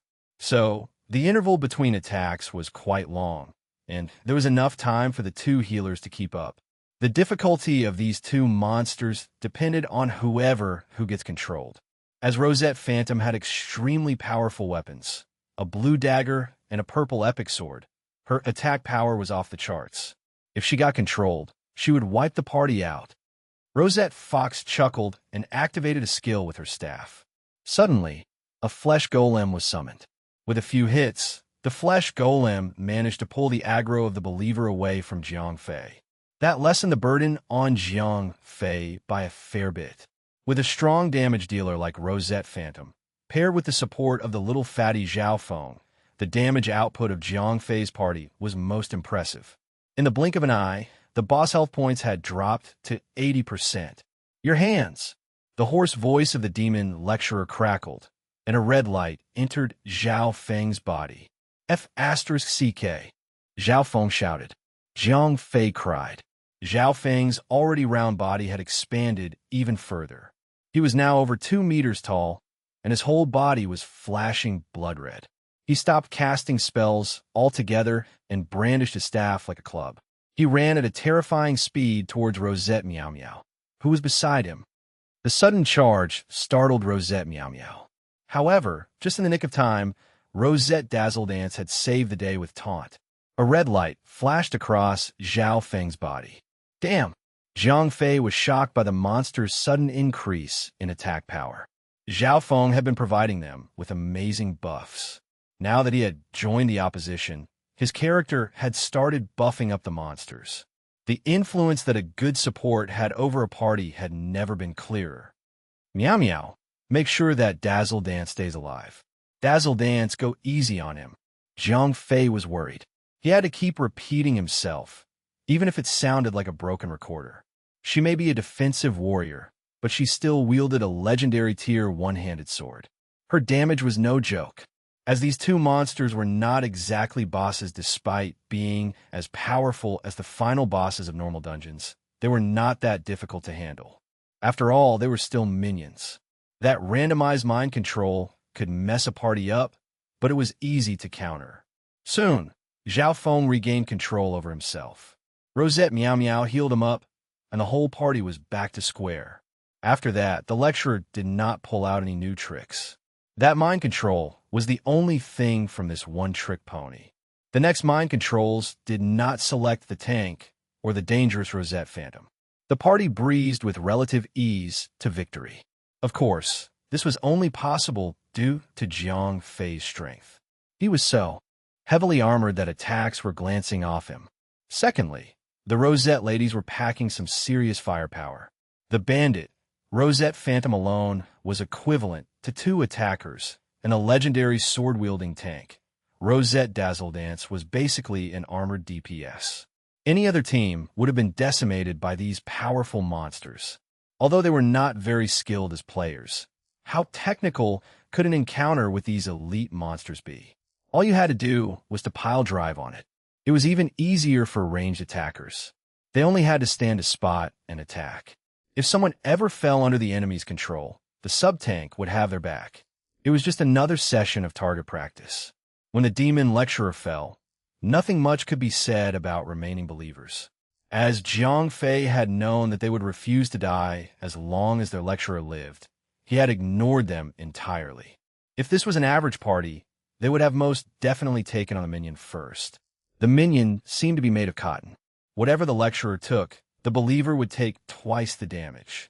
The party would be baited into killing the believers, only to realize that they were unkillable.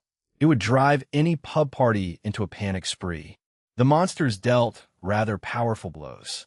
Healers would run out of mana points, and they would never last long enough to attempt going after the lecturer instead. The mysterious ring had just given them a ridiculous shortcut. After the entire hall was wiped out, the party started venturing about.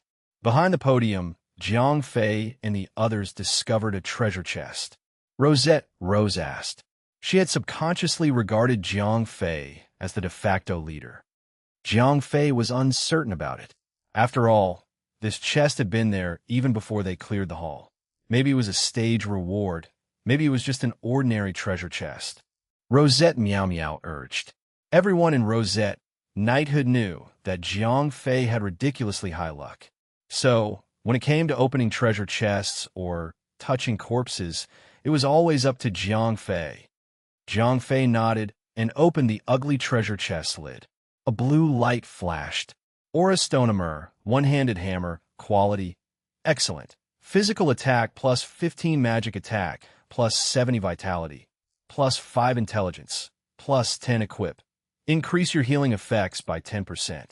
Level requirement, 20. Jiang Fei directly threw the one-handed hammer to Rosette Rose. Only knights that heals used these healing-type hammers. Even clerics preferred staffs that suited them more. Rosette Rose asked no questions. She directly equipped this blue weapon. Her mana points and healing power instantly shot up. Chapter 83. 83. Hatchery. Translator. Endless Fantasy Translation Editor. Endless Fantasy Translation, that was all the treasure chest contained. Jiang Fei was a little disappointed. Jiang Fei said, walking toward the back of the podium. A closed stone door awaited them. The switch that opened it had been designed to send players pulling tufts off hair from their scalps. However, Jiang Fei had the mysterious ring cheekily sitting around a finger. A huge red arrow was pointing him towards a rather remote corner of the map. As long as Jiang Fei was not blind as a bat, it would have stood out to him like a tree log in his eye. After Jiang Fei pulled the lever, the heavy stone door grinded open. The stone door had only opened a little, but Jiang Fei's treasure-hunting ring already lit up. Moreover, a yellow arrow was pointing directly to the back of the stone door. Damn! Jiang Fei was surprised. The glow of the ring indicated that there was a treasure behind the stone door, and the yellow arrow guide might just give him something to revive the demon princess. As the stone door slowly opened, a new stage was slowly revealed to the party. It was also a huge hall, but unlike the previous one, this hall was full of alien-like giant eggs. These eggs all stood over a foot, and they were densely placed on the ground. Between each egg was only an extremely narrow path. Moreover, these eggs did not look as harmless as the chicken eggs that people usually had at home. Their green eggshells were covered with dark spots, and slime oozed down their sides. Although there seemed to be no detectable stench, the girls behind Jiang Fei still pinched their noses. Hatchery's egg health points. 100 remarks. These eggs are susceptible to ranged attacks. Getting too close and hitting them might cause premature hatching. Remarks 2. Attacking the eggs might attract the incubator chambermaid.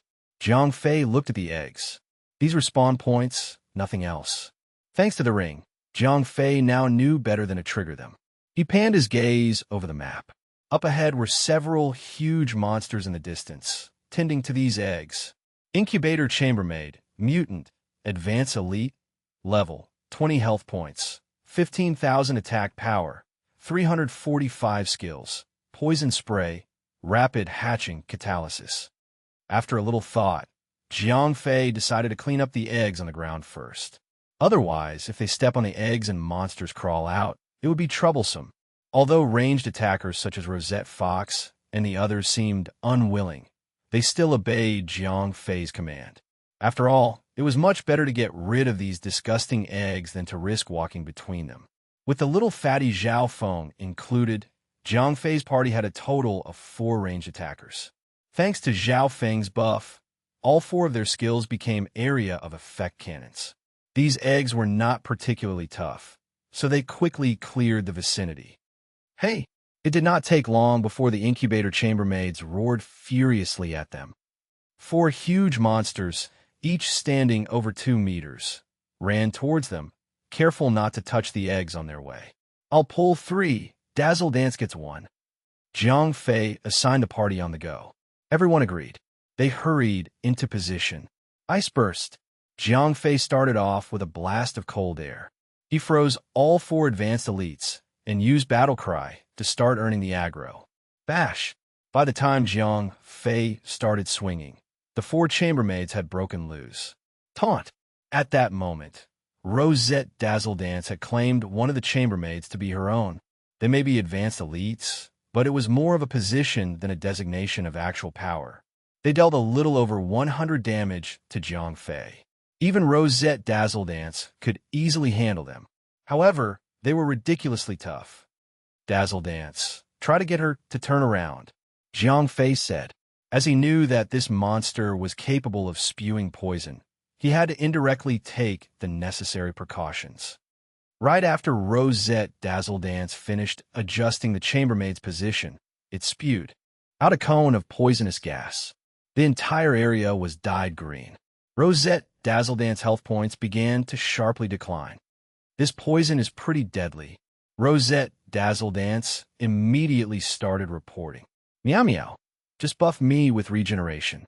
The monsters on Jiang Fei's end were still relatively healthy, so the poison breath had not yet been triggered. All Jiang Fei was receiving now was some minor physical damage. On top of the cleric's regeneration, a medium health points potion, paired with the cleric's continuous health point regeneration skill, he could handle it. After a minute, Rosette Dazzle Dance called out. Good. Jiang Fei nodded.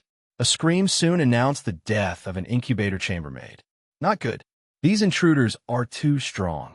The remaining incubator chambermaids screeched at each other and quickly reached a consensus. They immediately turned around, ignoring Jiang Fei, and rushed towards the eggs. Even Rosette Dazzledance's taunt could not stop them. Crack! Under their urging, the disgusting eggs began to crack, and many puppy-sized, disgusting creatures spilled out of the eggs. These things looked like naked raccoon dogs that had been skinned. Their fuchsia-colored flesh was fully exposed, and their blood vessels were clearly visible. All these monsters had claws and fangs that were more than an inch long. It was not going to be an easy fight. Mutant hatchling, mutant, normal, level, 20 health points, 1,500 attack power, 200 remarks, newly hatched variants. Alone, they are relatively weak, but they would never act in a group smaller than 10. Jiang Fei furiously spat. He thought fast. Dazzle Dance, protect the healers. Leader and Meow Meow, focus on healing me. Fatty, activate fire element. Ranged attackers, try to gun them down. Jiang Fei opened his mouth wide. Ice burst. Battle cry. With 2 consecutive skills, Jiang Fei drew all the hatchling towards himself. If he allowed these monsters to swarm up to the ranged attackers, the battle was basically over. -10, -8, -11, -7. Dozens of little digits appeared on top of Jiang Fei's head. At the same time, a large -5 appeared on the heads of this group. Ranged attackers. Jiang Fei roared. He was not only pulling the aggro of a large group of monsters. The 3 advanced elites were still slapping away. Rosette Phantom and Sun Mengmeng worked together with Jiang Fei to finish off the chambermaid. Zhao Feng's fire element buff allowed the 4 ranged attackers to bombard the small monsters. Occasionally, they would let a hatchling slip. However, Rosette Dazzle Dance would take care of them with relative ease. As intense as it was quite easy to find a tempo to this. Chapter 84, Evolving Mutant. Translator, Endless Fantasy Translation Editor. Endless Fantasy Translation. As the battle continued, Jiang Fei realized his mistake. He did not expect the poison spray of these chambermaids to be independent of their health points. Instead, they were triggered on a completely random basis. The previous poison spray had been entirely coincidental. Also, Jiang Fei's great luck had prevented the other chambermaids from releasing their poison clouds. Tanking 3 advanced elites and around 50 or 60 small monsters was already a tall order for the healers. Unexpectedly, at that moment, the 3 chambermaids started spitting poison, one after another. Meng Meng. Phantom. As the area of effect of poison spray was huge, the 2 bandits were also poisoned. Jiang Fei had to get them out of danger fast. Sun Meng Meng and Rosette Phantom quickly slid back while drinking potions. Jiang Fei shouted. The 3 stacks of poison were really doing a number on his health points. Jiang Fei asked. Zhao Feng shook his head. Jiang Fei glanced at his health points. It was almost falling to 30%. Dazzle Dance. Jiang Fei was finally out of options. As his armored bulwark sprung to life, Rosette Dazzle Dance struggled over to join him. F***CK. Am I really going to die here? Jiang Fei spat. The 2 healers were already giving it their all, but his health points seemed determined to empty themselves out. Jiang Fei glanced at his health bar. He was down to his last 15%. However, just when he was about to die, a golden light surrounded his body. Ding! Congratulations, player Verger Glider, for reaching level 23. All attributes +1. Holy shit! Jiang Fei was overjoyed. What a time to level up. Minions in unknown dungeons always gave tons of experience. With so many of them here, everyone had walked into a waterfall of experience points. Jiang Fei had not noticed it, but his party members had all taken their turns at leveling up. The level up had fully restored his health points and removed the poison. Suddenly, Jiang Fei's shoulders felt considerably lighter. As the two bandits had temporarily withdrawn from the battle, the two big oafs had started taking much less damage. However, the small minions were still being wiped out, thanks to the Zhao Feng-fueled AoE attacks from the ranged classes. However, the three chambermaids were still doubling back to hatch new eggs every once in a while. No matter what, they could not seem to stem the flow of those pesky nuisances. Jiang Fei had also realized that the small monsters could never be eliminated entirely. They had to kill the chambermaids. There was no other way. Okay. Rosette Phantom nodded and pounced on the chambermaids. Although Rosette Dazzledance had a legendary sword in her hand, her damage was only equivalent to an average damage class. After all, she was still inherently a tank. Moreover, the legendary one-handed sword's attributes were also more inclined towards defense. However, Rosette Phantom was different. The epic sword in her hand was the best weapon there is. Her damage was amazingly high, and she was also a bandit, a class that was already specialized on offense. Each slash would take chunks off their health points. Less than a minute later, another incubator chambermaid fell. Grow up! Grow up! After the second chambermaid died, the remaining two immediately activated a new skill. A red light radiated from the two chambermaids. As soon as they touched the mutant hatchlings, those monsters started transforming. In the blink of an eye, these puppy-sized mutant hatchlings grew into the size of a lion. Level: 20 health points, 2,400 attack power, 380 remarks. The second form of the mutant, their combat effectiveness has been greatly enhanced. Battle cry. Jiang Fei was afraid that the aggro of these monsters would reset after evolving, so he drew them in for good measure. Damn! Somewhere behind, Zhao Feng shouted. It was not like Jiang Fei had given up on his plan to focus fire on the chambermaids, but those chambermaids were so good at doing their jobs that the little minions could not be ignored. They had to at least break even, or he would die a stupid death. The four ranged attackers were struggling against these tougher variants, but with one less chambermaid now, the party was more or less breaking even. Although Jiang Fei was taking some heavy punishment, his potions and the two healers were enough to stabilize him, as long as the chambermaids did not spit poison at him again. Good times did not last long. The chambermaids did just that. F***CK. Jiang Fei's face fell as his health points did. Affe, we can't keep you alive. Rose asked anxiously. To her, Jiang Fei was the backbone of the party. As long as Jiang Fei told her not to worry, she would be assured.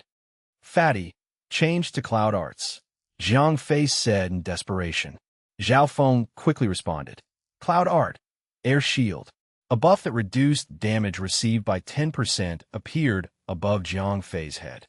The damage of these elite, small monsters dropped from around 17 or 18 to 7 and 8. Rose chirped happily. It was impossible to keep Jiang Fei at full health points. They could at least keep him out of trouble. Jiang Fei knew that this fragile balance was only short-lived. If the two chambermaids hatched new batch, it would be over. As the rangers no longer had splash effects to their attacks, the hatchlings would not fall as frequently. In desperation, Jiang Fei had ordered the ranged attackers to attempt gunning down the incubator chambermaids. Come on, it's just a race. Jiang Fei rallied them. 10 seconds later, the two chambermaids made for the eggs again. Oh no, you don't. Get them.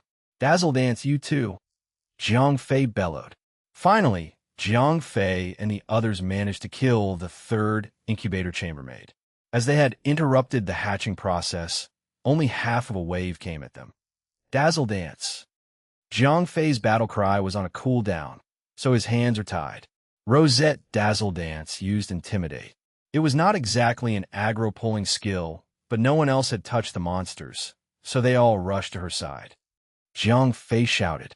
He rushed over to Rosette Dazzledance and released a mouthful of cold breath towards that direction. Chapter 85, Certain Death. Translator, Endless Fantasy Translation Editor. Endless Fantasy Translation with Ice Burst. Jiang Fei froze the newly hatched bunch. He had only needed Rosette Dazzledance help in drawing all the little critters to them, as he could not reach them all himself. If this bunch of more than 20 small monsters surrounded Rosette Dazzledance, this female tank would definitely die. Ice Burst was not exactly a battle cry when it came to drawing in crowds. It only took the form of a conical shape in front of its caster. Anyway, with Rosette Dazzledance drawing them all in, Jiang Fei's job became much simpler. Ice Burst dealt more than 700 damage to the monsters. One skill had torn all the monsters from Rosette Dazzledance to Jiang Fei. Upon thawing, they immediately rushed towards Jiang Fei. Jiang Fei could not be any less bothered about the critters. Instead, he targeted the remaining chambermaid. "All of you'll wake up, kids." The last chambermaid gave a final croak before she expired. The moment she fell, all the mutated hatchlings let out horrifying screeches. They stopped attacking the players and actually turned against each other. Bite, devour. The evolving mutants were sinking claws and fangs into each other in a frenzy. Flesh was ripped apart with teeth and quickly tossed into their stomachs. More and more monsters slid into the stomachs of their siblings, in pieces.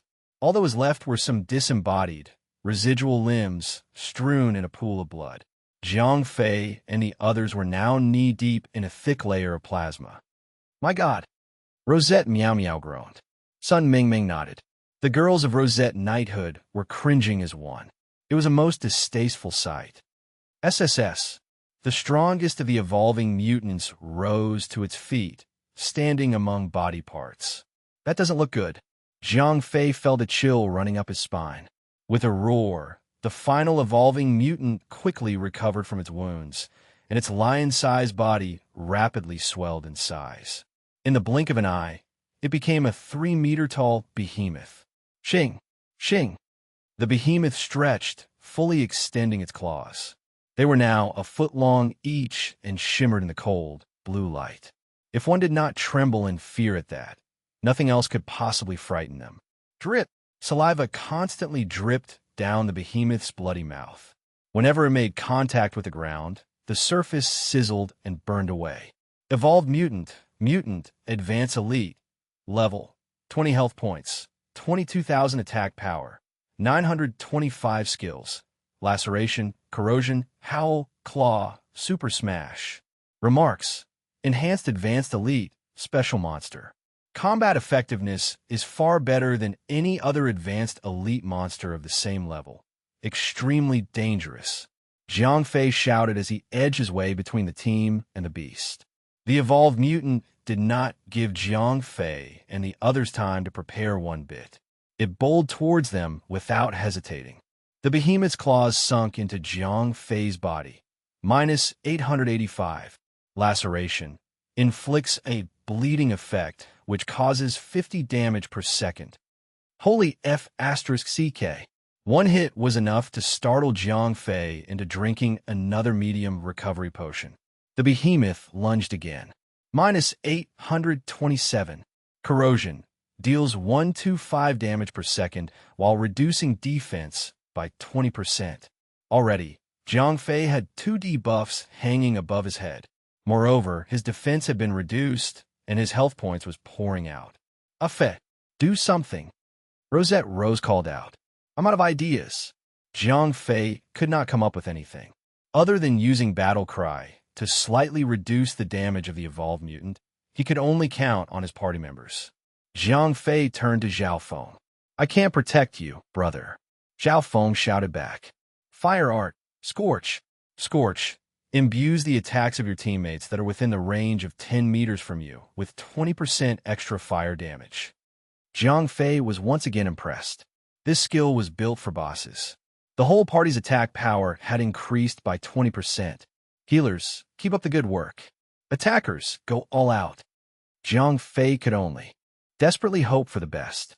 As the battle continued, both sides started incurring more damage. Although Jiang Fei had healers supporting him, he was on the losing end. When the evolved mutant had 50% of its health points left, Jiang Fei was only left with 20% of his health points. At that moment, the evolved mutant let out a shrill screech. "Oh no!" Affe! Rosette Rose shouted anxiously.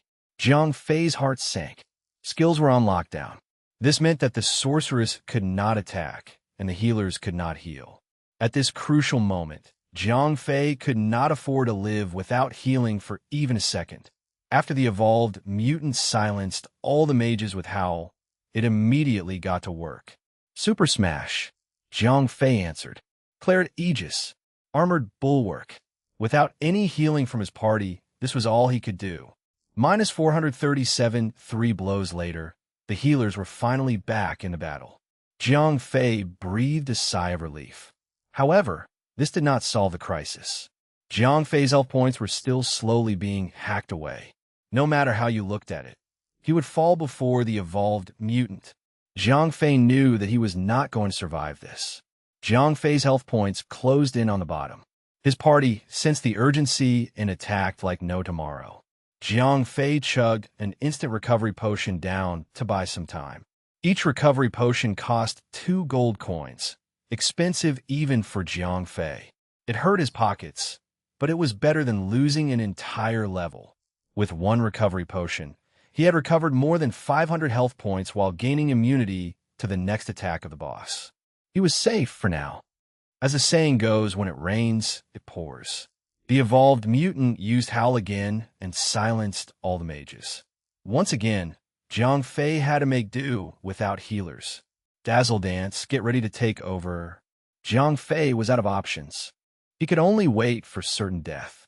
Chapter 86, 86, Evolution Blood. Translator, Endless Fantasy, Translation Editor. Endless Fantasy Translation, Super Smash. Immune. Jiang Fei was surprised. He had not expected to be immune to anything that this evolved mutant threw. It took him a moment to realize that the special effect attached to his demon Aegis had been triggered. It was a 5% chance of ignoring a physical attack. Well, it would be great to have this 5% chance trigger again, for the boss was about to launch another attack, and the healers were yet to be free of the silence. Minus 882. Minus 895. What remained of Jiang Fei's health points vanished. Jiang Fei squeezed his eyes shut, waiting for the dreaded pop-up. A golden light flashed. A golden mace appeared on Jiang Fei's head. It took the form that replicated the blazing hammer in his hand.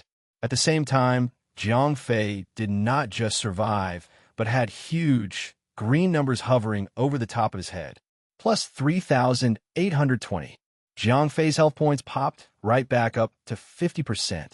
It was because the special effect on the Divine Blacksmith's blazing hammer. When struck with a fatal blow, you refuse to accept death and recover 50% of your health points. 30 minutes cooldown. Damn. Jiang Fei breathed through his teeth. As his character was so ridiculously powerful, he had never been this close to death before. He had actually forgotten about this evolving chromatic weapon's special effect. Finally, the silence was over. Rosette Rose and Rosette Meow Meow immediately healed more of Jiang Fei's health points. Jiang Fei shouted. Sub-tank Rosette Dazzle Dance had joined in on the DPS. The 2 healers aside, everyone else was giving it everything they got. Their skills were on perpetual cooldown. To hell with mana conservation. Even the damage classes were chugging down blue potions. Finally, the evolved mutant was killed, just before Jiang Fei ran out of health points again.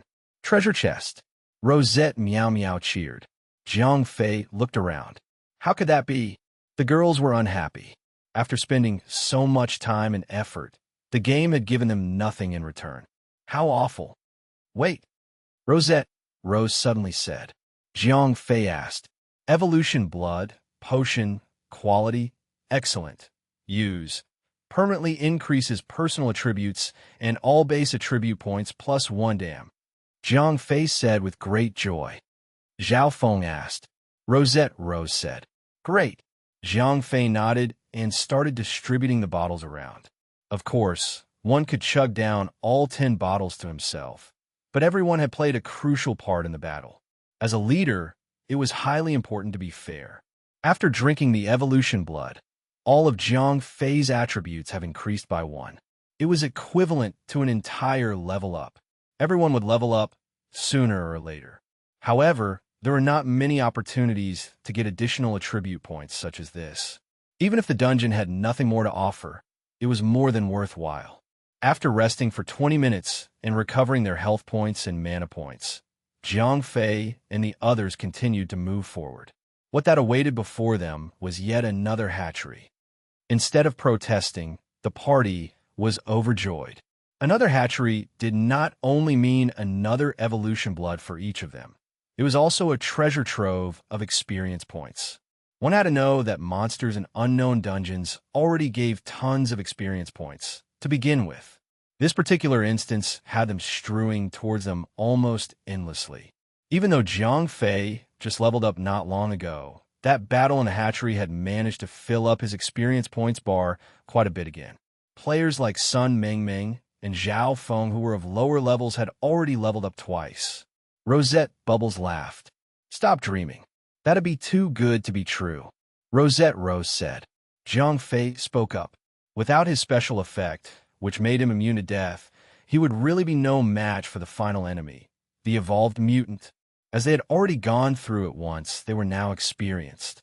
So, Jiang Fei and the others cleared this hatchery with a lot more ease. Although Jiang Fei's death immunity special effect had been triggered once again, the situation was still under control, and they still managed to clear up the second hatchery smoothly. After each person received an evolution blood, Jiang Fei looked at the time. They have been inside this unknown dungeon for a while now, and they had to go offline soon. If they started another battle, they might never finish. "Let's take a break for now, and then log out," Jiang Fei said to everyone. Everyone nodded. "Wow," Sun Mingming suddenly said. Jiang Fei was startled. "Brother Fei, you're on the level rankings." Zhao Feng had nodded in agreement. Jiang Fei and the others were so busy fighting monsters that nobody was paying any attention to the rankings. Now that they were looking at the level rankings, Happy Drunk was still first at level 24. Billy Boy was level 23 at second, followed by Jiang Fei, who matched him. As they cleared up another hatchery, Jiang Fei's experience points bar had already exceeded 2/3. If so, Billy Boy had to be close to leveling up. After Jiang Fei, names like Southern Azure Sword and Demon's Grimace were also on the rankings, but they were still level 22. Placed below these two were several girls from Rosette Knighthood. Huh. Wow.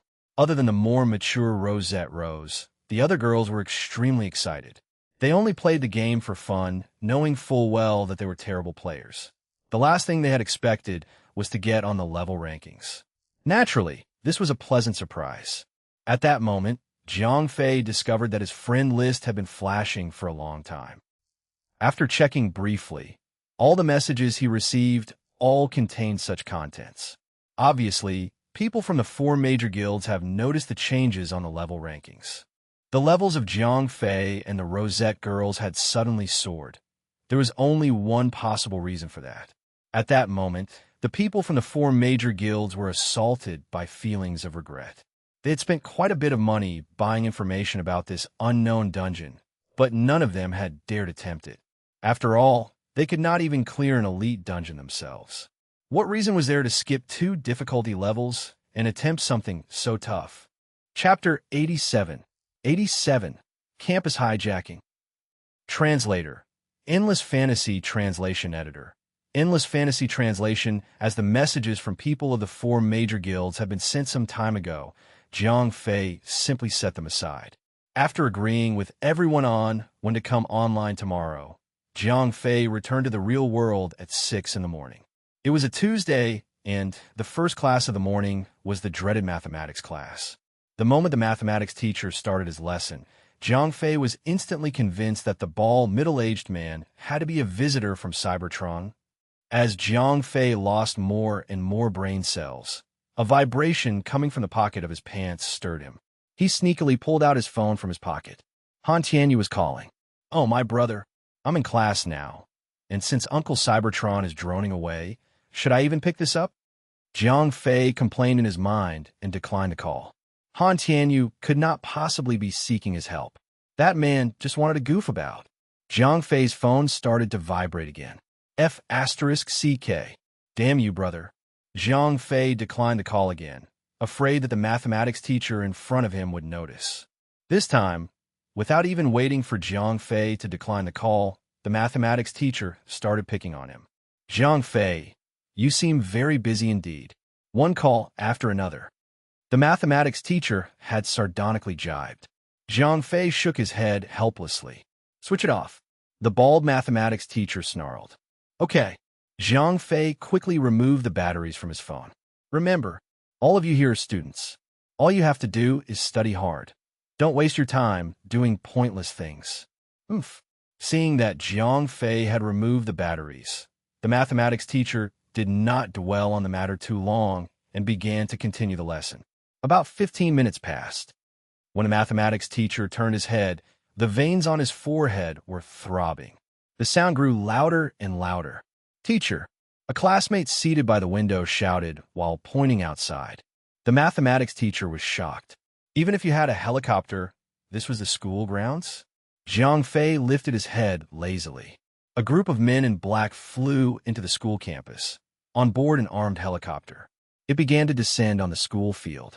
Even before the helicopter landed, 2 meters from the ground, the door opened, and 4 brawny men in suits jumped down. They landed with military tumbles. When they got up, they hunkered down and quickly ran towards the school building. Only after they had entered the school building did the helicopter land. In barely quarter a minute, the door to Zhang Fei's class was violently flung open and the 4 brawny men busted in. You guys! Seeing this, the bald mathematics teacher was so terrified that his knees almost gave out. Terrorists! Zhang Fei recognized all 4 men. They were the bodyguards of Han Tianyu, young Master Ah Fei. The moment Aaron saw Zhang Fei, he immediately rushed to Zhang Fei, then pulled him and ran. Zhang Fei frowned and asked, "There's no time to explain." They were closing in on the doorway. No. Sun Mingming had thrown herself across the classroom door and raised her fists in a combat stance. Grand Aunt, I'm fine, they won't hurt me. The class queen would be the death of him. Even though she knew a little bit of Krav Maga, too, she probably could get away bullying another classmate, but 4 trained bodyguards? These guys killed people for a living. Although Zhang Fei was very touched that Sun Mingming had dared to put her life on the line to protect her classmate, she was completely being a mantis trying to stop a chariot 3. Sun Mingming wondered, "Miss, please get out of the way, we don't have all day." Aaron started moving towards Sun Mingming. With the help of his cat spirit boots, Zhang Fei instantly circled around Aaron and pushed Sun Mingming aside. He was genuinely afraid that Aaron would hurt the mighty class queen. Sun Mingming was so angry that there were tears in her eyes. I'm just trying to protect you, you know? You ingrate. Is this how you treat your princess in shining armor? Aaron and the other 3 bodyguards ignored her.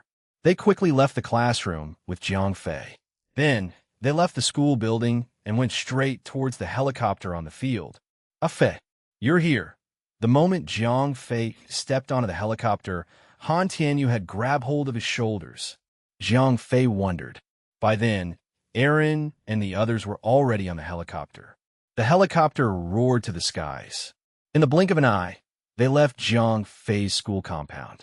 The police did not appear in school, and the media did not report it. The school principal had received a call.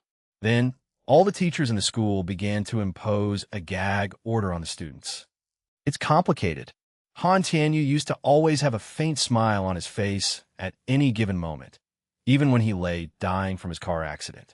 At the moment, however, he looked abnormally nervous. Zhang Fei nodded.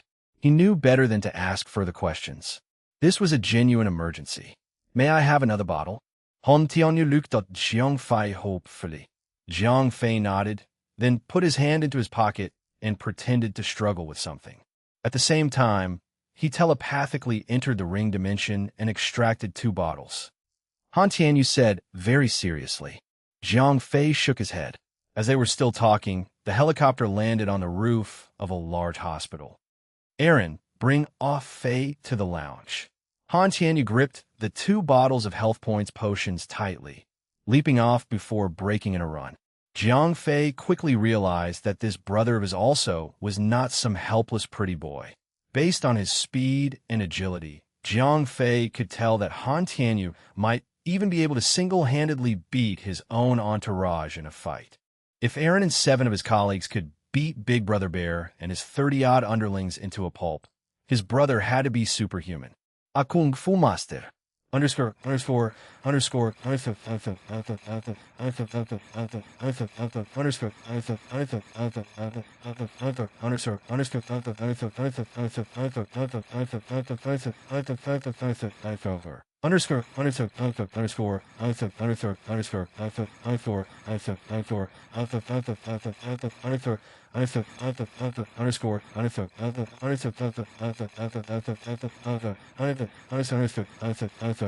Translation note. One Cybertron, Sevoten, is a fictional planet, the home world of the Transformers and the various fictional incarnations of the meta-series and toy line by Hasbro.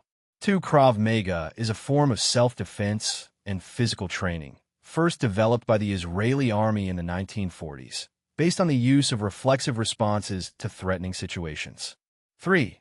A mantis trying to stop a chariot is a Chinese proverb, Tongbi Dongcha, usually used when someone overrates oneself and tries to hold back an overwhelmingly superior force. Chapter 88. 88. Chun Kain. Translator, Endless Fantasy Translation Editor. Endless Fantasy Translation. After Han Tianyu left, Jiang Fei followed Aaron to the lounge. It was luxurious to the point that Jiang Fei was left wondering if a mansion had been built in the hospital. Aaron politely asked. Jiang Fei shook his head. Jiang Fei was almost certain that someone had been seriously injured. Otherwise, Han Tianyu would not have come pick him up in a freaking chopper. Moreover, Han Tianyu had been pale white as he asked for the 2 bottles of potion. Someone significant had definitely been injured.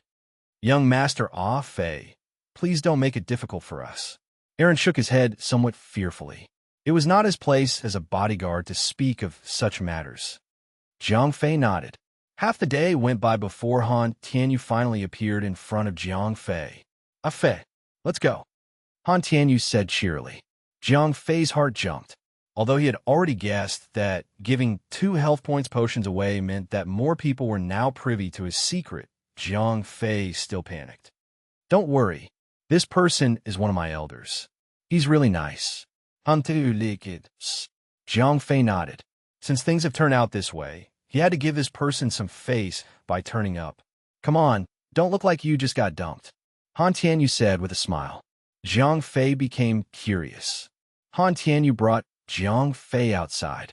Damn. The more they went forward, the more surprised Jiang Fei became. Both covert and undercover officers were keeping watch. There were no less than 100 people responsible for security and martial law occupying the entire ward. Han Tianyu gently knocked the door twice. A crisp female voice was heard. Jiang Fei followed Han Tianyu into the ward. The furnishings of the room was complete but simplistic. The walls were white, and a few pots of flowers were placed on the windowsill. There were fruits on the small bedside table. Even the hospital bed was just an ordinary metal frame bed. This was nothing like Han Tianyu's luxurious ward. At that moment, a girl who had to be between 15 or 16 was cutting apples at the bedside. Although the girl was stunning, it was apparent that her eyes were already swollen from crying too much. A weak voice was heard. As he looked towards the direction of where the sound came from, Jiang Fei saw a sickly-looking middle-aged man. Although he looked pale, his eyes still burned with vigor. I am Jiang Fei. Jiang Fei asked, shocked. This stern face appeared everywhere. As the representative of the Chinese military, Lieutenant General Chun Kain almost spent more time overseas than in China. Other than his regular visits, he often brought Chinese soldiers into countries with political unrest to carry out peacekeeping operations or protect the enterprises and personnel overseas. Everyone knew his face. During a time of peace, of the many generals in China, Chun Kain was the only one who still made use of his soldiers. Chun Kain was being really friendly towards Jiang Fei. Sure, Jiang Fei nodded. Sure. Would you terribly mind if we were left alone? I have some things to discuss, Chun Kain told the girl beside him. After the girl gave him a firm reminder, she turned and left the ward. Ah Fei, I won't beat around the bush with you. Chen Kaiyan looked at Jiang Fei seriously. Jiang Fei was startled. If he wanted potions, that would be easier. How was he going to find a formula for it? Of course, there were recipes in the game, but what was the use of that? After all, he just promised Jiang Fei that they would not talk about his secret. He had only said it a while ago, and now Uncle Chun was already asking for the formula. Was this appropriate? Chen Kaiyan smiled awkwardly. Then, he looked directly at Jiang Fei and said, I mean, as long as you can give me a price, regardless of money or power, I can help you find a way. This potion is really amazing. The potion was given to me by someone else. Jiang Fei had a sidestep. Oh, I see. I was too rash. Ho ho. Chen Kaiyan suddenly changed the topic and asked Jiang Fei. Jiang Fei shook his head. Chen Kaiyan asked again. Jiang Fei shook his head again. Chen Kaiyan asked with a smile. Jiang Fei nodded this time. I came back just like that. We were in Africa, and we were attacked by the enemy in a sudden raid. Shrapnel was embedded in my chest. It was too much for the local physicians to handle. I was transported back to China immediately thanks to some quick thinking and cryogenics.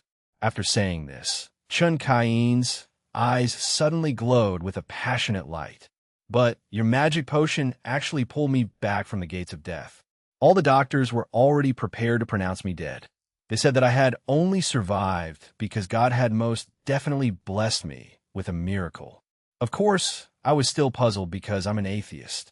Even if there really is a God, God would definitely not bless me. Finally, Xiaoyu told me everything. As his body was weak, Chen Kaiyan was out of breath and panting by the time he was finished. I wondered that if I were to hand out a bottle of this potion to the young boys in my army, the lives we could save are many. Do you know how much pain I feel when I return home with aluminum boxes? They're all amazing boys. When he talked until here, Chen Kaiyan's voice choked, and it was hard for him to continue. Uncle Chun, Jiang Fei said after some consideration. Although he was anxious that his secret would be leaked out, Jiang Fei was only 16 years old. He was a patriotic teenager. When he heard that patriotic brothers and sisters only 2 to 4 years older than him were sacrificing themselves to protect the country, he would not be able to forgive himself for the rest of his life if their deaths continued due to his neglect. Chapter 89. Ordering Potions. Translator. Endless Fantasy Translation Editor.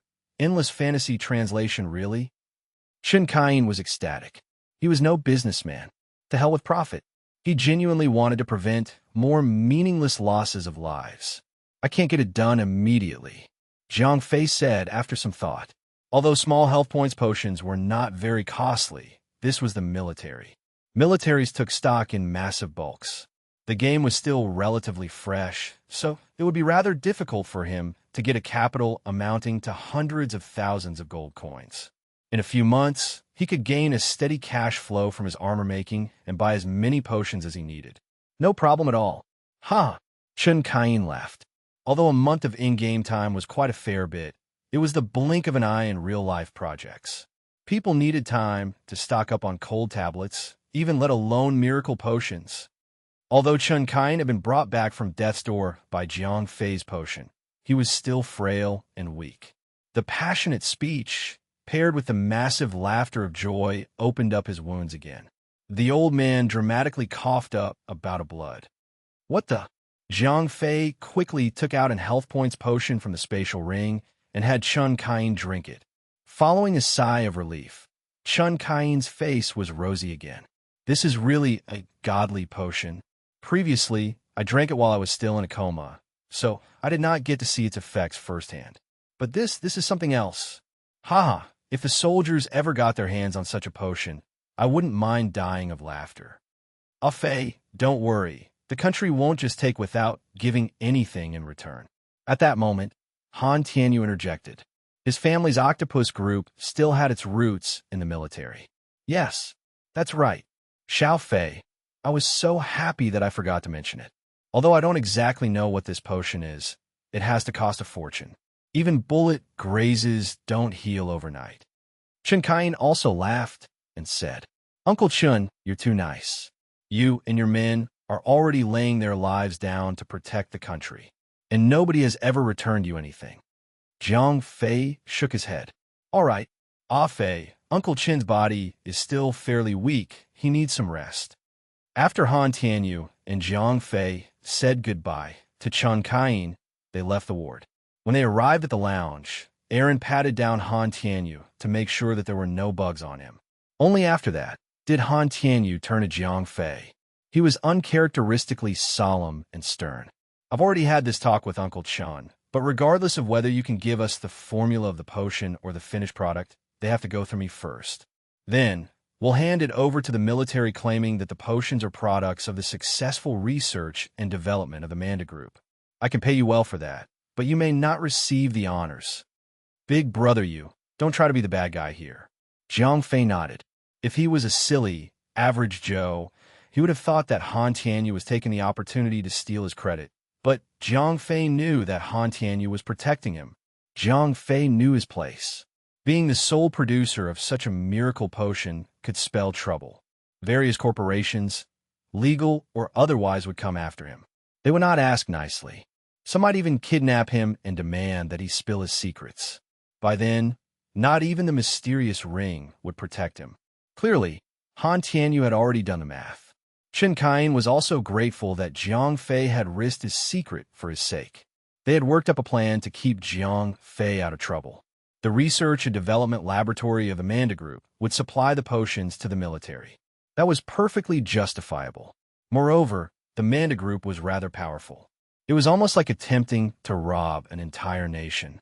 On the other hand, Jiang Fei was one school kid. Even if the country did not forcefully expropriate him, foreign spies would not spare him. He would be extracted in minutes. Ho ho, big brother you, that worked for me. Jiang Fei was not a greedy person. His ring was. It devoured diamonds by the dozens for a single level. Now that an opportunity had presented itself, Jiang Fei was not one to pass up. Damn, Han Tianyu rolled his eyes. Money was the one thing where he had no boundaries. Hee, I'm not used to asking people for money straight up. Jiang Fei was firm on his principles. All right, Han Tianyu le kid. Jiang Fei nodded. Securing the government as a regular customer gave him a peace of mind. If he reached out and asked Han Tianyu for money, wouldn't that amount to making Han Tianyu pay just because he owed him one for saving Uncle Chun? I made it clear. The military will purchase the potions from Manda Group at the price of $1,000 per bottle. Han Tianyu said. The military had limited funding, but Han Tianyu's words were as clear as crystal. The Manda Group would sell the potions to the military at this price. If Jiang Fei wanted more, the Manda Group would cover the gap. Clearly, profit was the last thing on their mind. Jiang Fei asked incredulously. The current exchange rate of gold coins on the black market was only 1 to 10. Even medium health points potion was slightly over 30 silver coins, which was equivalent to $3. With a change of hands, those potions could be bought at the price of $1,000. The world has gone insane. Of course, Jiang Fei's calculations were off. Indeed, this potion was only worth $3 in the game. Healer classes existed. Dying in-game only costed you a level. In reality, things were different. This potion saved lives. Disfigurement, cancer, the possibilities were endless. Buying a life for $1,000 was a bargain, regardless of how you looked at it. This was why Han Tianyu was willing to have Manda Group cover prices that the military might possibly fail to meet. Why? Is that not enough? Han Tianyu asked. Jiang Fei told the truth. Oh, Han Tianyu le kid. Chapter 90, Owning the Level Ranking Boards. Translator, Endless Fantasy Translation Editor. Endless Fantasy Translation. In the end, Jiang Fei and Han Tianyu agreed to follow the price given by the military. Jiang Fei would give the potions to Han Tianyu discreetly, and Han Tianyu would pay Jiang Fei the money. After that, Jiang Fei could rest easy. No one, other than Han Tianyu and Chen Kain, that would know of Jiang Fei's existence. Jiang Fei did some quick counting. At $1,000 per bottle, 1,000 stacks of health points potions was 30 million in cash. Then, he should be able to buy enough diamonds to level up the ring. 1,000 stacks of medium health points potions in the game was 10,000 gold coins. This amount was nothing but a wave of his hammer, but he did not intend to give all the potions to Han Tianyu immediately. It would be difficult to explain how he had managed to amass such a large number of potions so quickly. In the evening, Jiang Fei returned home. Due to the gag order, Jiang Fei's parents knew nothing about him being taken away by the armed helicopter. It suited Jiang Fei just fine. After dinner, Jiang Fei laid on his bed and replayed the events of the day in his mind. His potion's secret had been exposed to another person. He had made some dealings with some very powerful individuals, but Jiang Fei did not regret it. As a patriotic young man, he was happy to contribute to the country. Moreover, he was making a fortune off these potions. If he was ever a loss of how to spend the money, he could always feed his stupid ring. At 11 o'clock sharp, Jiang Fei logged into the game once again. A few white lights flashed. One after another, Jiang Fei and his party members appeared in one of the hatcheries that had already been cleared the previous day. Jiang Fei said hello to everyone. When Zhao Feng saw Jiang Fei, he immediately rushed over to Jiang Fei's side.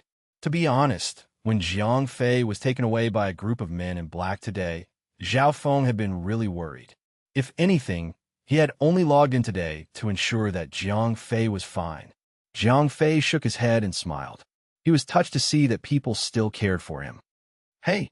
When Sun Mingming saw that Jiang Fei was safe and sound, she was delighted, but she still forced a scowl on her face. After all, Jiang Fei had shoved her aside, despite her best intentions. Sun Mingming decided to be angry at Jiang Fei for at least 10 minutes. Grand Aunt, you really dare to stand up against anyone. Jiang Fei could not help but tremble beneath her gaze. If Aaron and the others really did something to her, she might end up with broken bones. Sun Mingming asked curiously. Zhao Feng remained silent.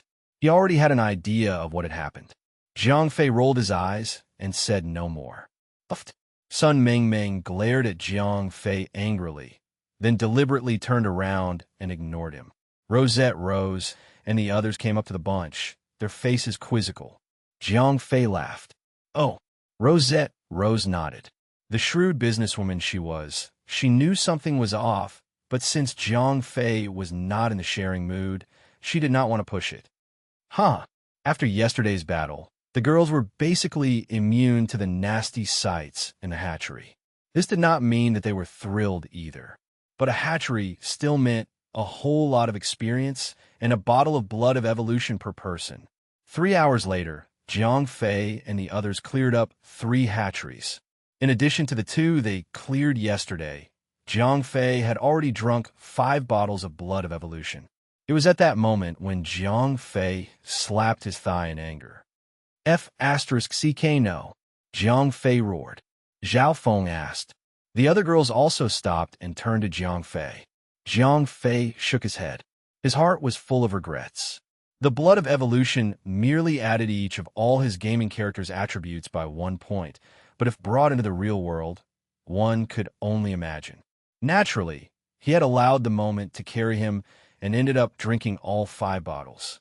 Moreover, who knows if there were any more hatcheries up ahead? Luck was still on his side. One hatchery came after another. Clearly, these ruins were completely occupied by mutants. Ding! Congratulations, player Verger Glider, for reaching level 24. All attributes +1. After clearing another 2 hatcheries, Jiang Fei leveled up again. However, he stowed away the additional 2 bottles. Wow, Rosette Meow Meow said. At this time, Jiang Fei's ranking on the level ranking board had reached the 2nd spot, pushing down Billy Boy to 3rd. He was not the only one to climb up at that alarming rate. At that moment, half of the places on the level ranking board had been occupied by the girls in Jiang Fei party. Other than Sun Mingming, who was still level 21, everyone else was around level 22 or 23. If only the level ranking board was a little longer, his entire party might be there. The party continued to advance forward as golden pillars of light flashed through the girls one after another. They started leveling up once within an hour. Even if the unknown dungeon ended there and then, They had already earned their share of rewards from it. Ding! Congratulations, player Verger Glider, for reaching level 25. All attributes +1. After swinging his way through 8 more hatcheries, Jiang Fei reached level 25, while the girls were mostly at level 24. Sun Mingming was already level 23 and more than halfway to level 24. The overall level rankings of Dawnlight City went through an enormous change. Happy Drunk, always at the top of the rankings, had dropped to the bottom, while the others had been booted altogether. Jiang Fei's party had claimed the entire ranking board as their own. F***CK this shit. That makes no sense. Shameless assholes. The world was full of ridiculous folk. They either grew furiously jealous as others found happiness, or downright schadenfreude. Here, they were crying foul as others soared up the ranking boards. Others had started bombarding Jiang Fei with private messages, demanding that he revealed the secrets. The public rabble aside, even members from the 4 major guilds were profoundly regretting their decision to stay put. It was for their own good that they had not attempted the dungeon. They would not gain any levels from such an attempt. If anything, they would only die, lose equipment and levels. What could an average tank do against 4 advanced elite monsters and 20 or 30 normal elite monsters at the same time? Don't even get me started on the evolved mutant. Even Jiang Fei was barely able to outlast it. Anyone else would be utterly destroyed. Chapter 91. 91. Mutant Empress. Translator. Endless Fantasy Translation Editor. Endless Fantasy Translation. As voices chattered across the server, Jiang Fei and the others entered a new map with mixed feelings. As it was no longer a hatchery, Jiang Fei and the others felt the joy of finally arriving at a whole new map, but they were also reluctant to part with the rich experience points and evolution blood. Although the hatchery was monotonous and boring, the experience points had been on another level. It was as if they rode a rocket that sent them to the top of the level ranking board. Even Sun Mingming, the lowest level girl, was already closing in on level 24. The most painful loss was the evolution blood. When Jiang Fei and the others were completely done with the hatcheries, everyone had obtained 15 bottles of evolution blood.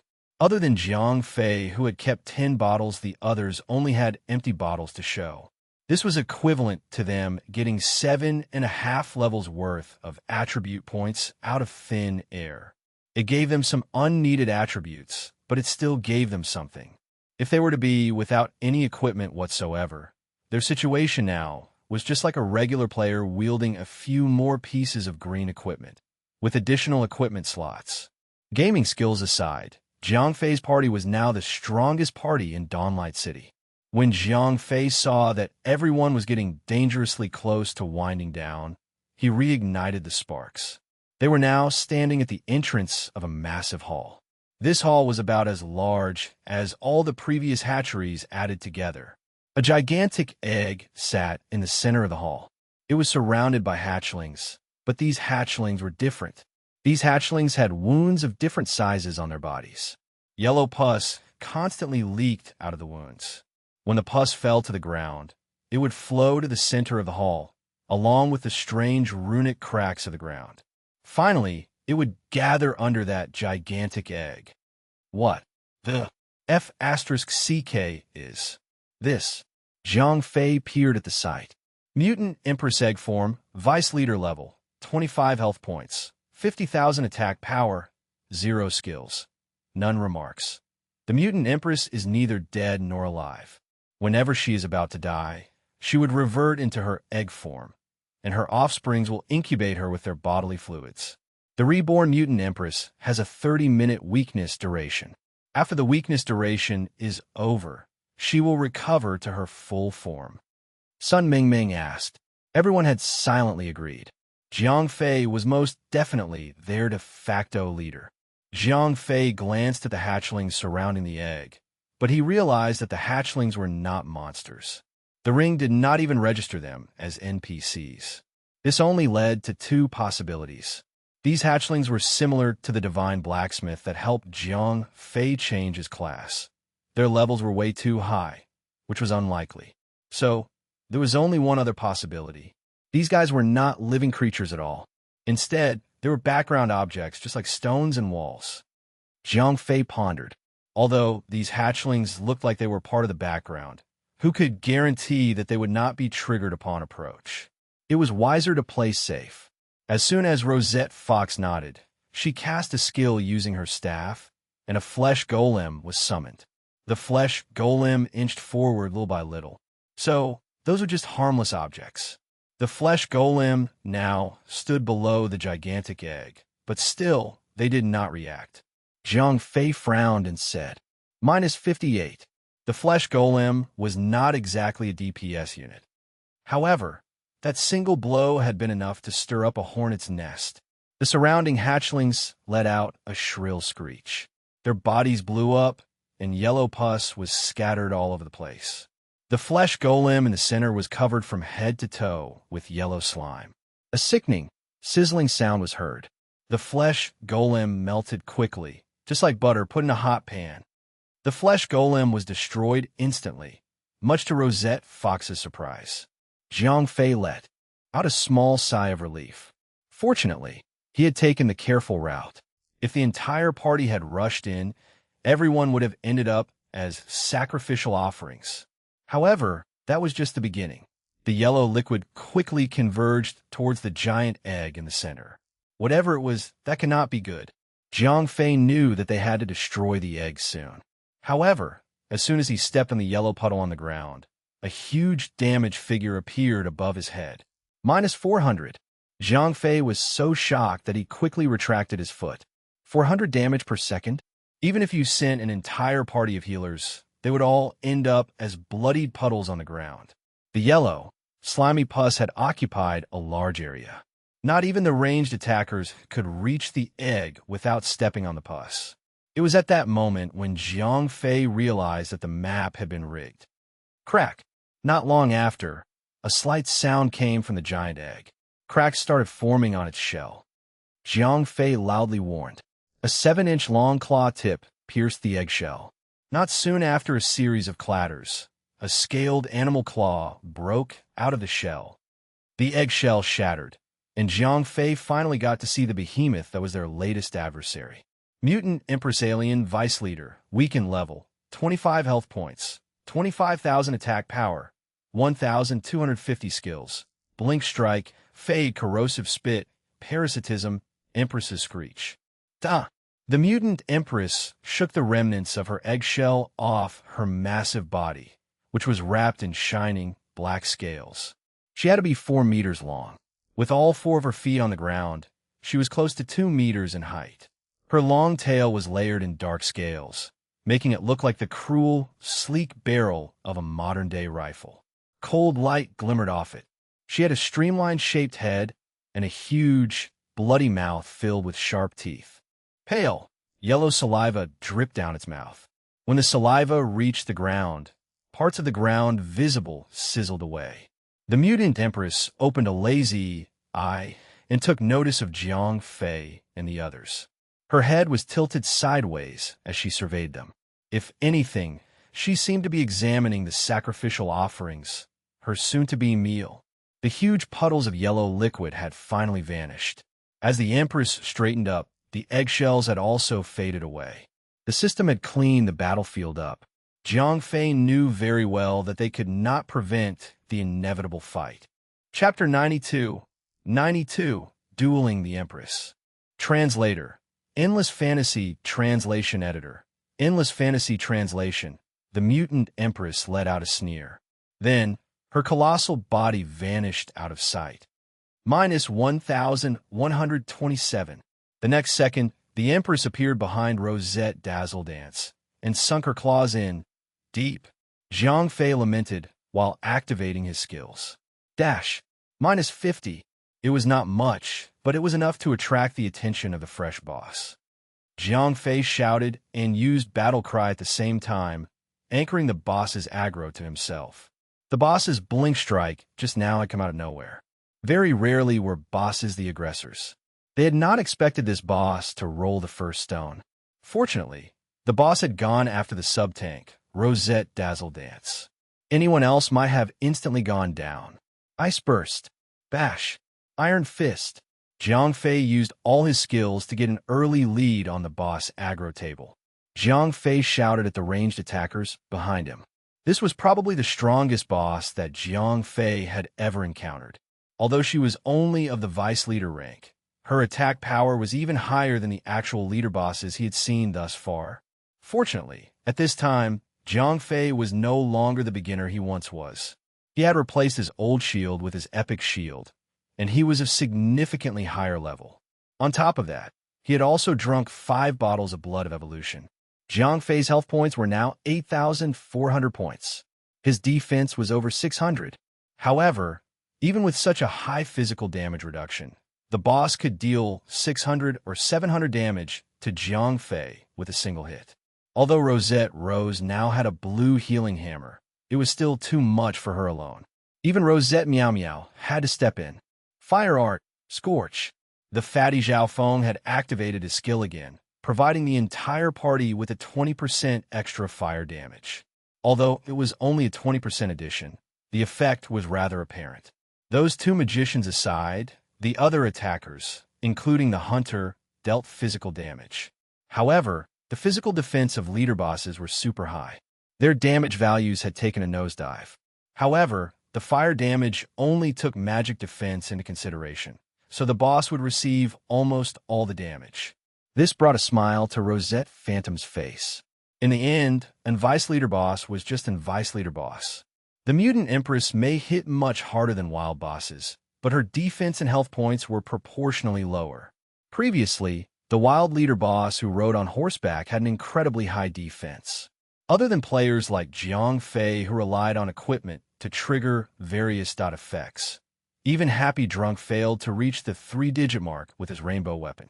The other players only dealt around 10 to 20 damage. However, this Vice Leader Empress was dealing 100 to 200 damage per attack. Based on the percentage of the boss health points, Jiang Fei's 10-man party was already dealing even more damage than the 100-man party. When the boss health points dropped to 80%, she spat some of her yellow saliva onto Jiang Fei. Fortunately, Jiang Fei had habitually turned the boss around, having it present its back to the party. As a result, Jiang Fei was the only one who suffered from the corrosion effect. Corrosion, 150 damage per second, and a 30% reduction in defense. The effects last for 30 seconds. SSS, Jiang Fei exclaimed and drank a medium red potion. The effect, which caused 150 damage per second, was offset by a bottle of medium red potion, but only 50 damage per second remained, which Rosette Meow Meow's regeneration took care of. However, that 30% defense reduction was quite a severe blow. After Jiang Fei's defense had been reduced by 30%, the boss started dealing significantly more damage. Now, the 2 healers have been forced to focus on healing only Jiang Fei. Ding! As the system sent out a warning, the boss in front of Jiang Fei disappeared into thin air. Jiang Fei shouted. The boss suddenly appeared behind Rosette Meow Meow and drove her gun barrel of a tail into the woman's back. Taunt!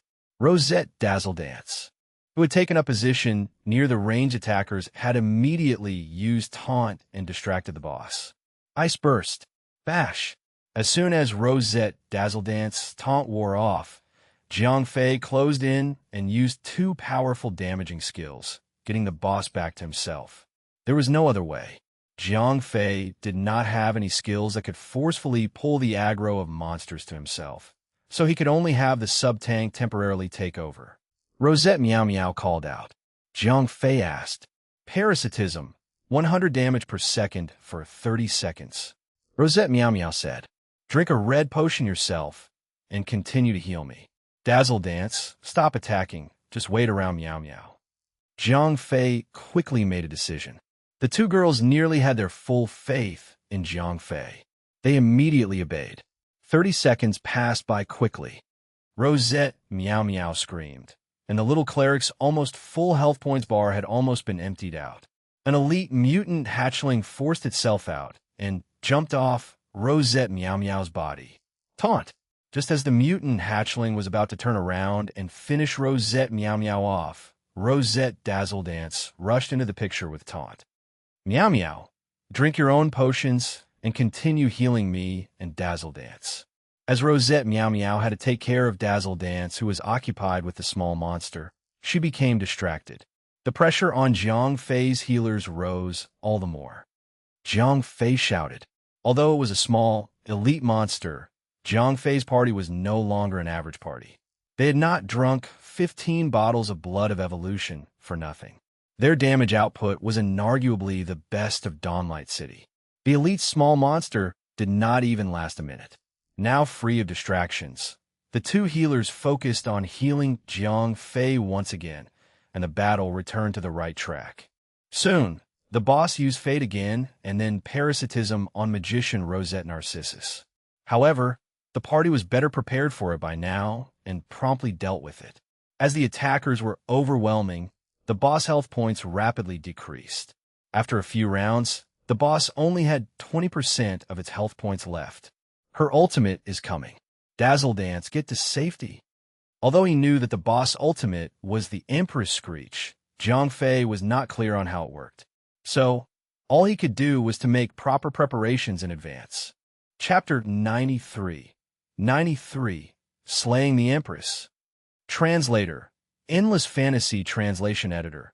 Endless Fantasy Translation. A sharp sound assaulted his eardrums. Jiang Fei quickly asked. Rosette, Rose shot back. Jiang Fei breathed a sigh of relief. That would have been the worst-case scenario. He would have to cope without healing again.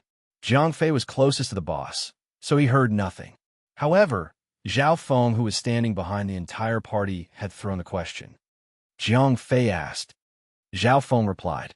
As soon as Zhao Feng's voice fell, not only did the girls hear it, even Jiang Fei did. It was the sound of a stampede, and it was growing. Oh, F***CK no. Jiang Fei lamented. Rosette, Rose asked. Jiang Fei shouted. As the boss had just only used its corrosive spit, there was no need to worry about that for now. The melee attackers Rosette Phantom and Sun Meng Meng were already beside Jiang Fei, so there was no need for them to move.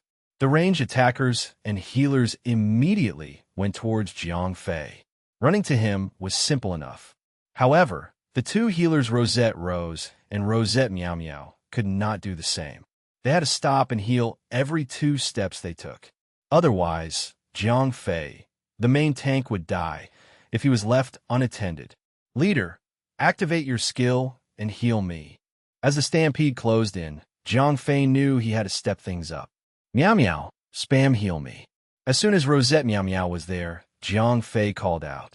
Rosette Rose immediately stopped healing and ran towards Jiang Fei. As soon as Rosette Rose stopped healing, Jiang Fei's health points plummeted. Even though Rosette Meow Meow was doing her best, clerics were still way better at healing a group as a whole. In terms of healing a single target, clerics were incomparable to knights.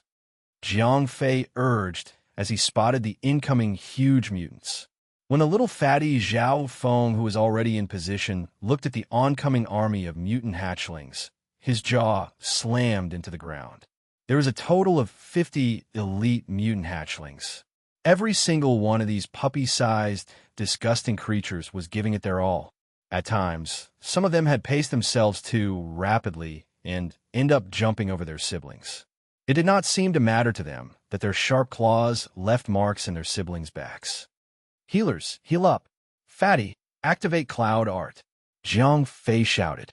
At the same time, he began to estimate the charging speed of the monsters and prepare to use a single battle cry and hit them all in one fell swoop. He could not allow these monsters to attack as they wished. 3 or 4 of them were enough to instantly kill someone with cloth armor. Even a bandit with light armor would not last 2 flurries. Jiang Fei had to do everything he could to protect his party. As soon as these monsters entered the battlefield, they immediately started registering aggro. As the healers were continually healing Jiang Fei, the 2 healers Rosette Meow Meow and Rosette Rose became their first target. Battle cry. Jiang Fei had timed it down to the last second. Just as the first wave of mutant hatchlings closed in on the 2 healers, Jiang Fei used battle cry and diverted their attention. More than 40 mutant hatchlings changed their target to Jiang Fei, while the remaining 6 or 7 were intercepted by Rosette Dazzledance. -22, -15, -20, -18. A huge amount of damage figures popped up on Jiang Fei's head. Even with Zhao Feng's Cloud Art Air Shield protection, Jiang Fei still received more than 1,000 damage per round. If it was just these small monsters, the two healers would have no problem healing Jiang Fei. However, the boss was already difficult enough. Now, they had to deal with an additional 1,000 damage per round. At that moment, Jiang Fei saw no other option. The boss still had about 18% of its health points remaining. There was still hope if they risked it. They would never fend off the little ones without Zhao Feng's fire art. Now that everyone had turned to the boss, the full extent of the party's power could be seen. Rosette Phantom stood among them like a titan. With the epic sword in her hand, the boss lost chunks of its health at once. On the other hand, Jiang Fei's health points was also decreasing rapidly. Every 3 or 4 seconds, Jiang Fei had lost about 1,000 health points. A golden light flashed above Jiang Fei's head, and the special effect of the blazing hammer was triggered. The undying Jiang Fei had regained 50% of his health points. Armored Bulwark. Jiang Fei also activated one of his emergency skills. Although Claret Aegis was also rather useful, nearly 50 small monsters were attacking him. The 3-time effect of Claret Aegis would be wasted. At this time, everyone, including Rosette Dazzledance the sub-tank, was attacking as hard as they could. Everyone attacked the boss like no tomorrow. Following a scream, the mutant Empress health points bar was finally emptied. Ding! You have eliminated Mutant Empress. As soon as the boss fell, the girls cheered. At the same time, a golden light flashed across Sun Mingming's body. She had reached level 24. Jiang Fei was also relieved. Without the high-damage boss, the 50 small monsters were no longer a threat. Rosette Dazzledance scoffed. Jiang Fei nodded. Although they were all elites, they were fairly weak. If 50 evolving mutants came instead, that would have been another story. After the 50 monsters were killed, everyone obtained a huge amount of experience. Sun Mingming had surpassed Happy Drunk, who was so busy with the construction of the guild that he had neglected to grind. At that moment, Jiang Fei's party completely monopolized the level ranking board. Wow. Rosette Meow Meow said excitedly. Among the people present, other than Jiang Fei, who had killed a real boss before, the others had only fought against an advanced elite boss at most. Although such bosses were dungeon bosses, they were not actually bosses.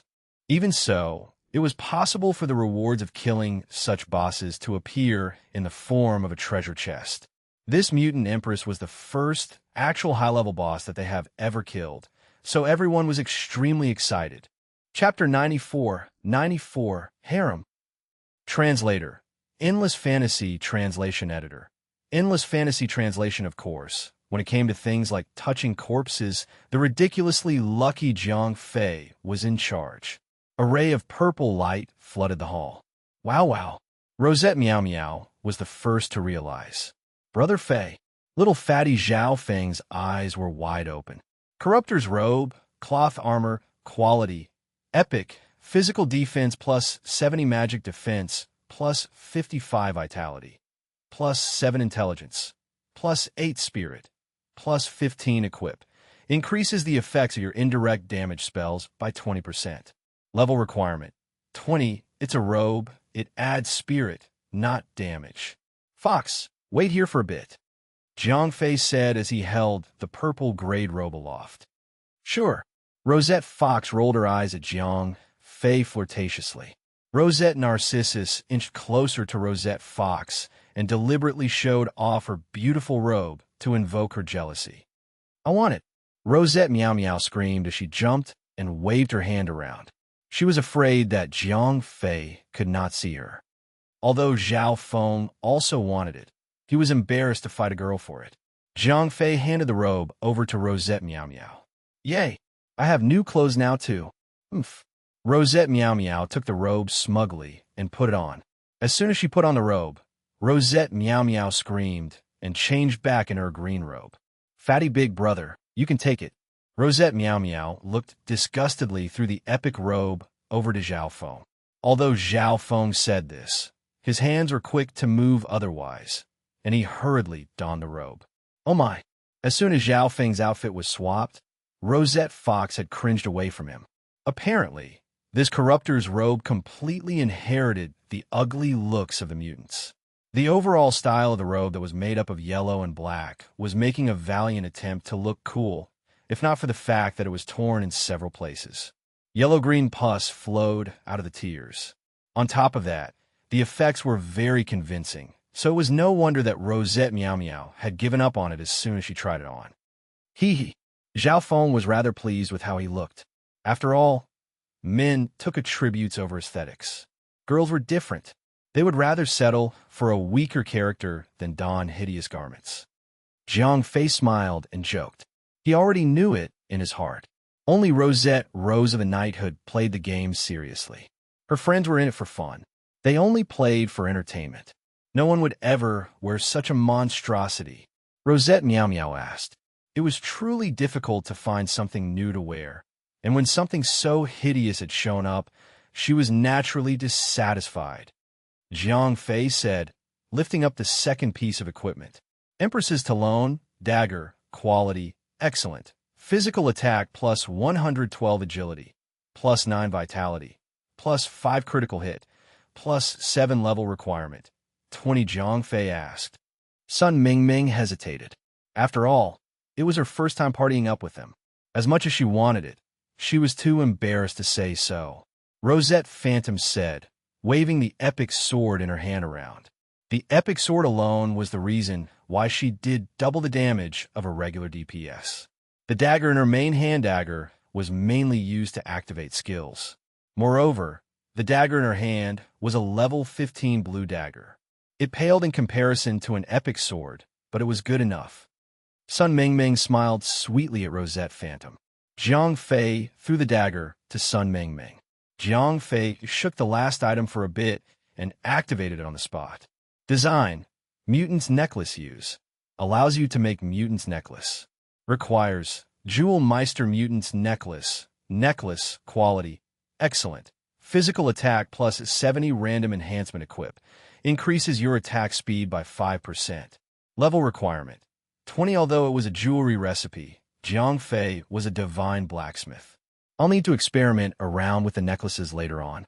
Physical damage classes can go to the clan's storage and extract them. Ming Ming, this includes you as well. Jiang Fei said to everyone after he finished learning the recipe. Why must you be the one giving it to her? Rosette Fox would not miss any chance to tease Jiang Fei. Jiang Fei remained bemused, but Sun Mingming's face was all red. Jiang Fei rolled his eyes. At some point, the girls made him red between the ears every single day. However, he had been with them for some time now, so he was basically immune at that point. Sometimes, he would even tease the girls in return. Why go through so much trouble? Rosette Fox said. Rosette, Rose asked.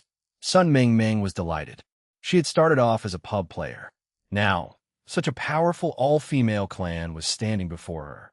I want to join too, Zhao Feng shamelessly said. Rosette Fox went to Zhao Feng, lifting his fat chin up with her slender fingers. Yes, Zhao Feng was just like a puppy. Well, you'll have to meet the requirements. We only accept beautiful women. Rosette Fox's voice was so sweet that it would entrance anybody. Zhao Feng asked dumbly. Rosette, Rose rolled her eyes. This girl was just being cheeky again. Let me tell you now. First, you have to go to Thailand and do a minor operation, then go to Korea for plastic surgery. Rosette Fox said with a smile. This time, all the girls were laughing their heads off. Zhao Feng asked with a downcast face. F***C Kami. Wasn't he going to be a lady boy? That can't be done. Rosette Fox said with a straight face. Zhao Feng asked while pointing at Jiang Fei. Hee hee, little fatty, can't you tell? Rosette Fox knew no limits. Yeah. As soon as Rosette Fox opened her mouth, the other girls actually followed and played along. Chapter 95, Asakuna Orb. Translator, Endless Fantasy Translation Editor. Endless Fantasy Translation. Zhao Feng gave Jiang Fei a huge thumbs up. Jiang Fei groaned. The minority would always be bullied. If there were only one girl in a group of people, this girl would be teased by the wolves, and vice versa. All right, everyone stop. After Rosette, Rose added Sun Meng Meng to the clan. She pressed her hands together.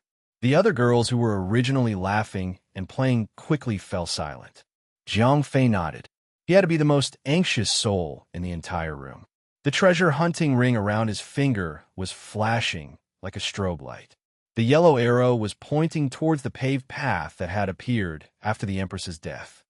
As he did not know if the path ahead was safe, Jiang Fei led the way with caution. In the end, Jiang Fei had worried for nothing. The entire path was spotless. No traps or monsters blocked the way. Their party of 10 walked through unhindered. After Jiang Fei and others walked through the paved path and entered the next big hall, they were shocked. This hall was not as spacious as the previous big halls. In the middle of the hall was a small hill made up of gold coins. A fine wooden box sat at the top of the gold coin hill. While everyone else had locked their sights upon the gold coin hill, Rosette Bubbles pointed towards the corner of the hall. Jiang Fei followed her finger and spotted a corpse in the corner. The corpse had long shriveled up. Next to the body were 7 or 8 egg-sized, blood-red Ganoderma lucidums. Jiang Fei was overjoyed. He had been agonizing over the prospect of fighting an entire horde of specters just for some bloody blood Lingji mushrooms. He had not expected to find it in this unknown dungeon. The arrow of the treasure hunting ring had directed him here. Jiang Fei approached the blood Lingji mushrooms and stowed them away in his backpack. It was of no use to anyone else, after all. He had inadvertently touched the corpse. Something metallic was gleaming beneath the corpse. He gently rolled the corpse over. After a plop, an item fell out. Soul guarding plate, special item, artifact, severely damaged. Inscription, you feel a deadly aura.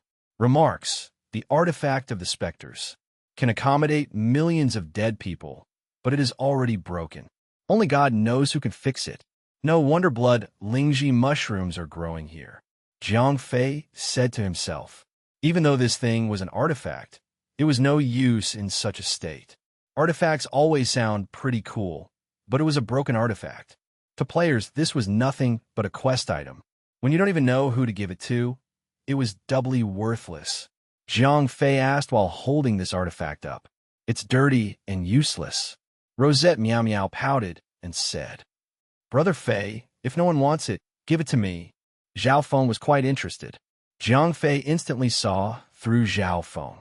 Zhao Feng scratched the back of his head sheepishly. Jiang Fei threw the useless artifact to Zhao Feng. After all, it was a worthless piece of trash. Rosette Meow Meow was clearly not interested in this broken artifact. So she urged Jiang Fei to look at what was inside the box sitting atop the gold coin pile. Jiang Fei opened the exquisite wooden box. A golden light flooded the room. Even Jiang Fei was shocked. Asakuna Orb, Ablation, Legendary, Special Effects. With the light of God, the attack power, defense power, health points, and mana points of all targeted allies within 1 kilometer radius are doubled. Needed for activation, Asakuna Altar.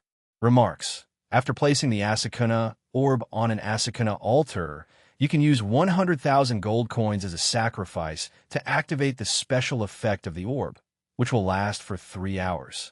Construction recipe. Asakuna Altar. 3 times remaining. Use. Allows an NPC craftsman to build an Asakuna Altar for you. Construction time. 7 days. Jiang Fei held the item in his hands, and for once, he was at a complete loss of words. This was not an equipment that players could wield. It was an artifact used to defend cities. If you build an altar in your city and offered the orb to the altar, you could just activate the orb and watch your army turn the enemy into mincemeat. The defensive wall and gate of the city would double in power. Afe, you should hunt for a territory order as well. As soon as she saw this powerful orb, Rose became interested. She was feeling mighty ambitious. She was so excited that her little face became flushed with a tinge of pink, which made her look abnormally attractive. The level ranking board was not where the end of her goals lay. At first, she did not have the confidence in her strength and the strength of her friends. They would be easily eaten up by the hostile world. With this orb, what was there to be afraid of? Leader, it's easy for you to say, but where can I even find a territory order? Jiang Fei rolled his eyes and said. Rosette Rose had gotten ahead of herself. If the territory order was that easy to obtain, 3 of the 4 major guilds would not have banded up to fight the one that obtained a territory order. Rosette Fox asked, let's just keep it for now. The only guild that can use it now is the aristocrats, but we are not short of money, so there's no reason to sell it yet, Rosette Rose said. None of the girls in the clan were poor. Jiang Fei, Zhao Feng, and Sun Mingming were the same. They were not as rich as these girls, but they would not sell such treasures so easily. Jiang Fei said, while looking at the slightly disappointed girls. Okay. Rosette Meow Meow dove into the pile of golden coins. These girls would not think twice before they spent any money, but this was because gold coins were just numbers to the players. When piled up into a mountain like this, anyone would get excited. After counting, he could see that there were as many as 50,000 gold coins.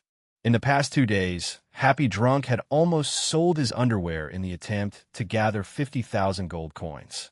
Now, Jiang Fei and the others had gotten an equal amount without half the effort. Jiang Fei and the others were not lacking any money, so they had no complaints. These gold coins were distributed in one breath, and everyone received 5,000 gold coins each. Chapter 96. 96. Jiang Fei the Terrorist. Translator. Endless Fantasy Translation Editor. Endless Fantasy Translation. After the money was distributed, a slate could barely be seen beneath the pile of gold coins. Some tiny words were engraved on it. As they read the words, Jiang Fei and the others grew to learn of this dungeon's origin. It was originally the temple of the demon Asakuna. However, a long time ago, a plague had struck the area so hard that everyone died and became specters. These specters could no longer think for themselves. They just maintained the habits they had before they died. Those who loved to study the word of the demons were just flipping books continually. Those who had to preach to the disciples swayed on the podium aimlessly. They were just like the demon lecturer and the other monsters that Jiang Fei and the others encountered. However, the tranquility of the temple did not last very long. The mutant empress invaded this place. At first, the empress was hunted by the specters. However, as the empress reproduced more and more mutant hatchlings, the specters at the lower level of the temple were eventually wiped out. This was how the hatcheries that Jiang Fei and the others passed through in order to get here came into existence. As time went by, the number of hatcheries increased, and the mutant empress eventually gained near full control of the entire temple. Fortunately, Jiang Fei and the others happened upon the place, just as the mutant empress was in her egg form. The freshly hatched mutant empress had a 30-minute weakness period. Otherwise, Jiang Fei and the others would have ended up as snacks for the mutant empress. As they now understood the ins and outs of this dungeon, Jiang Fei and the others also knew that they have cleared this unknown dungeon. Even though they were still yearning for more, they had been more than compensated for their trouble. Just one unknown dungeon allowed a group of players who could have never gotten a place in the level ranking board to take up all the spots in the rankings. Moreover, each of them had further obtained 15 bottles of precious evolution blood. This could be said to be their biggest gain out of this trip. As this was the end of the dungeon, Jiang Fei and the others immediately used return scrolls and left. When he got back to Dawnlight City, Jiang Fei looked at the time. It was time to log out soon. This time, Jiang Fei was already level 25. The amount of experience points needed for him to level up now was dizzying to look at. If he relied on some old-fashioned grinding, he would probably need a few days to level up once. With the money in his pocket, Jiang Fei could do a lot of things. He directly purchased a large number of materials with nearly 500 gold coins and produced 50 sets of materials for the mutant's necklace. Players did not have to go to the blacksmith shop to produce jewelry, so Jiang Fei directly began inlaying jewelry in front of the clan storehouse. Ding! Ding! You have successfully crafted a mutant's necklace strength. The success rate of jewelry inlaying was far lower than smithing. Moreover, it was an excellent quality recipe. Despite Jiang Fei's high luck, buying more than 50 sets of materials had only managed to successfully earn him 17 finished products. In addition to that, there were only 2 pieces of purple necklaces. After picking out an epic necklace that suited him, Jiang Fei deposited the rest in the clan storage. Mutant's necklace, armor penetration, necklace, quality, epic, physical attack, plus 80 vitality, plus 10 equip, allows you to gain the skill, Sunderstrike. Deals 400 damage to the enemy immediately and reduces the enemy's physical defense by 20% for 30 seconds. 1 minute cooldown time. Equip. Increases your attack speed by 5%. Level requirement. 20 after putting on the new necklace. Jiang Fei's health points soared to 8,800, and he now had more than 600 defense. If he meets another leader boss, Jiang Fei would not be the same as before. He would not have to rely on any death immunity skills to save his life anymore. Crafting jewelry took up a lot of time. When Jiang Fei was done, it was almost time to go offline. Jiang Fei thought about it for a bit, then went to the potion shop and bought 10 stacks of medium health points potions before depositing them in the blue box of the spatial ring. 10 stacks of medium health points potions cost him 100 gold coins. That was a total of 300 bottles. Jiang Fei was planning to hand it over to Han Tianyu. Although Jiang Fei did not lack gold coins, his spatial ring had limited space. He could only store 16 items at once. Moreover, several blue boxes were occupied by other items. After 6 o'clock, a new day began. Wow, no idea. That can't be true. Ho ho. A while ago when Jiang Fei was in the limelight, I heard that Li Haizi had planned to beat him up. Now, Li Haizi is probably scared to death. He wouldn't dare to make a move on Jiang Fei anymore, right? You're right. Li Haizi feels like he's part of mafia, even though he just knows a bunch of gangsters, and he goes around stirring up trouble everywhere. When Jiang Fei walked into school, he heard people whispering to each other all the way. Those students were respectful towards him, yet fearful. They all shied away from him, far away. After all, Han Tianyu had gone a little overboard with things yesterday. Well, he could not be blamed entirely either. It had been truly urgent. Shin Kaiyin's life had been at stake. Han Tianyu had wanted to call Jiang Fei and ask him to wait at the field so that the helicopter could just pick him up and leave. However, Jiang Fei was in class, and he had taken out the batteries of his cell phone. Frustrated, Han Tianyu was left with no options. Although the school had received a notice and imposed a gagging order on the students, these students would still discuss among each other in hushed whispers. Moreover, students from the 9th class now had the chance to brag around, so the versions of the story were becoming more and more twisted. Some of them had even said that Jiang Fei was the mastermind behind the terrorist organization that hit the skyscraper in the United States of America. Of course, such an exaggerated version of the story was so far-fetched that nobody would believe it. However, the most prevalent theory was that Jiang Fei's family had the force of a powerful and influential mafia. Nobody had dared to intercept them, even when they sent an armed helicopter straight into the city center. The students were not alone in these suspicions. Even the teachers looked at him strangely. This included Abbess Miju, who taught chemistry, the perverted madman who taught biology, and the mathematics teacher that came from Cybertron. All of them treated Jiang Fei as if he was transparent. Regardless of whether he was sleeping or daydreaming, they ignored it totally. They would not even ask him to stand in punishment. Wednesday's classes were dull and boring as usual. Jiang Fei was forcing himself to sit up and listen, but he was hoping that class would end early today so that he could go home and study the evolution blood. After all, Jiang Fei had never experienced anything that permanently added attributes in reality. Other than attending classes, Jiang Fei refrained from handing any potions over to Han Tianyu. After all, he had obtained such a large number of potions in one day.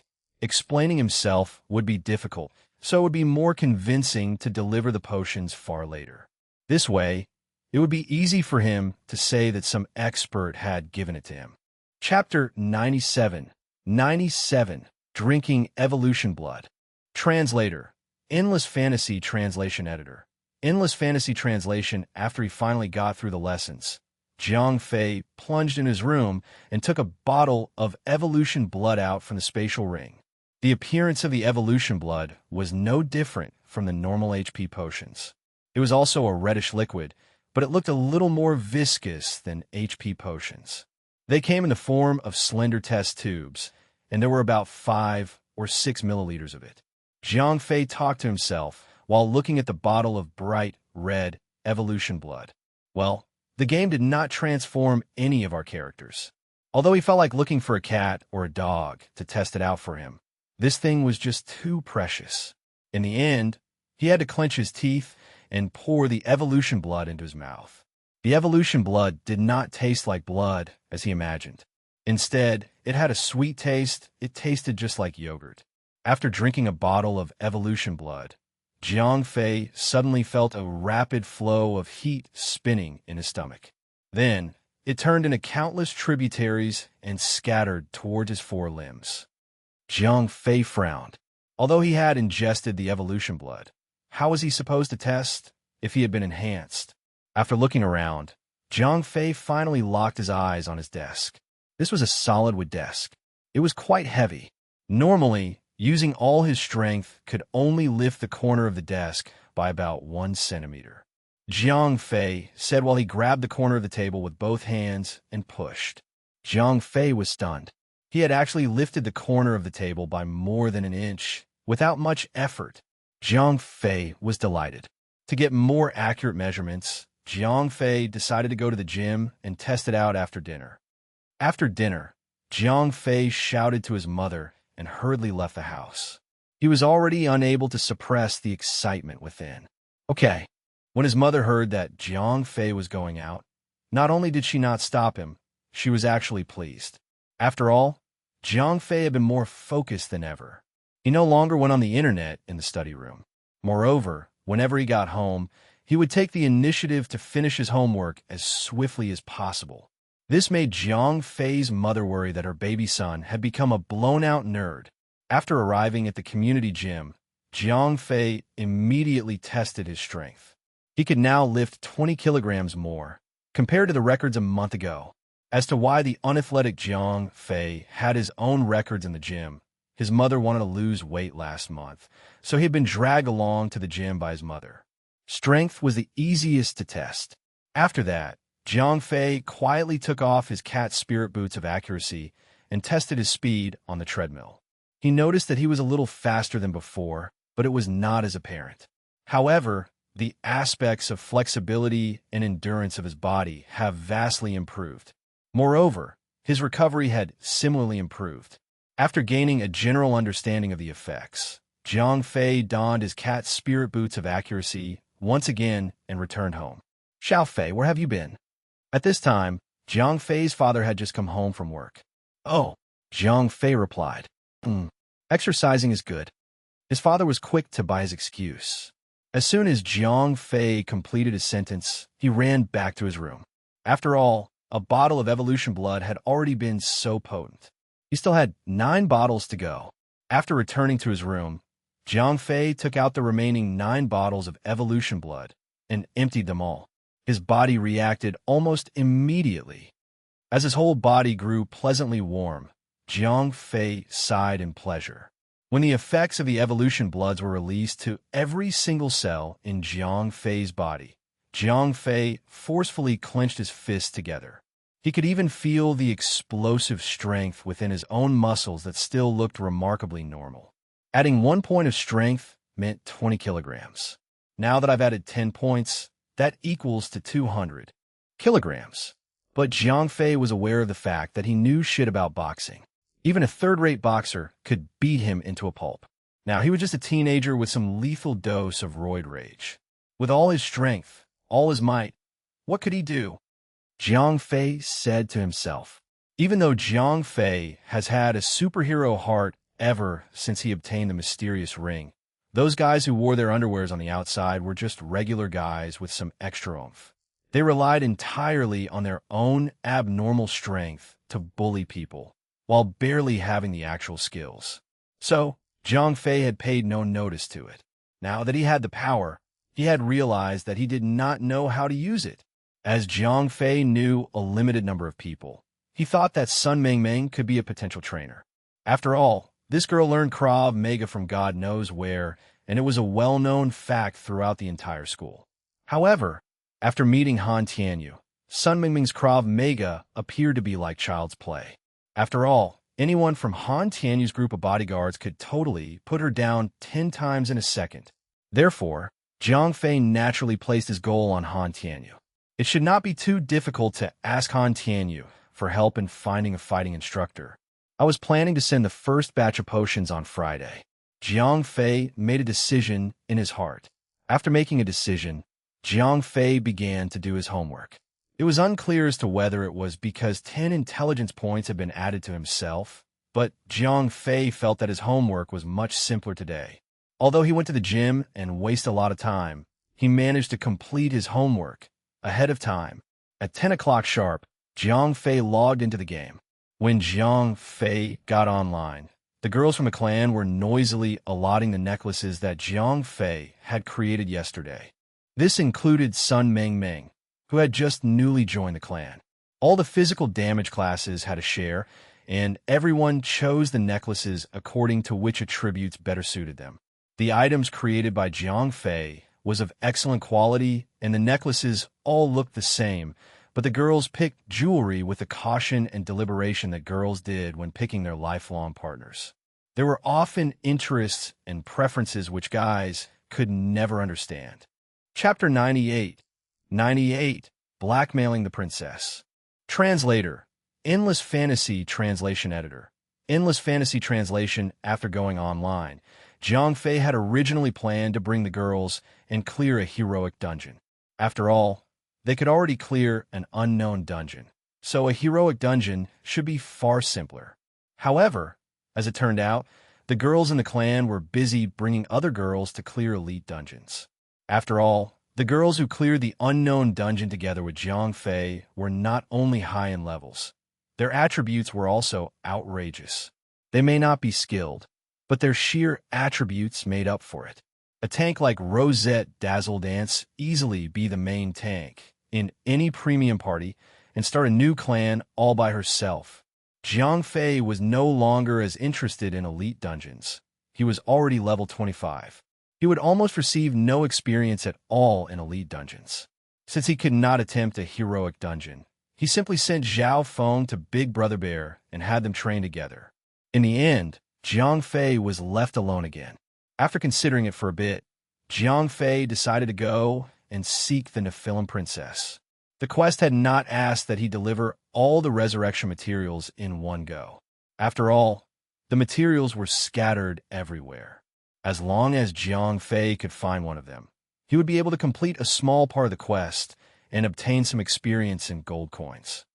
As soon as Zhang Fei entered the cave, William, the Bloodbat commander, appeared in front of him. Zhang Fei laughed and said, "Considering the princess's current situation, it is not wise for her to force herself."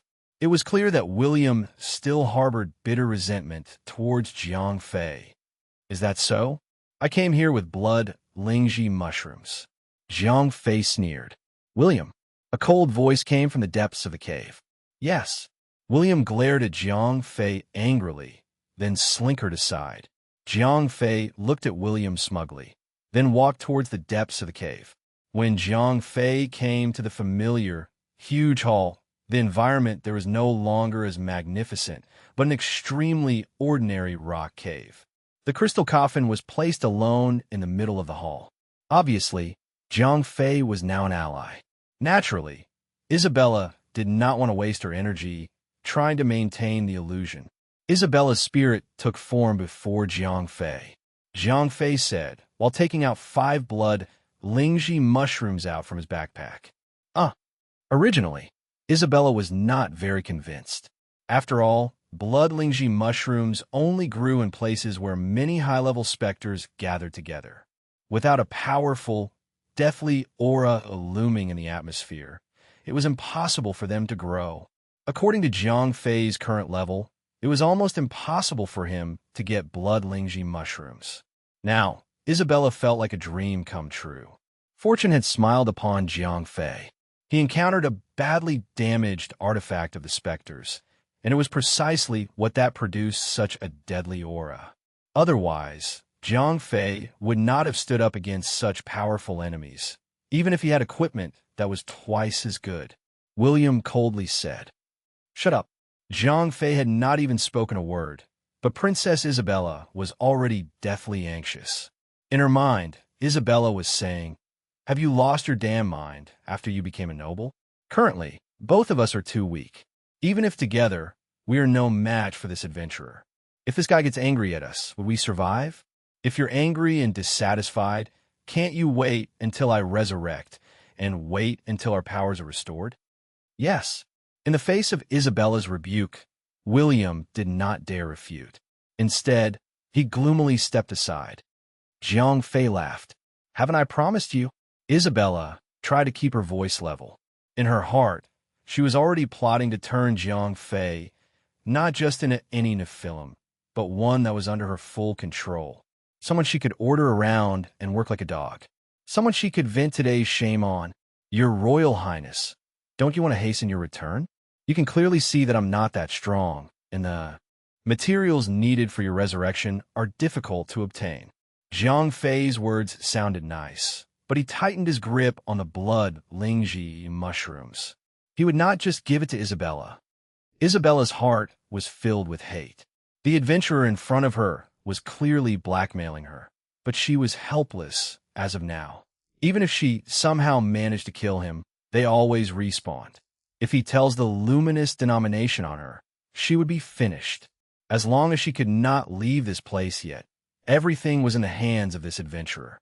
So, when it came to Jiang Fei, she could only lick his boots. Following the voice of Princess Isabella, Jiang Fei heard a system sound. Ding! Quest name, Journey to the Abyss subquest. 4-1, looking for resurrection materials quest requirements. Find one of the 4 materials needed for the princess's resurrection. Subquest rewards, 200,000 experience points. Iron Will Helm, total rewards, 1,500,000 experience points, 500 gold coins, psionic cape. Jiang Fei grinned broadly. Under his coercion, Isabella had divided the entire quest into 4 portions, under the condition that the total rewards remained unchanged. Every time an ingredient was found, Jiang Fei would earn some extra rewards. Looks like he had to talk his way around these intelligent NPCs. Jiang Fei was blinded by his greed. Little did he know that Princess Isabella already hated him to death. She was just waiting to turn Jiang Fei into a Nephilim and take out her anger on him. Princess Isabella asked while trying very hard to suppress her anger. Clearing a quest was equivalent to receiving a few rewards, so Jiang Fei willingly handed the blood Lingji mushrooms over. Ding! You have completed part of the quest. Obtain 200,000 experience points. Chapter 99. 99. Letter Delivery Quest.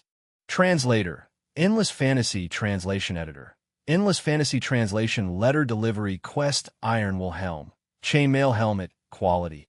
Excellent. Physical defense plus 70 magic defense plus 40 vitality plus 8 magic resistance plus 15 equip.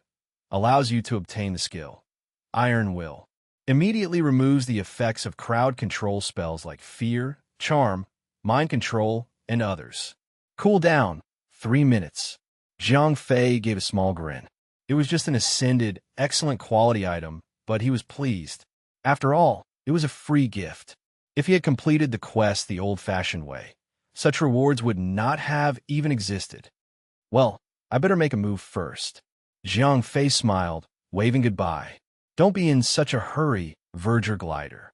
I know that these materials aren't easy to find, so I have written a letter for you. Take this letter to someone called Strasse. Princess Isabella's next words stopped Jiang Fei in his tracks. Ding! Princess Isabella has initiated a hidden quest, procuring a helper. Hidden quest. Jiang Fei nodded immediately.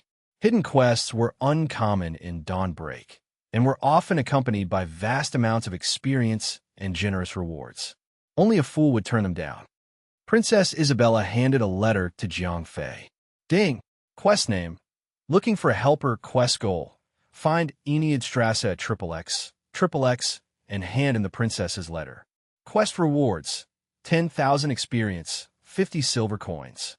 Jiang Fei's mouth twitched a little. Those rewards were a little lacking.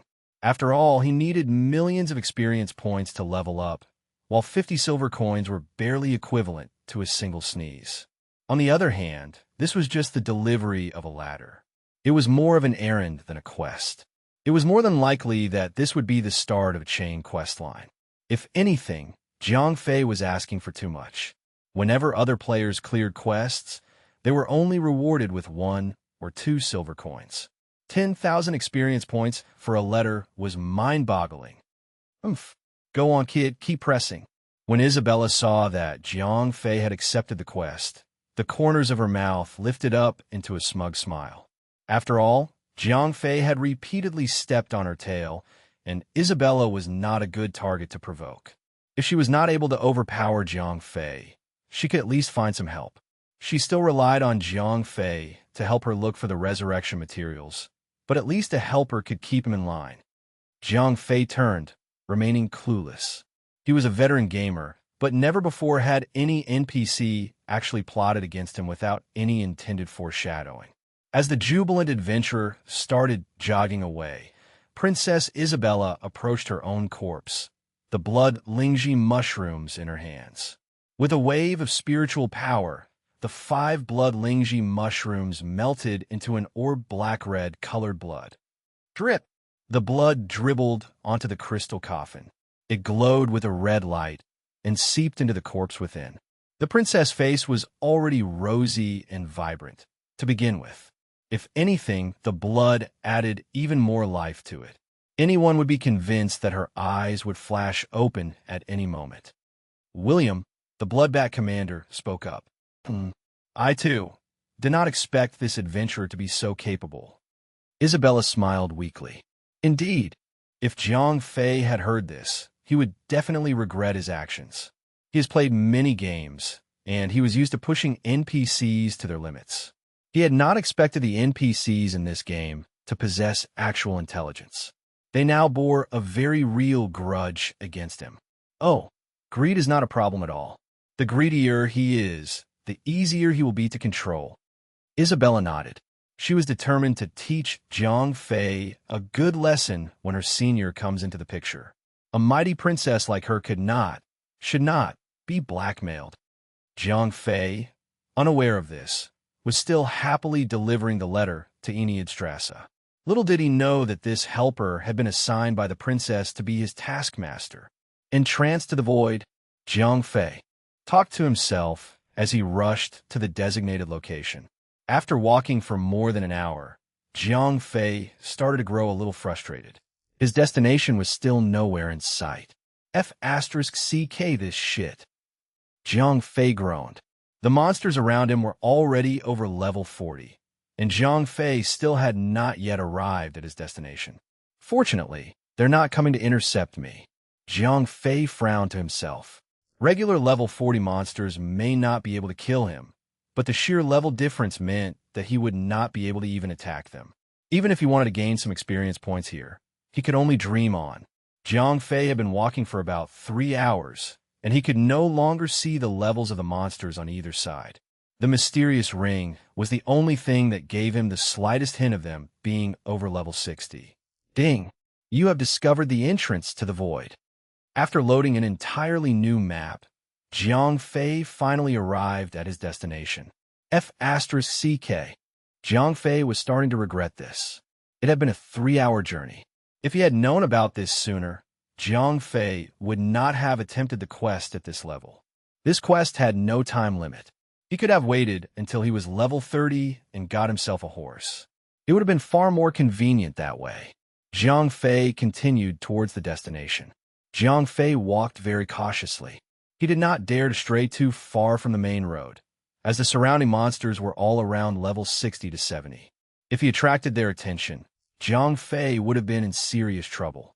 As the quest demanded, Jiang Fei arrived at the side of a small lake. There was a small log cabin. No one was nearby, and there were no monsters. Jiang Fei knocked on the door. The door was not locked, it was unlatched. That knock had nudged open the door. Jiang Fei curiously peered inside. The furnishings in the house were simple enough. One bed, one table, and one chair. An oil lamp and a thick book sat on the table. There was nothing else, no one. Jiang Fei asked as he took tentative steps into the log cabin. The cabin was small. Even through the doorway, he could already see the room in its entirety. Stepping through the doorway had taught him nothing new. Where's the guy? Jiang Fei wondered. He walked to the nearby desk and casually flipped the thick book open. A stern voice barked. Chapter 100, 100 Naga Prince. Translator, Endless Fantasy Translation Editor, Endless Fantasy Translation. Jiang Fei jumped in surprise. However, a series of system prompts quickly distracted him. Ding! You have discovered the book. Chapter of the Gods. Ding! Ding! Ding! Ding! Ding! Ding! Ding! You have mastered more than 8 different languages. Diplomat. When you interact with different race, use the language of that particular race to communicate to instantly receive an additional 30 charm points. At that moment, Jiang Fei could not care less about the person behind him. He started opening various menus. Along with his native language and the common language used between players, Jiang Fei had now mastered 8 different languages. In Dawnbreak, when players created an account, they would know 2 languages by default. The common language was the lingua franca between players. Some NPCs also spoke the common language, such as NPCs in the field of service within the city. However, there were a few quest-initiating NPCs that spoke only the language of their own race. A human NPC offering a hidden quest to an elven player might not work out due to language barriers. Of course, this rarely happened. Of course, players who had specific talents could also learn the language of other races through race quests, but this took a lot of work. Otherwise, you would have to come across them by chance, like how Jiang Fei discovered the chapter of Gods today. Put the book down immediately. As Jiang Fei continued reading through his menu, the person behind him started losing patience. Jiang Fei immediately set the book down. Then, he slowly turned around to meet the owner of the voice. He was a young elven man who looked to be in his late teens. He was fully equipped in silver light armor, with 2 rapiers hanging from his waist. Apparently, he was a ranger-type class. Enchanted, Black Naga, Lord, level, 82M attack power, 15,000 skills.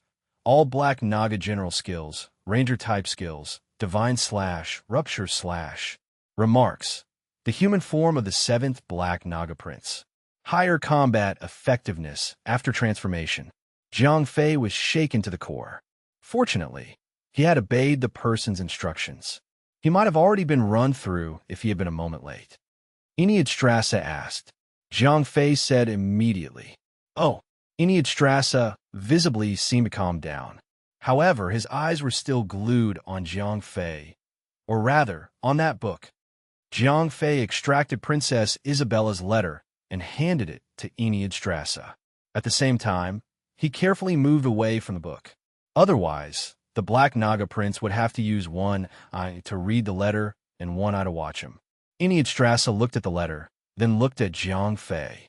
He did this back and forth several times, which started giving Jiang Fei goosebumps. Enchanted finally nodded, then said to himself, Little Junior, judging by how mischievous you are, I knew that you would get into trouble sooner or later. But this time it's really bad. When Jiang Fei saw that Enchanted was ignoring him, he could not help but ask. After all, he was still waiting for the follow-up quests. Enchanted did not answer.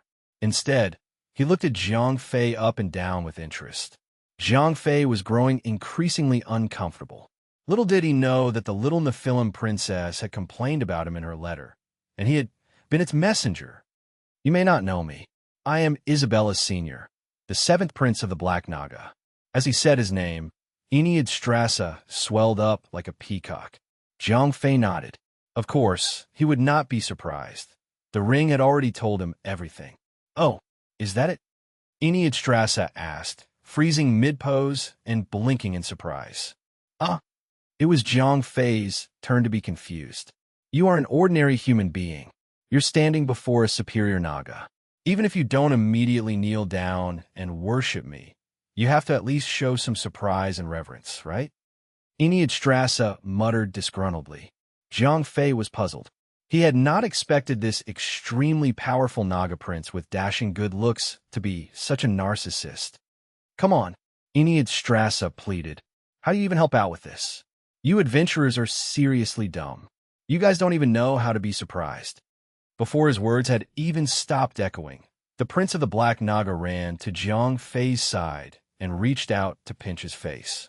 He would not be satisfied unless he got a surprised expression from Zhang Fei.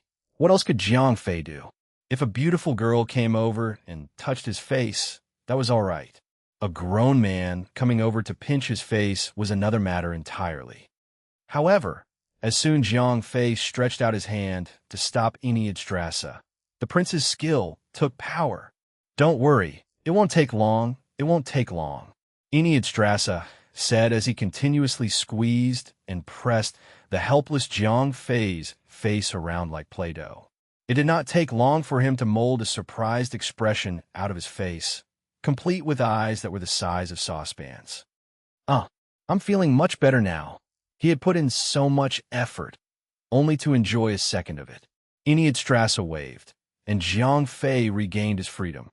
F*CKU. This time, Zhang Fei could not be bothered about the strength gap.